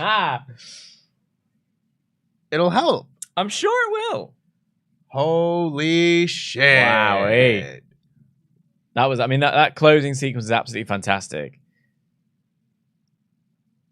And Takeshita has Kenny Omega's number. 2 weeks in a row, he's got the pin. You get the pin at All In? Yeah. On Kenny? Yeah. There you go. 2 weeks in a row. And just beat him. And clean. Just beat him. Clean. Like, attempted cheating. But didn't manage it. But didn't manage it and then beats him clean. Yeah. Just by being ruthless. I fucking love that. That was great. Woo! Never doubt the man. Never doubt Kenny Omega in a singles match. Hot fucking dog. Yeah, That's brilliant. my shit. That was great. Love that. Absolutely love that. I'm on 10 points now. Yippee-ki-yay. And I'm on 12. And we have 2 more matches to go on the card, unless we get our surprise Jericho match. So we have the 8-man tag, Bucks and FTR versus Bullet Club Gold. I have the Bucks and FTR. You have Bullet Club Gold. That's a 1-pointer. So if you get that right, you'll get to 11 points. I'm on 12. And then we both have the same in the Orange Cassidy Mox match. In the main event, we both think Mox is going to go over. So where's the impromptu match coming up? Maybe these guys are going to have a go. Maybe little RJ City and Lexi. Yeah? I'm here for it. Here we go. Here you go. Best entrance in the biz.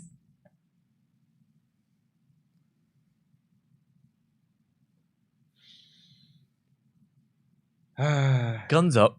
Come on. Come on. Bullet Club, baby. Jay White.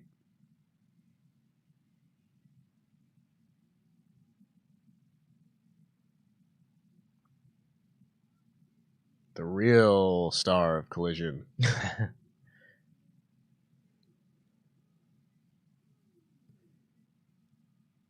Listen, I need something to believe in these days. I am pushing the Jay White agenda. Oh, yeah. I know he's great. I want him to be world champion sooner than later. So here's the thing, right? A little bit of perspective. CM Punk is gone. CM Punk has been fired. He's no longer a member of the AEW roster. Over the course of this evening, have you or have you not seen people who could happily slot into that main event spot on Collision, Dynamite, all the rest? When we're talking Samoa Joe entering a program with MJF, we're talking Takeshita, Kenny Omega continuing to do their thing. Jay White has proven over the course of this incredible run of matches with FTR that he's just transcendent in that ring. Yeah. Maybe the initial comes in and the program that he was given was not particularly exciting, but when you get the opportunity to sign Jay White, you sign Jay White. Yeah, sure do. Right? And I'm sorry you didn't have a program for him immediately. Well, this has worked, you know? He's just that good. So Punk is a unique character. I always parroted a line that you either understand the magic or you don't. You either see why he's worth it or you don't. But nobody is in his own. I was about to say, in his own way, he's irreplaceable. Right. Because you can have people slot into his spot, but you can't have someone fill the role that CM Punk was. That's true. Because he is so himself. You know, there's only one CM Punk. Same way there's only one of a lot of these different guys. But there's only one Triple H, there's only one Steve Austin, there's only one... CM Punk was a proper star. He had it. Whatever it is. And a lot of guys are great and are able to slot into top roles on this. They don't have it. The X factor. They could be great. They can have a lot of charisma, but they might not have it. He had it. That being said, I think that Jay White is just fucking exceptional. Do you think Jay White has it? I think in his own way he does. I have seen Jay White in New Japan be that fucking guy. You know, I've seen him be that guy. I don't know that anybody... Like, I don't think anyone really from this generation is CM Punk. Mm-hmm. CM Punk is kind of his own being. But Jay White is a guy that I think you can really turn to as a top heel of your promotion and just carry your company. He's so good. I want to see him having main event championship matches on a regular basis. Now, can we do a little turn up here so that I can vaguely hear what the crowd reaction to this?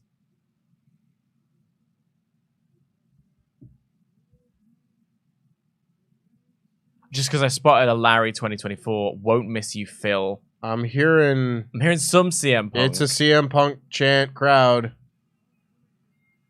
And FTR like, yeah, come on, crowd. There's a few people throwing up their X's. I can see that.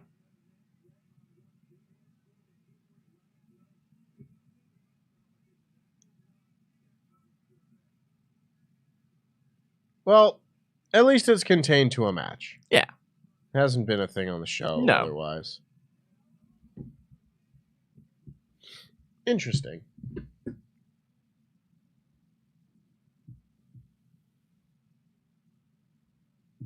Boy, this is a weird match. Venti Cold Brew. So bizarre how we've gotten here. Right. You know? Like, if they were going to team, why didn't they just shake hands at Wembley? Well, this is it. To do the get-together spot and, like, immediately after the match vignette on Dynamite a few days later. It's like, well, if they're a team, they could have just shook hands. Unless one of them is going to turn heel in this match. Like, if the Young Bucks turn heel in this match, turn on FTR, yeah, all right, maybe I'll eat my words a little bit, but I don't think that's going to happen. But so the thing with that is, why would you wrestle a whole match and then turn heel? For me, yes, there's logical that's always in all a big takeaway from matches like that. Whereas, like, I do like the idea of them turning heel at the end of it. I like the idea of, because the brilliance of the ending. We always talk about the rubber match. Like, it was the third match between the two. But the way that ending was constructed, for all of the, you know, I'd like to watch it again before I fully decide on the you could have done with breaking up these pins rather than just kicking out. But the ending was constructed such that on another night it could have gone a different way. Like, it was so close. It was this close to, I think, one of the books breaking the pin. It was so close. The idea of them winning this match and being like, we could still do this, mate. Another go. It was interesting to me. Young Bucks win the fourth match, and then you do another rubber match. Yeah. It's a best of 5.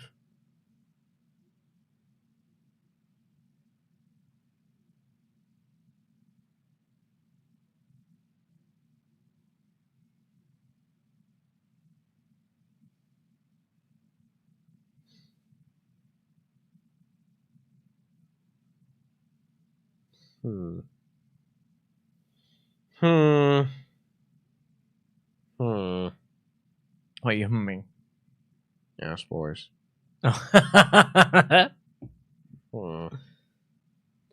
Young Bucks are getting booed. Yeah. Denise Salcedo, who's in the building, is filming the reaction, which is loud. Heavy CM Punk Heavy chants. CM Punk chants. Heavy boos for Young Bucks. And it was the first chance of the night. I think that's a really pertinent point to make. Yeah. Which, because there were people chatting in and questioning whether or not this would be a night-long thing.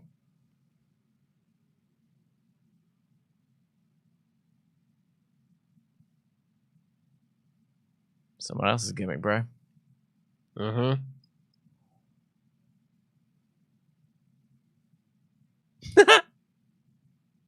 There's a guy just in the little corner there who sort of just went, yeah! and then fired up 2 middle fingers. And I just love the pure authenticity of that. Yeah.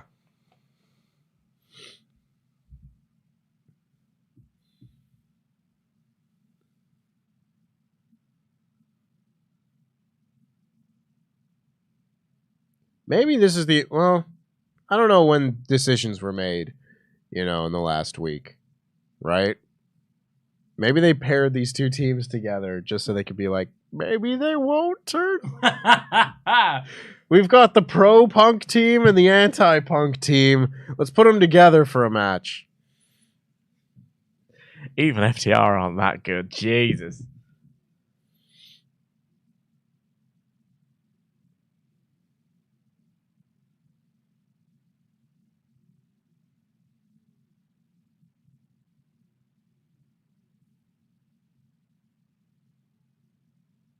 How do you feel about... So there was a video of, I think it was Matt Jackson doing a little victory lap at the end of Collision yesterday. I heard about that. And then obviously just there we saw a very unabashed answering to the crowd climbing on the second rope. I'm a little bit like, ooh, about that. Do you know? Mm-hmm. I'm a little bit like, just help yourself a little bit. In this moment. I'm not necessarily saying you're in the right or you're in the wrong, but there's a little bit of a just simmer down. I don't know how helpful it is necessarily. That's what I mean, yeah.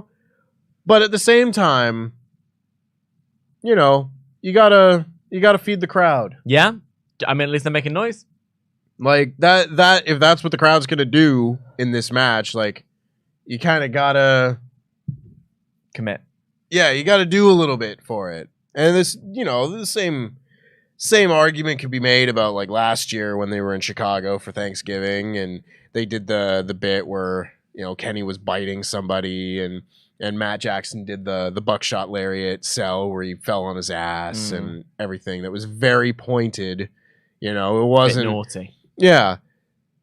But again, what were the things that got the biggest pops in those matches, right? So I don't know. I see both sides of it. I'm not terribly bothered one way or the other.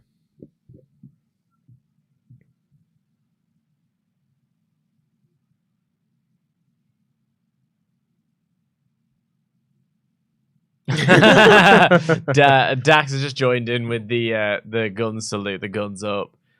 Bye bye, ass boys.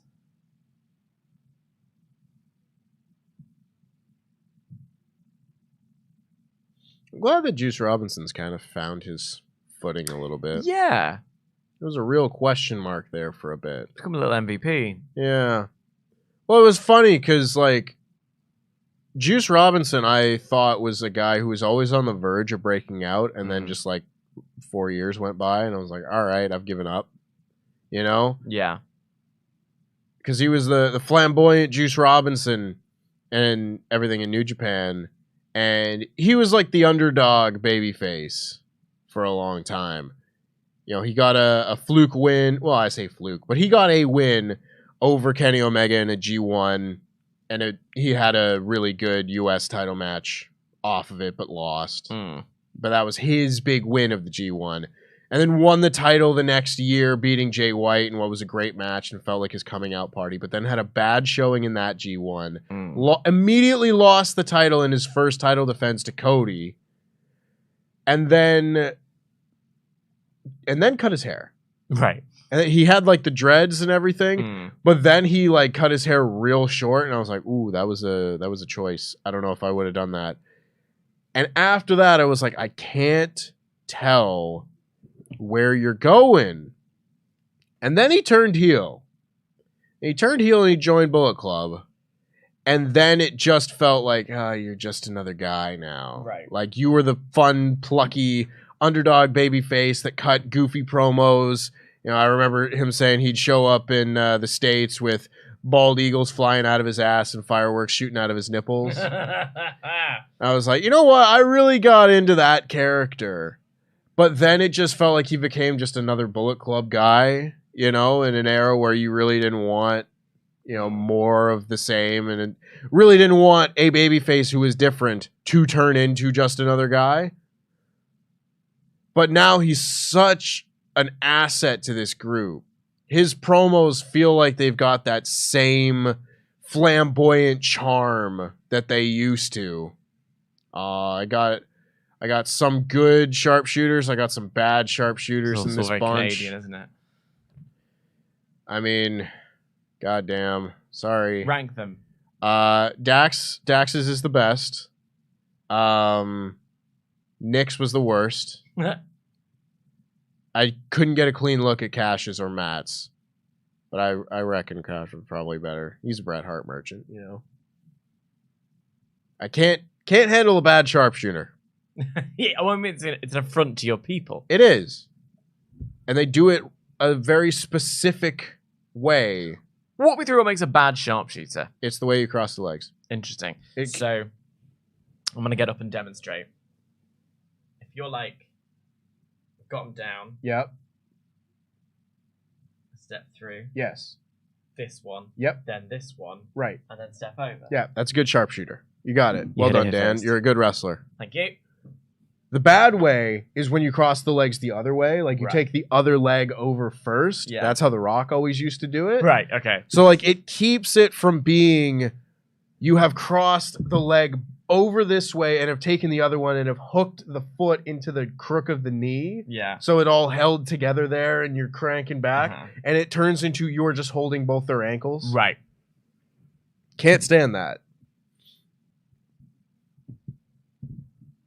Ooh, suplex into the corner.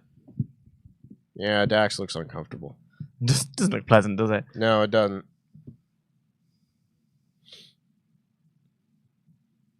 Second half of the show's been really fun. Yeah, it has. I mean, the first half of the show wasn't bad. It wasn't bad, but In any way. it felt like a bunch of Dynamite matches. I agree. I think that's been one of the criticisms of the card overall, has been it's like this Dynamite-ass show. Not helped by multi-mans, which do smack of desperation booking. However, the quality of the Danielson match, the Omega match, honestly, the Statlander match, I really enjoyed. I think that's where the show really started to turn around for me, was the Statlander match. And I think that one started with a little wobble and then picked up. And that said, I didn't see it going any other way. We talked about potentially it going another way. I'm talking Joe, was it Taylor? Yeah, Shane Taylor. Joe Taylor. That could have gone another way purely to facilitate Joe moving up the card, but still enjoyed it. Yeah. Like, predictable as it was.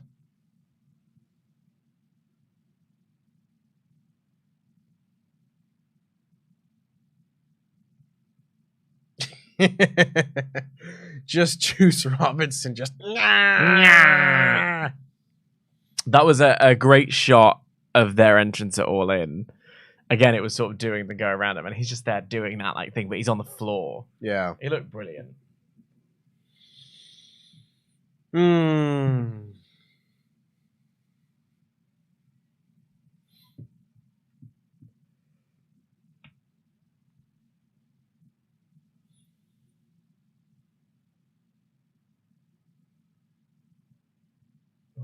God. Drop stacks on the apron.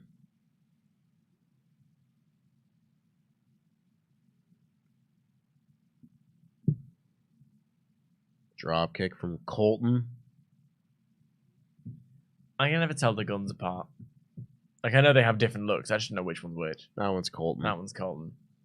Yeah, the one with the extra hair is Colton. The other one's Austin. Like, Colton's always got his hair in like a braid and a bun or something. It's bad that I kind of like it. It's what it is. I have no strong feelings about it one way or the other. It is a haircut.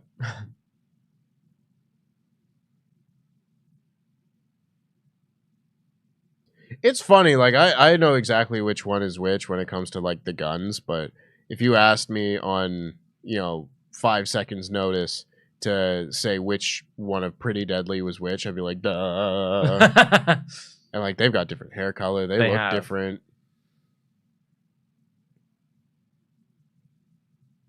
Elton Prince. And Kit Harington.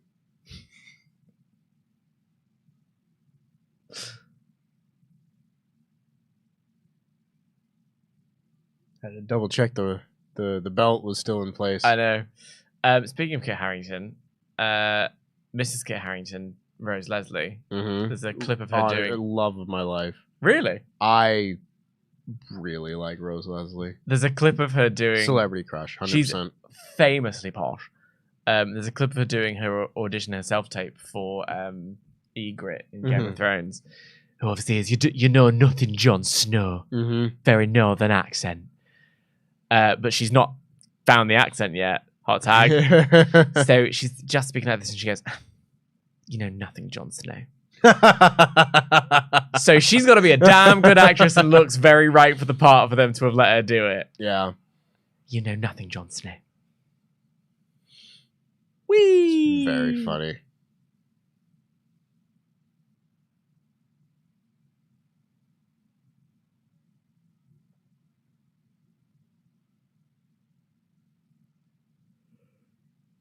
Oh, big super kick on Juice. Assisted sliced bread. Oh, lovely. Lovely neon juice. Jay White's in the ring. I thought you said neon juice. Yeah, lovely neon juice. Big fan of the neon juice. It's like glowing. It's when you crack open a glow stick and have a little sip. Oh, yeah. And then your veins start glowing. And then you've got cancer. And then you turn into Poison Ivy's sidekick. Yeah. Cover. 1, 2. You are simply too close to the ropes there, my friend. Whee!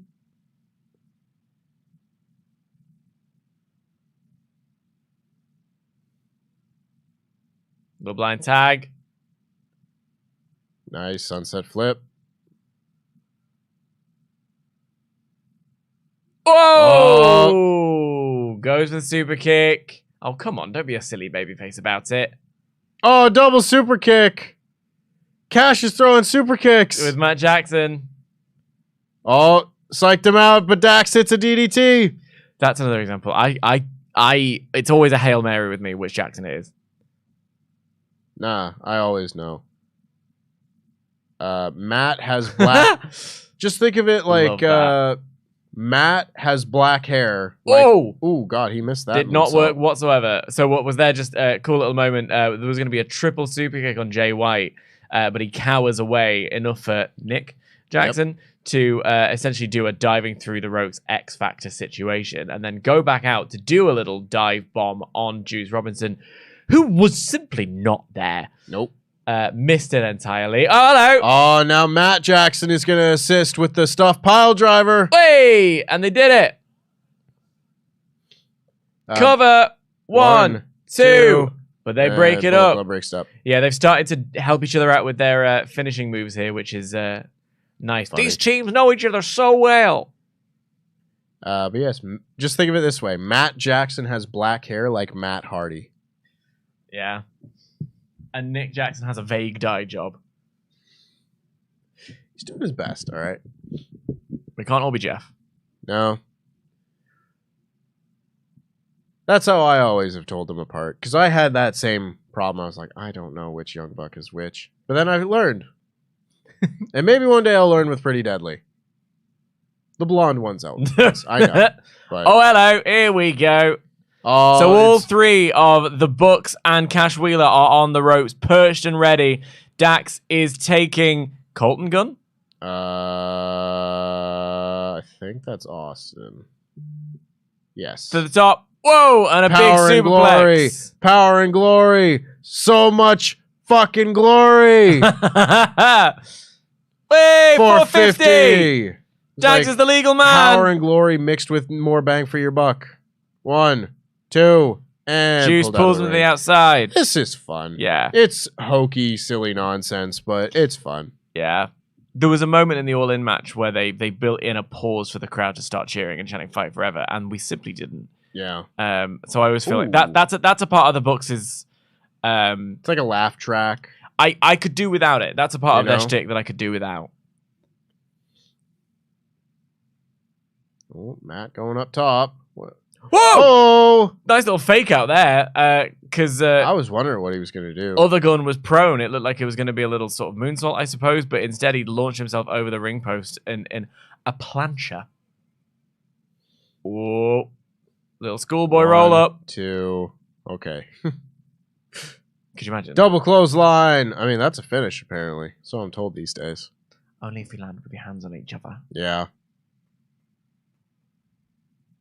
Can I say I think the double pin for a draw is one of my least favorite finishes. Yeah, I agree. Like, if you oh my god, frame rate's gone. Like, if you restart the match and it keeps going, maybe I'll... buffering. Maybe I'll roll with it. But every once in a while, they will just like, no, that's the finish. See you next month. Yeah. By the next pay-per-view. There are certain styles of like cheap ends to a match where you can protect both guys. Yeah. That I'm fine with, and others where I'm like, oh, fuck off. bore off. Yeah. It's like the ones that come to mind the most are Edge and Kane did it at Survivor Series in 2010. And it's like, I didn't want to pay for this match once. You're making me pay for it again. Just give me a finish. And Triple H and Shawn Michaels, that was their dusty finish over the world title. The last Raw of 03, great match. Honestly, I think it might be the best match they had together. Short arm lariat from Scott Dawson. Who? Dead naming. Dead to me. Yeah. Oh, going for the big rig. Oh, Blade Runner. Nope. Pushes him in. Oh, yeah, come on. Do the thing. Do the thing. Shadow Machine! Shadow Machine with a young buck. Super kick. Whee! That one hit. Yeah, Juice was ready to catch that time. Now they're going to do the BTE trigger. I'm starting to understand why they put them together now. This has been quite effective. Sure, it's fun. FTR trigger. He just checked his watch. Cover. 1, Quite close to the ropes. 2. Oh, still broken up. My God. Guys, I need to wee. What is the finish then? Well, I assume that wasn't the finish because I don't think of the people. Oh, Famous are on the floor. I don't think you're pinning Jay White of all the people in the match. I could be wrong. I mean, he got the. Well, he didn't get the win, but he was in the winning team at All In, so technically he's got a little. Oh, missed the. Oh, here you go. There's a Blade Runner. Hello. Here you go. 1, 2, 3. Oh! Hey, why didn't these matches happen in a different order? My score looks pretty good right now. We could have really done some drama here, AEW. Work with us.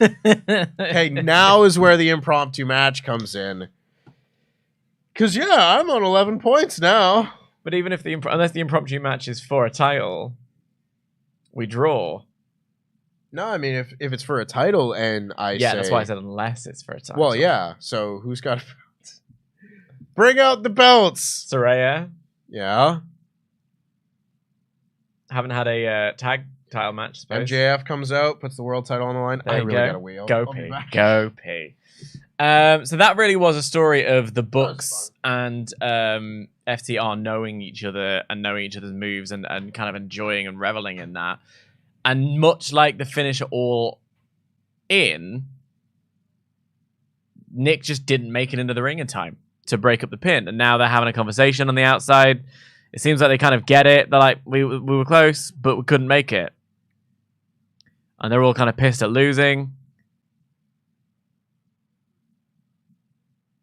I'm wondering if there's going to be an angle, but it doesn't seem like it. FTR bald. Dax is a bit cross. They're all kind of pissed. But you know what? It's fine. Guys, don't worry about it. We'll go back to Starbucks. I'll pick up a venti cold brew and a toasted vanilla shake and espresso. That was the other thing he ordered. But they didn't have toasted vanilla because, shout out for any Americans that are coming over to the UK at any point, we don't do toasted vanilla. We just have vanilla. It tastes the same. I don't care what you say. Meanwhile, the Bullet Club Gold are...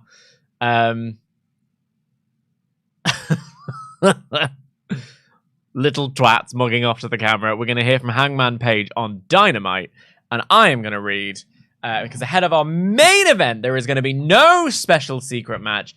Orange Cassidy and Jon Moxley, which means I'm more than happy to put this back around my shoulder. And still, the reigning, defending, undisputed Jam That Champion, Dan, the truth, Leighton, the truth hurts. Hannah Allen has been back in touch to say Jay White is amazing. He has it all. And I've been so excited since day one. Obnoxious but smart heel, and the wrestling too back it up. I really feel like he's the best. The best is yet to come in AEW. Always here for the Bucks and FTR. Punk sucks. I feel for Ollie, but nah. There you go. Indeed. Bollocks to it. You know what? Wasn't gonna. Oh. Well, No. just celebrate the final match. The continued dominance. Why couldn't Darby have won? It's That's the one I'm looking at. Just going like, no. drinking very nicely. It's from Provincia di Pavia. Oh, yeah? This fresh dry rosé is crammed with summer fruit flavors, and it goes perfectly with antipasti and tapas.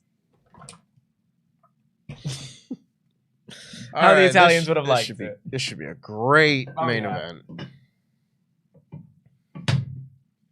I love when they show clips of that first pack match at Revolution, because I was there for that, and goddamn is that ever one of my favorite matches of all time. I mean, this is going to be tasty. This should be fantastic. Dapper Yapper is such a silly name. It really is.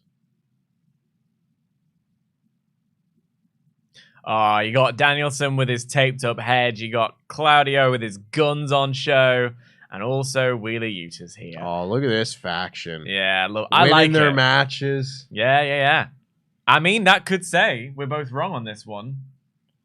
Maybe it's maybe it's a weekend for 4-person factions. Mm-hmm. Or maybe we're gonna go home with a feel-good moment of Orange Cassidy retaining his belt. We'll see. Who's to say? We'll see. I've really gone back and forth over it. Yeah, I mean, I was pretty sure that it felt like we were leading to, especially because it's like Mox and Kingston feels like such a goal and opportunity for the close of the year. And putting the international title on Eddie Kingston, who I think is an MVP, but is perhaps not main event ready. And transitioning Orange Cassidy into being that guy. God. Couldn't have convinced me a few years ago. That Orange Cassidy would be up there. Yeah. Like, I knew he was great. Like, don't get me wrong. But I was just like, well, you're never going to put the world title on him or anything. I was going through a selection of my tweets recently and found a clip of him at an indie show where they rocked him to sleep. Mm-hmm. And then, like, and the reason I loved it in particular, it was just complete nonsense, but there was a moment where he kisses him on the forehead and the announcer goes, "Oh, a kiss on the forehead, that's gotta be it." And it absolutely killed me. But if you'd have told me that guy was someone who I would end up watching and being really compelled by his matches, yeah, I agree. I don't think I would have believed you. Like when he wrestled Pac in that first match, I was like I got it. You know, I was like, this guy is incredible. This guy's gonna be an attraction. This guy is just great. But I did not see that and think main event, you know, top of the card, possible world champion, top babyface level guy. I thought just like, you know, talented comedy act that gets put in those kind of matches, like the Ospreay match and stuff, where he's really good and people really like him, but he loses those matches. This last year has completely changed my outlook on it. It's like, you could put the world title on this guy. Why not? I mean, yeah. He's good enough. He can cut a promo. This guy is a star. And he's elevated the belt. Absolutely. Like, I would see the TNT belt as a demotion for him.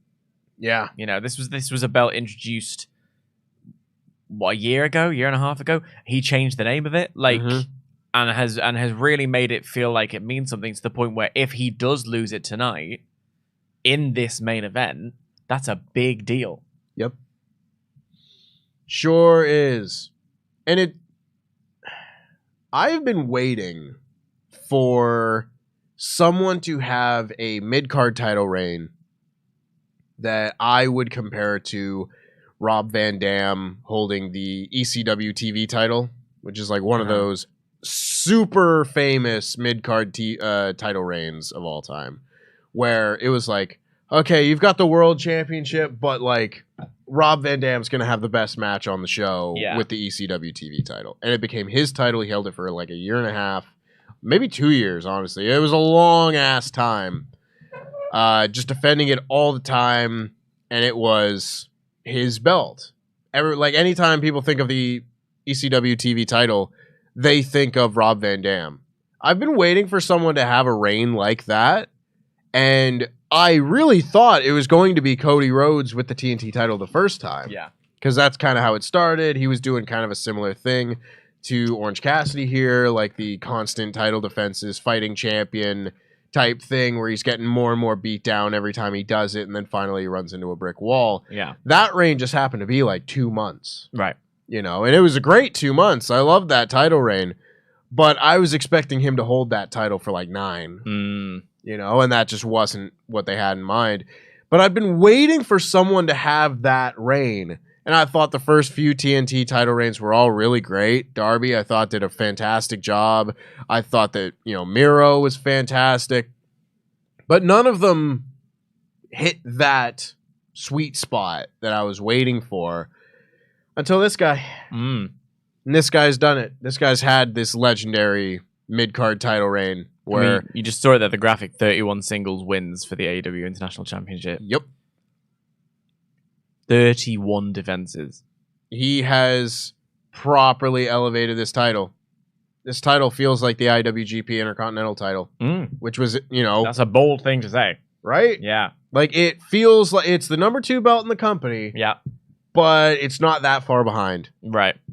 I mean, it's main eventing a pay-per-view, which is interesting because I feel like it's one of those things where it's a quirk of storytelling, it's a quirk of circumstance, it's a quirk of that massive bold play to book Wembley for the one weekend. It was free at the end of August, a bank holiday weekend. That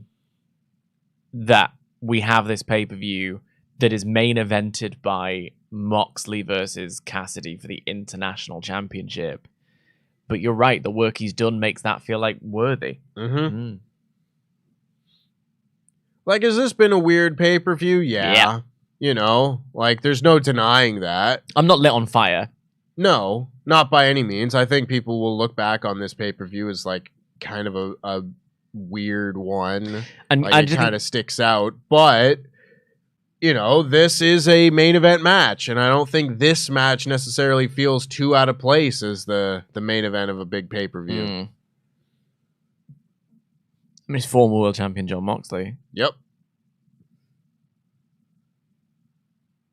Oh, going for putting his hand in his pocket and drops him. Moxley just says, no thank you, forearm straight, goes with a hard chop, and already Cassidy is bouncing all over the ring in pain.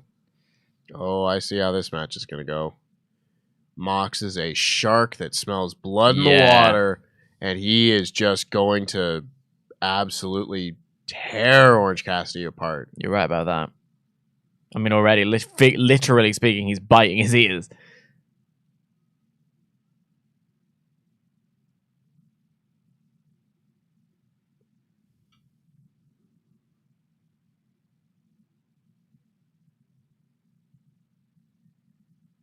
Oh, we're going for orange punches already. Back suplex. Oh, God, everything hurts. Yeah. I mean, this has been the story they've been telling. His body falling apart. The bruises, the welts, still there from Stadium Stampede, in addition to the tape, which has become ever present on his back. Just kicking out of the package pile driver on Wednesday. Package pile driver on the apron, and then package pile driver in the middle of the ring, both to the neck, the already injured neck. And he's getting suplexed on the back of his neck here, and he's just kicking his legs. It's bad.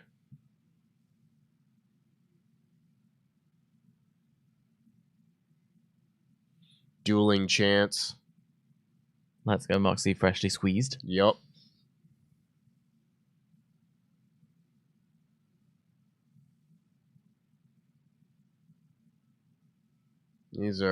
These shots are not having a ton of effect from Orange Cassidy.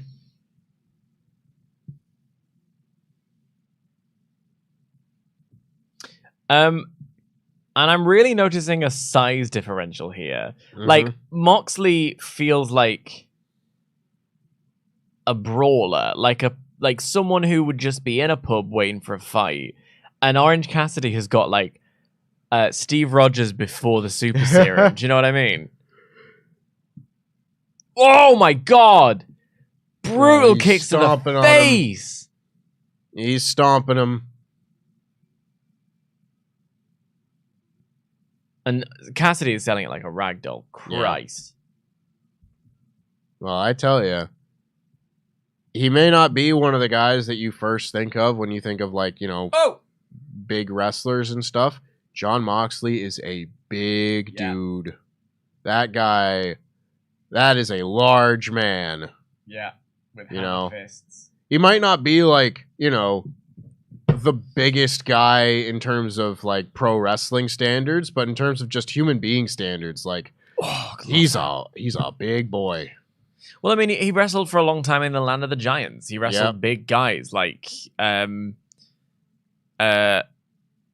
Reigns is a large guy. Brock Lesnar is a large guy. Like Kane, you know, he wrestled big guys and had a sort of more lithe build at the time, and now he's just really fleshed himself out. And the best way I can put it is, it looks like a guy who's waiting in a pub for a fight.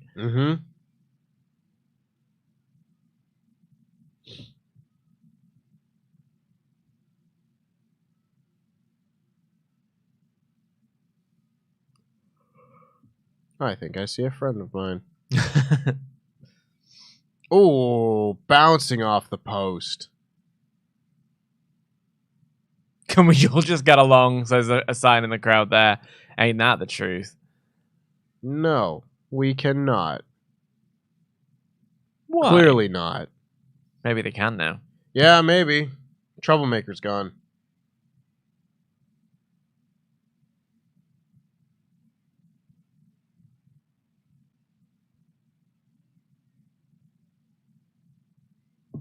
Oh. And we got a bit of colour. Blood. Deep rich colour. And look at that deep rich colour.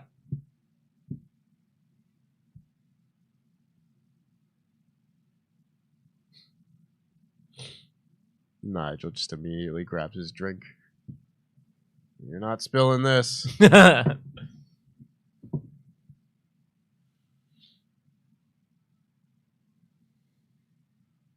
Oh, Christ, Moxley. Oh, come on. No.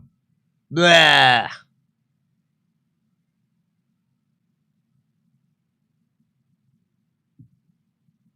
Ugh. Spot just reminded me of a thing. Matt Stryker was on commentary for Wrestle Kingdom 10 all those years ago, back in 2016. And I'm not a fan of Matt Stryker, personally. I don't like his commentary style. And even if he has something fairly insightful, I'm just like, shut the fuck up. Like, what? I can't stand him. But in Kenny Omega's match with Kushida, Kenny started like rubbing his forearm on like Kushida's face and stuff. And Matt Stryker was just like, yeah, Kenny told me earlier today that like 2 days before a match, he'll shave his forearm so the stubble will grow back in. It's like sandpaper rubbing on his face. I was like, I don't know why. I feel like if somebody else told me that fact, I would appreciate it. But also tell me you haven't shaved your forearms without telling me you haven't shaved your forearms. Right. The hair on your forearms is not that hard. Right. It doesn't come back that stubbly. I was like, I wonder if Jon Moxley shaved his forearm before he rubbed it in Orange Cassidy's face.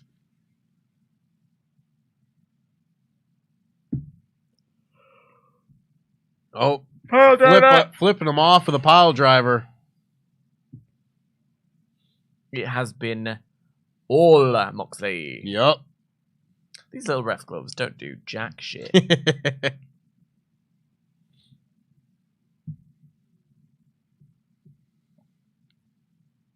Stop biting him!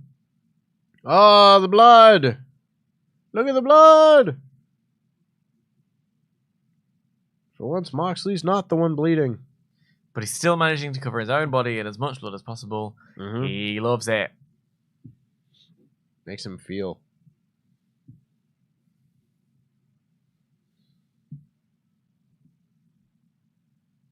So, something in the Art of Wrestling podcast that really struck me was Punk talking about Dean Ambrose as an example of a person who wouldn't say to, Jesus Christ, those forearms were intense.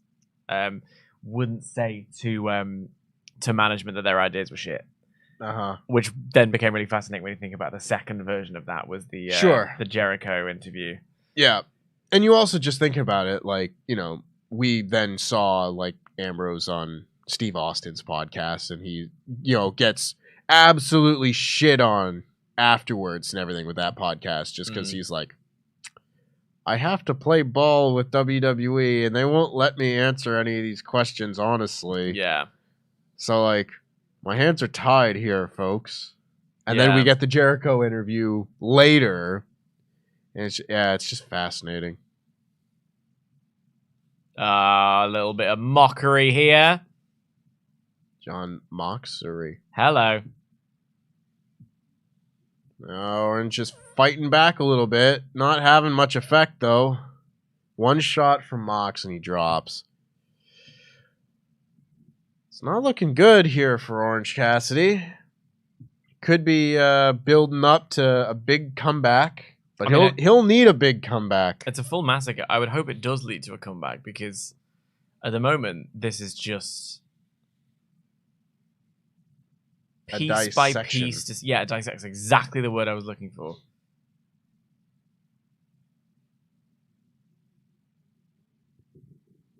Cripes. Mm-hmm. Oh, looking for maybe the Death Rider off the top. Death Rider, Paradigm Shift, whatever. Same thing. Oh, now he's raking the back. And now he's biting him. Is this an ODQ match? I don't think so. Listen, those are mild offenses. That's how I have to look at it. Biting him. Beautiful. I do wish if like a pinfall came as a result of doing a move like that the ref just wouldn't count. How do you mean? Like if the finish comes because you poked a guy in the eye. Right. Like if I poke you in the eye in front of the referee and then hit my finish, the referee's like, no, I'm not counting that. You cheated.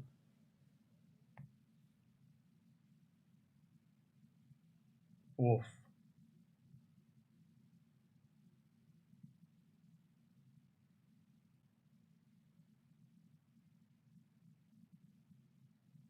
PK.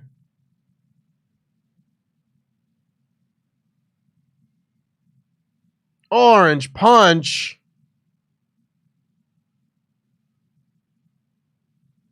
Not keeping him down with that. Not just one. Oh, that is deep, rich color. Cripes.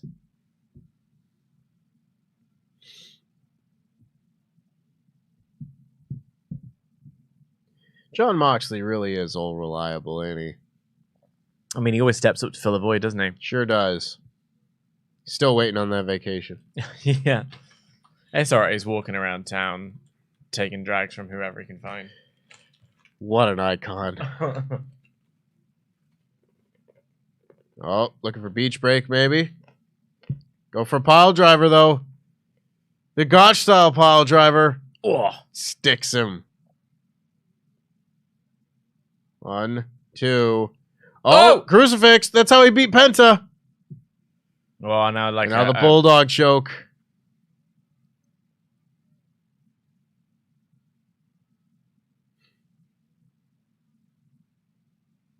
Oh, rolls. Your that shoulder is not on the mat. I'm eagle-eyed for that at the moment. Yeah. It is one of my peeves. I kind of see it both ways, though. Because I have seen, like, matches at, like, WrestleMania get ruined because the referee's like, oh, no, the shoulder's not down. You know, at the finish. It's like a women's match in 2010, I want to say. I mean, the Ronda Rousey main event. Yeah. Didn't get her shoulders down fully. It's true. It's what everybody talks about with that match, really. Oh, the label lock! My God, look at that face. Yeah. Oh. Threatening a little tap out. Look at the blood-stained jeans. Blood-stained jeans. Boots with the fur. The whole crowd was looking at her. She hit the mat. That's where we at. Mossy got blood. What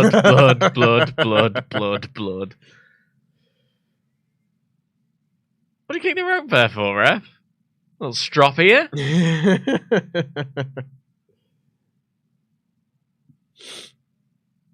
Oh, Mox got his angry face on. He's all scowly. He's done a little slitty the throat action.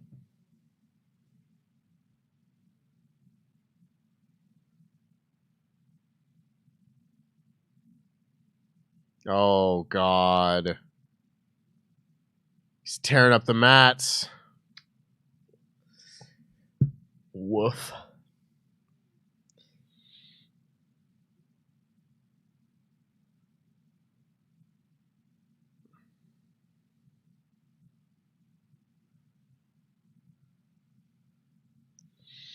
This won't be fun. No. They're not gonna have fun. I don't know what we're gonna see here, but it's gonna suck. Oh, God, he's gonna hit him with a fucking Death Rider or something. Oh no, God. don't do that. He's gonna pile drive him on the floor. Oh. Beach break! Oh! Beach break on the floor! On the concrete! Boy, you can't do it. You can't do this on concrete.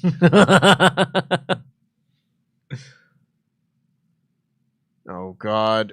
Oh, drop kicks him into the steps. Head bouncing off the steel.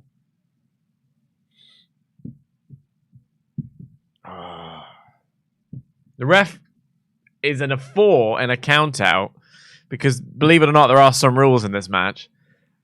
Cassidy is calling for the count out.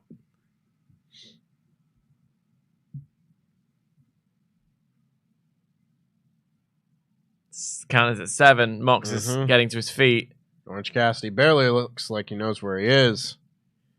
Mox has fallen down again. We're at 9. Pops up in the ring. That's another one of my least favorite. The burst of energy at 9.5. Yeah, and I can kind of understand that you conserve the energy so that you can fully push yourself up. It just never looks like that. It looks like they're waiting for the moment. Orange punch is that comeback we were talking about. But how is he going to be as strong enough to get all the way behind that punch? He's lost so much blood. He's a blood orange. Oh, hello. No more. Oh, my Mr. God. Nice Orange. Oh! Catches him with a cutter from out of nowhere. And here we go. Death Rider. No. Orange punch. Loose on his feet. Into the ropes. Again. Spear. 1, 2. Oh!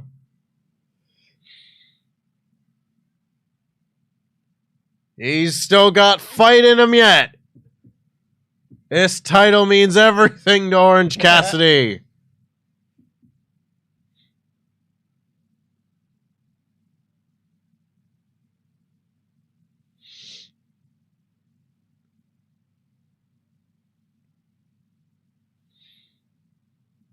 From out of nowhere.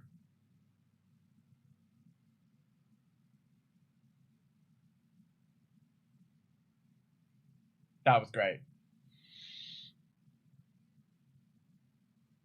Oh, hands in the pockets. Here we go.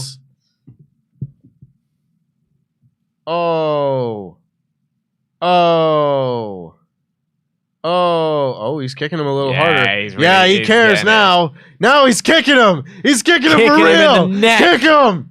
Kick him, Orange. He cares. The journey of Orange Cassidy. Oh, King Kong Lariat. Turning Cassidy inside out. Oh, but he's back up. He's hulked up. Another one. And now he picks him up for a third. God. Just fucking batters him. That's not knocked him out. I don't know what will. Kick out. He picks him up. He's going for the paradigm shift. He's hit the paradigm shift. 1, 2. Oh, he rolls his shoulder up with the minimal effort possible because it's all he had left. It was the most Orange Cassidy kick out, but it also was all he had left. It's both in one go. That's brilliant. He's going to have to die to relinquish this title. He's going to have to pull this title out of his cold, dead hands. Oh, my goodness. What is it going to take? And you wouldn't put it past Moxley to do just that. The blood dripping from the face of Orange Cassidy. Blood mixed with sweat staining the mat.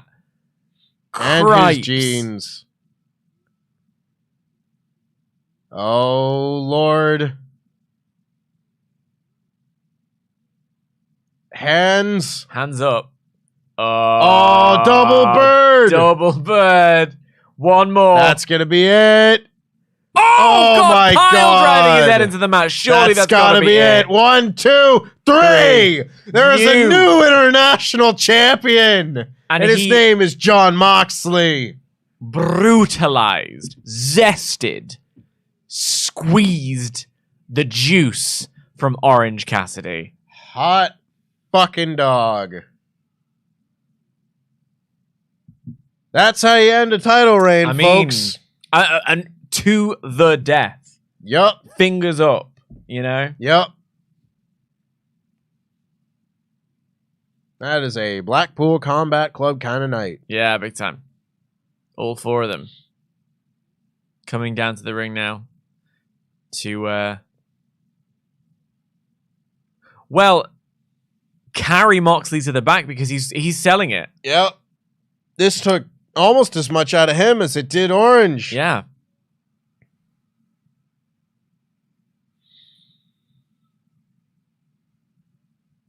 Hell yeah. That was great. Hell yeah.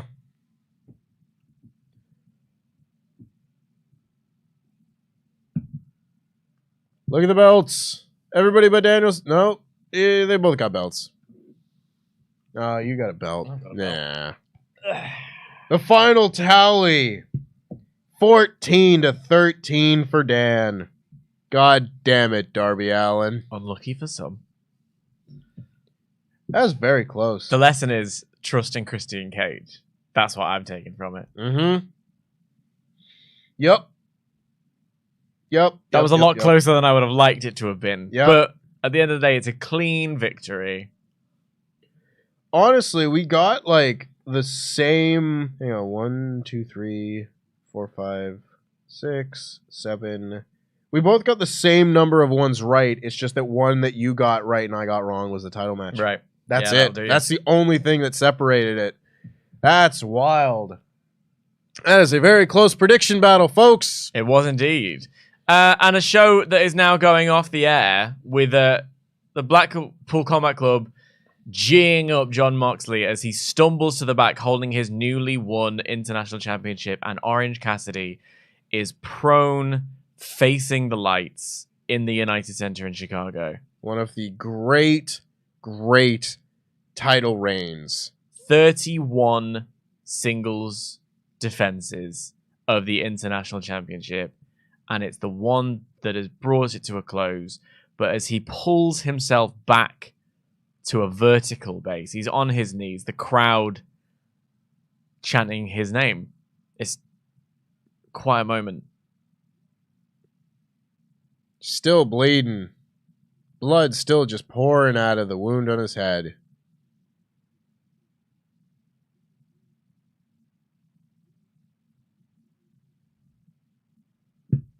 Getting a big ol' ovation. As he thank should. you, Orange Chan.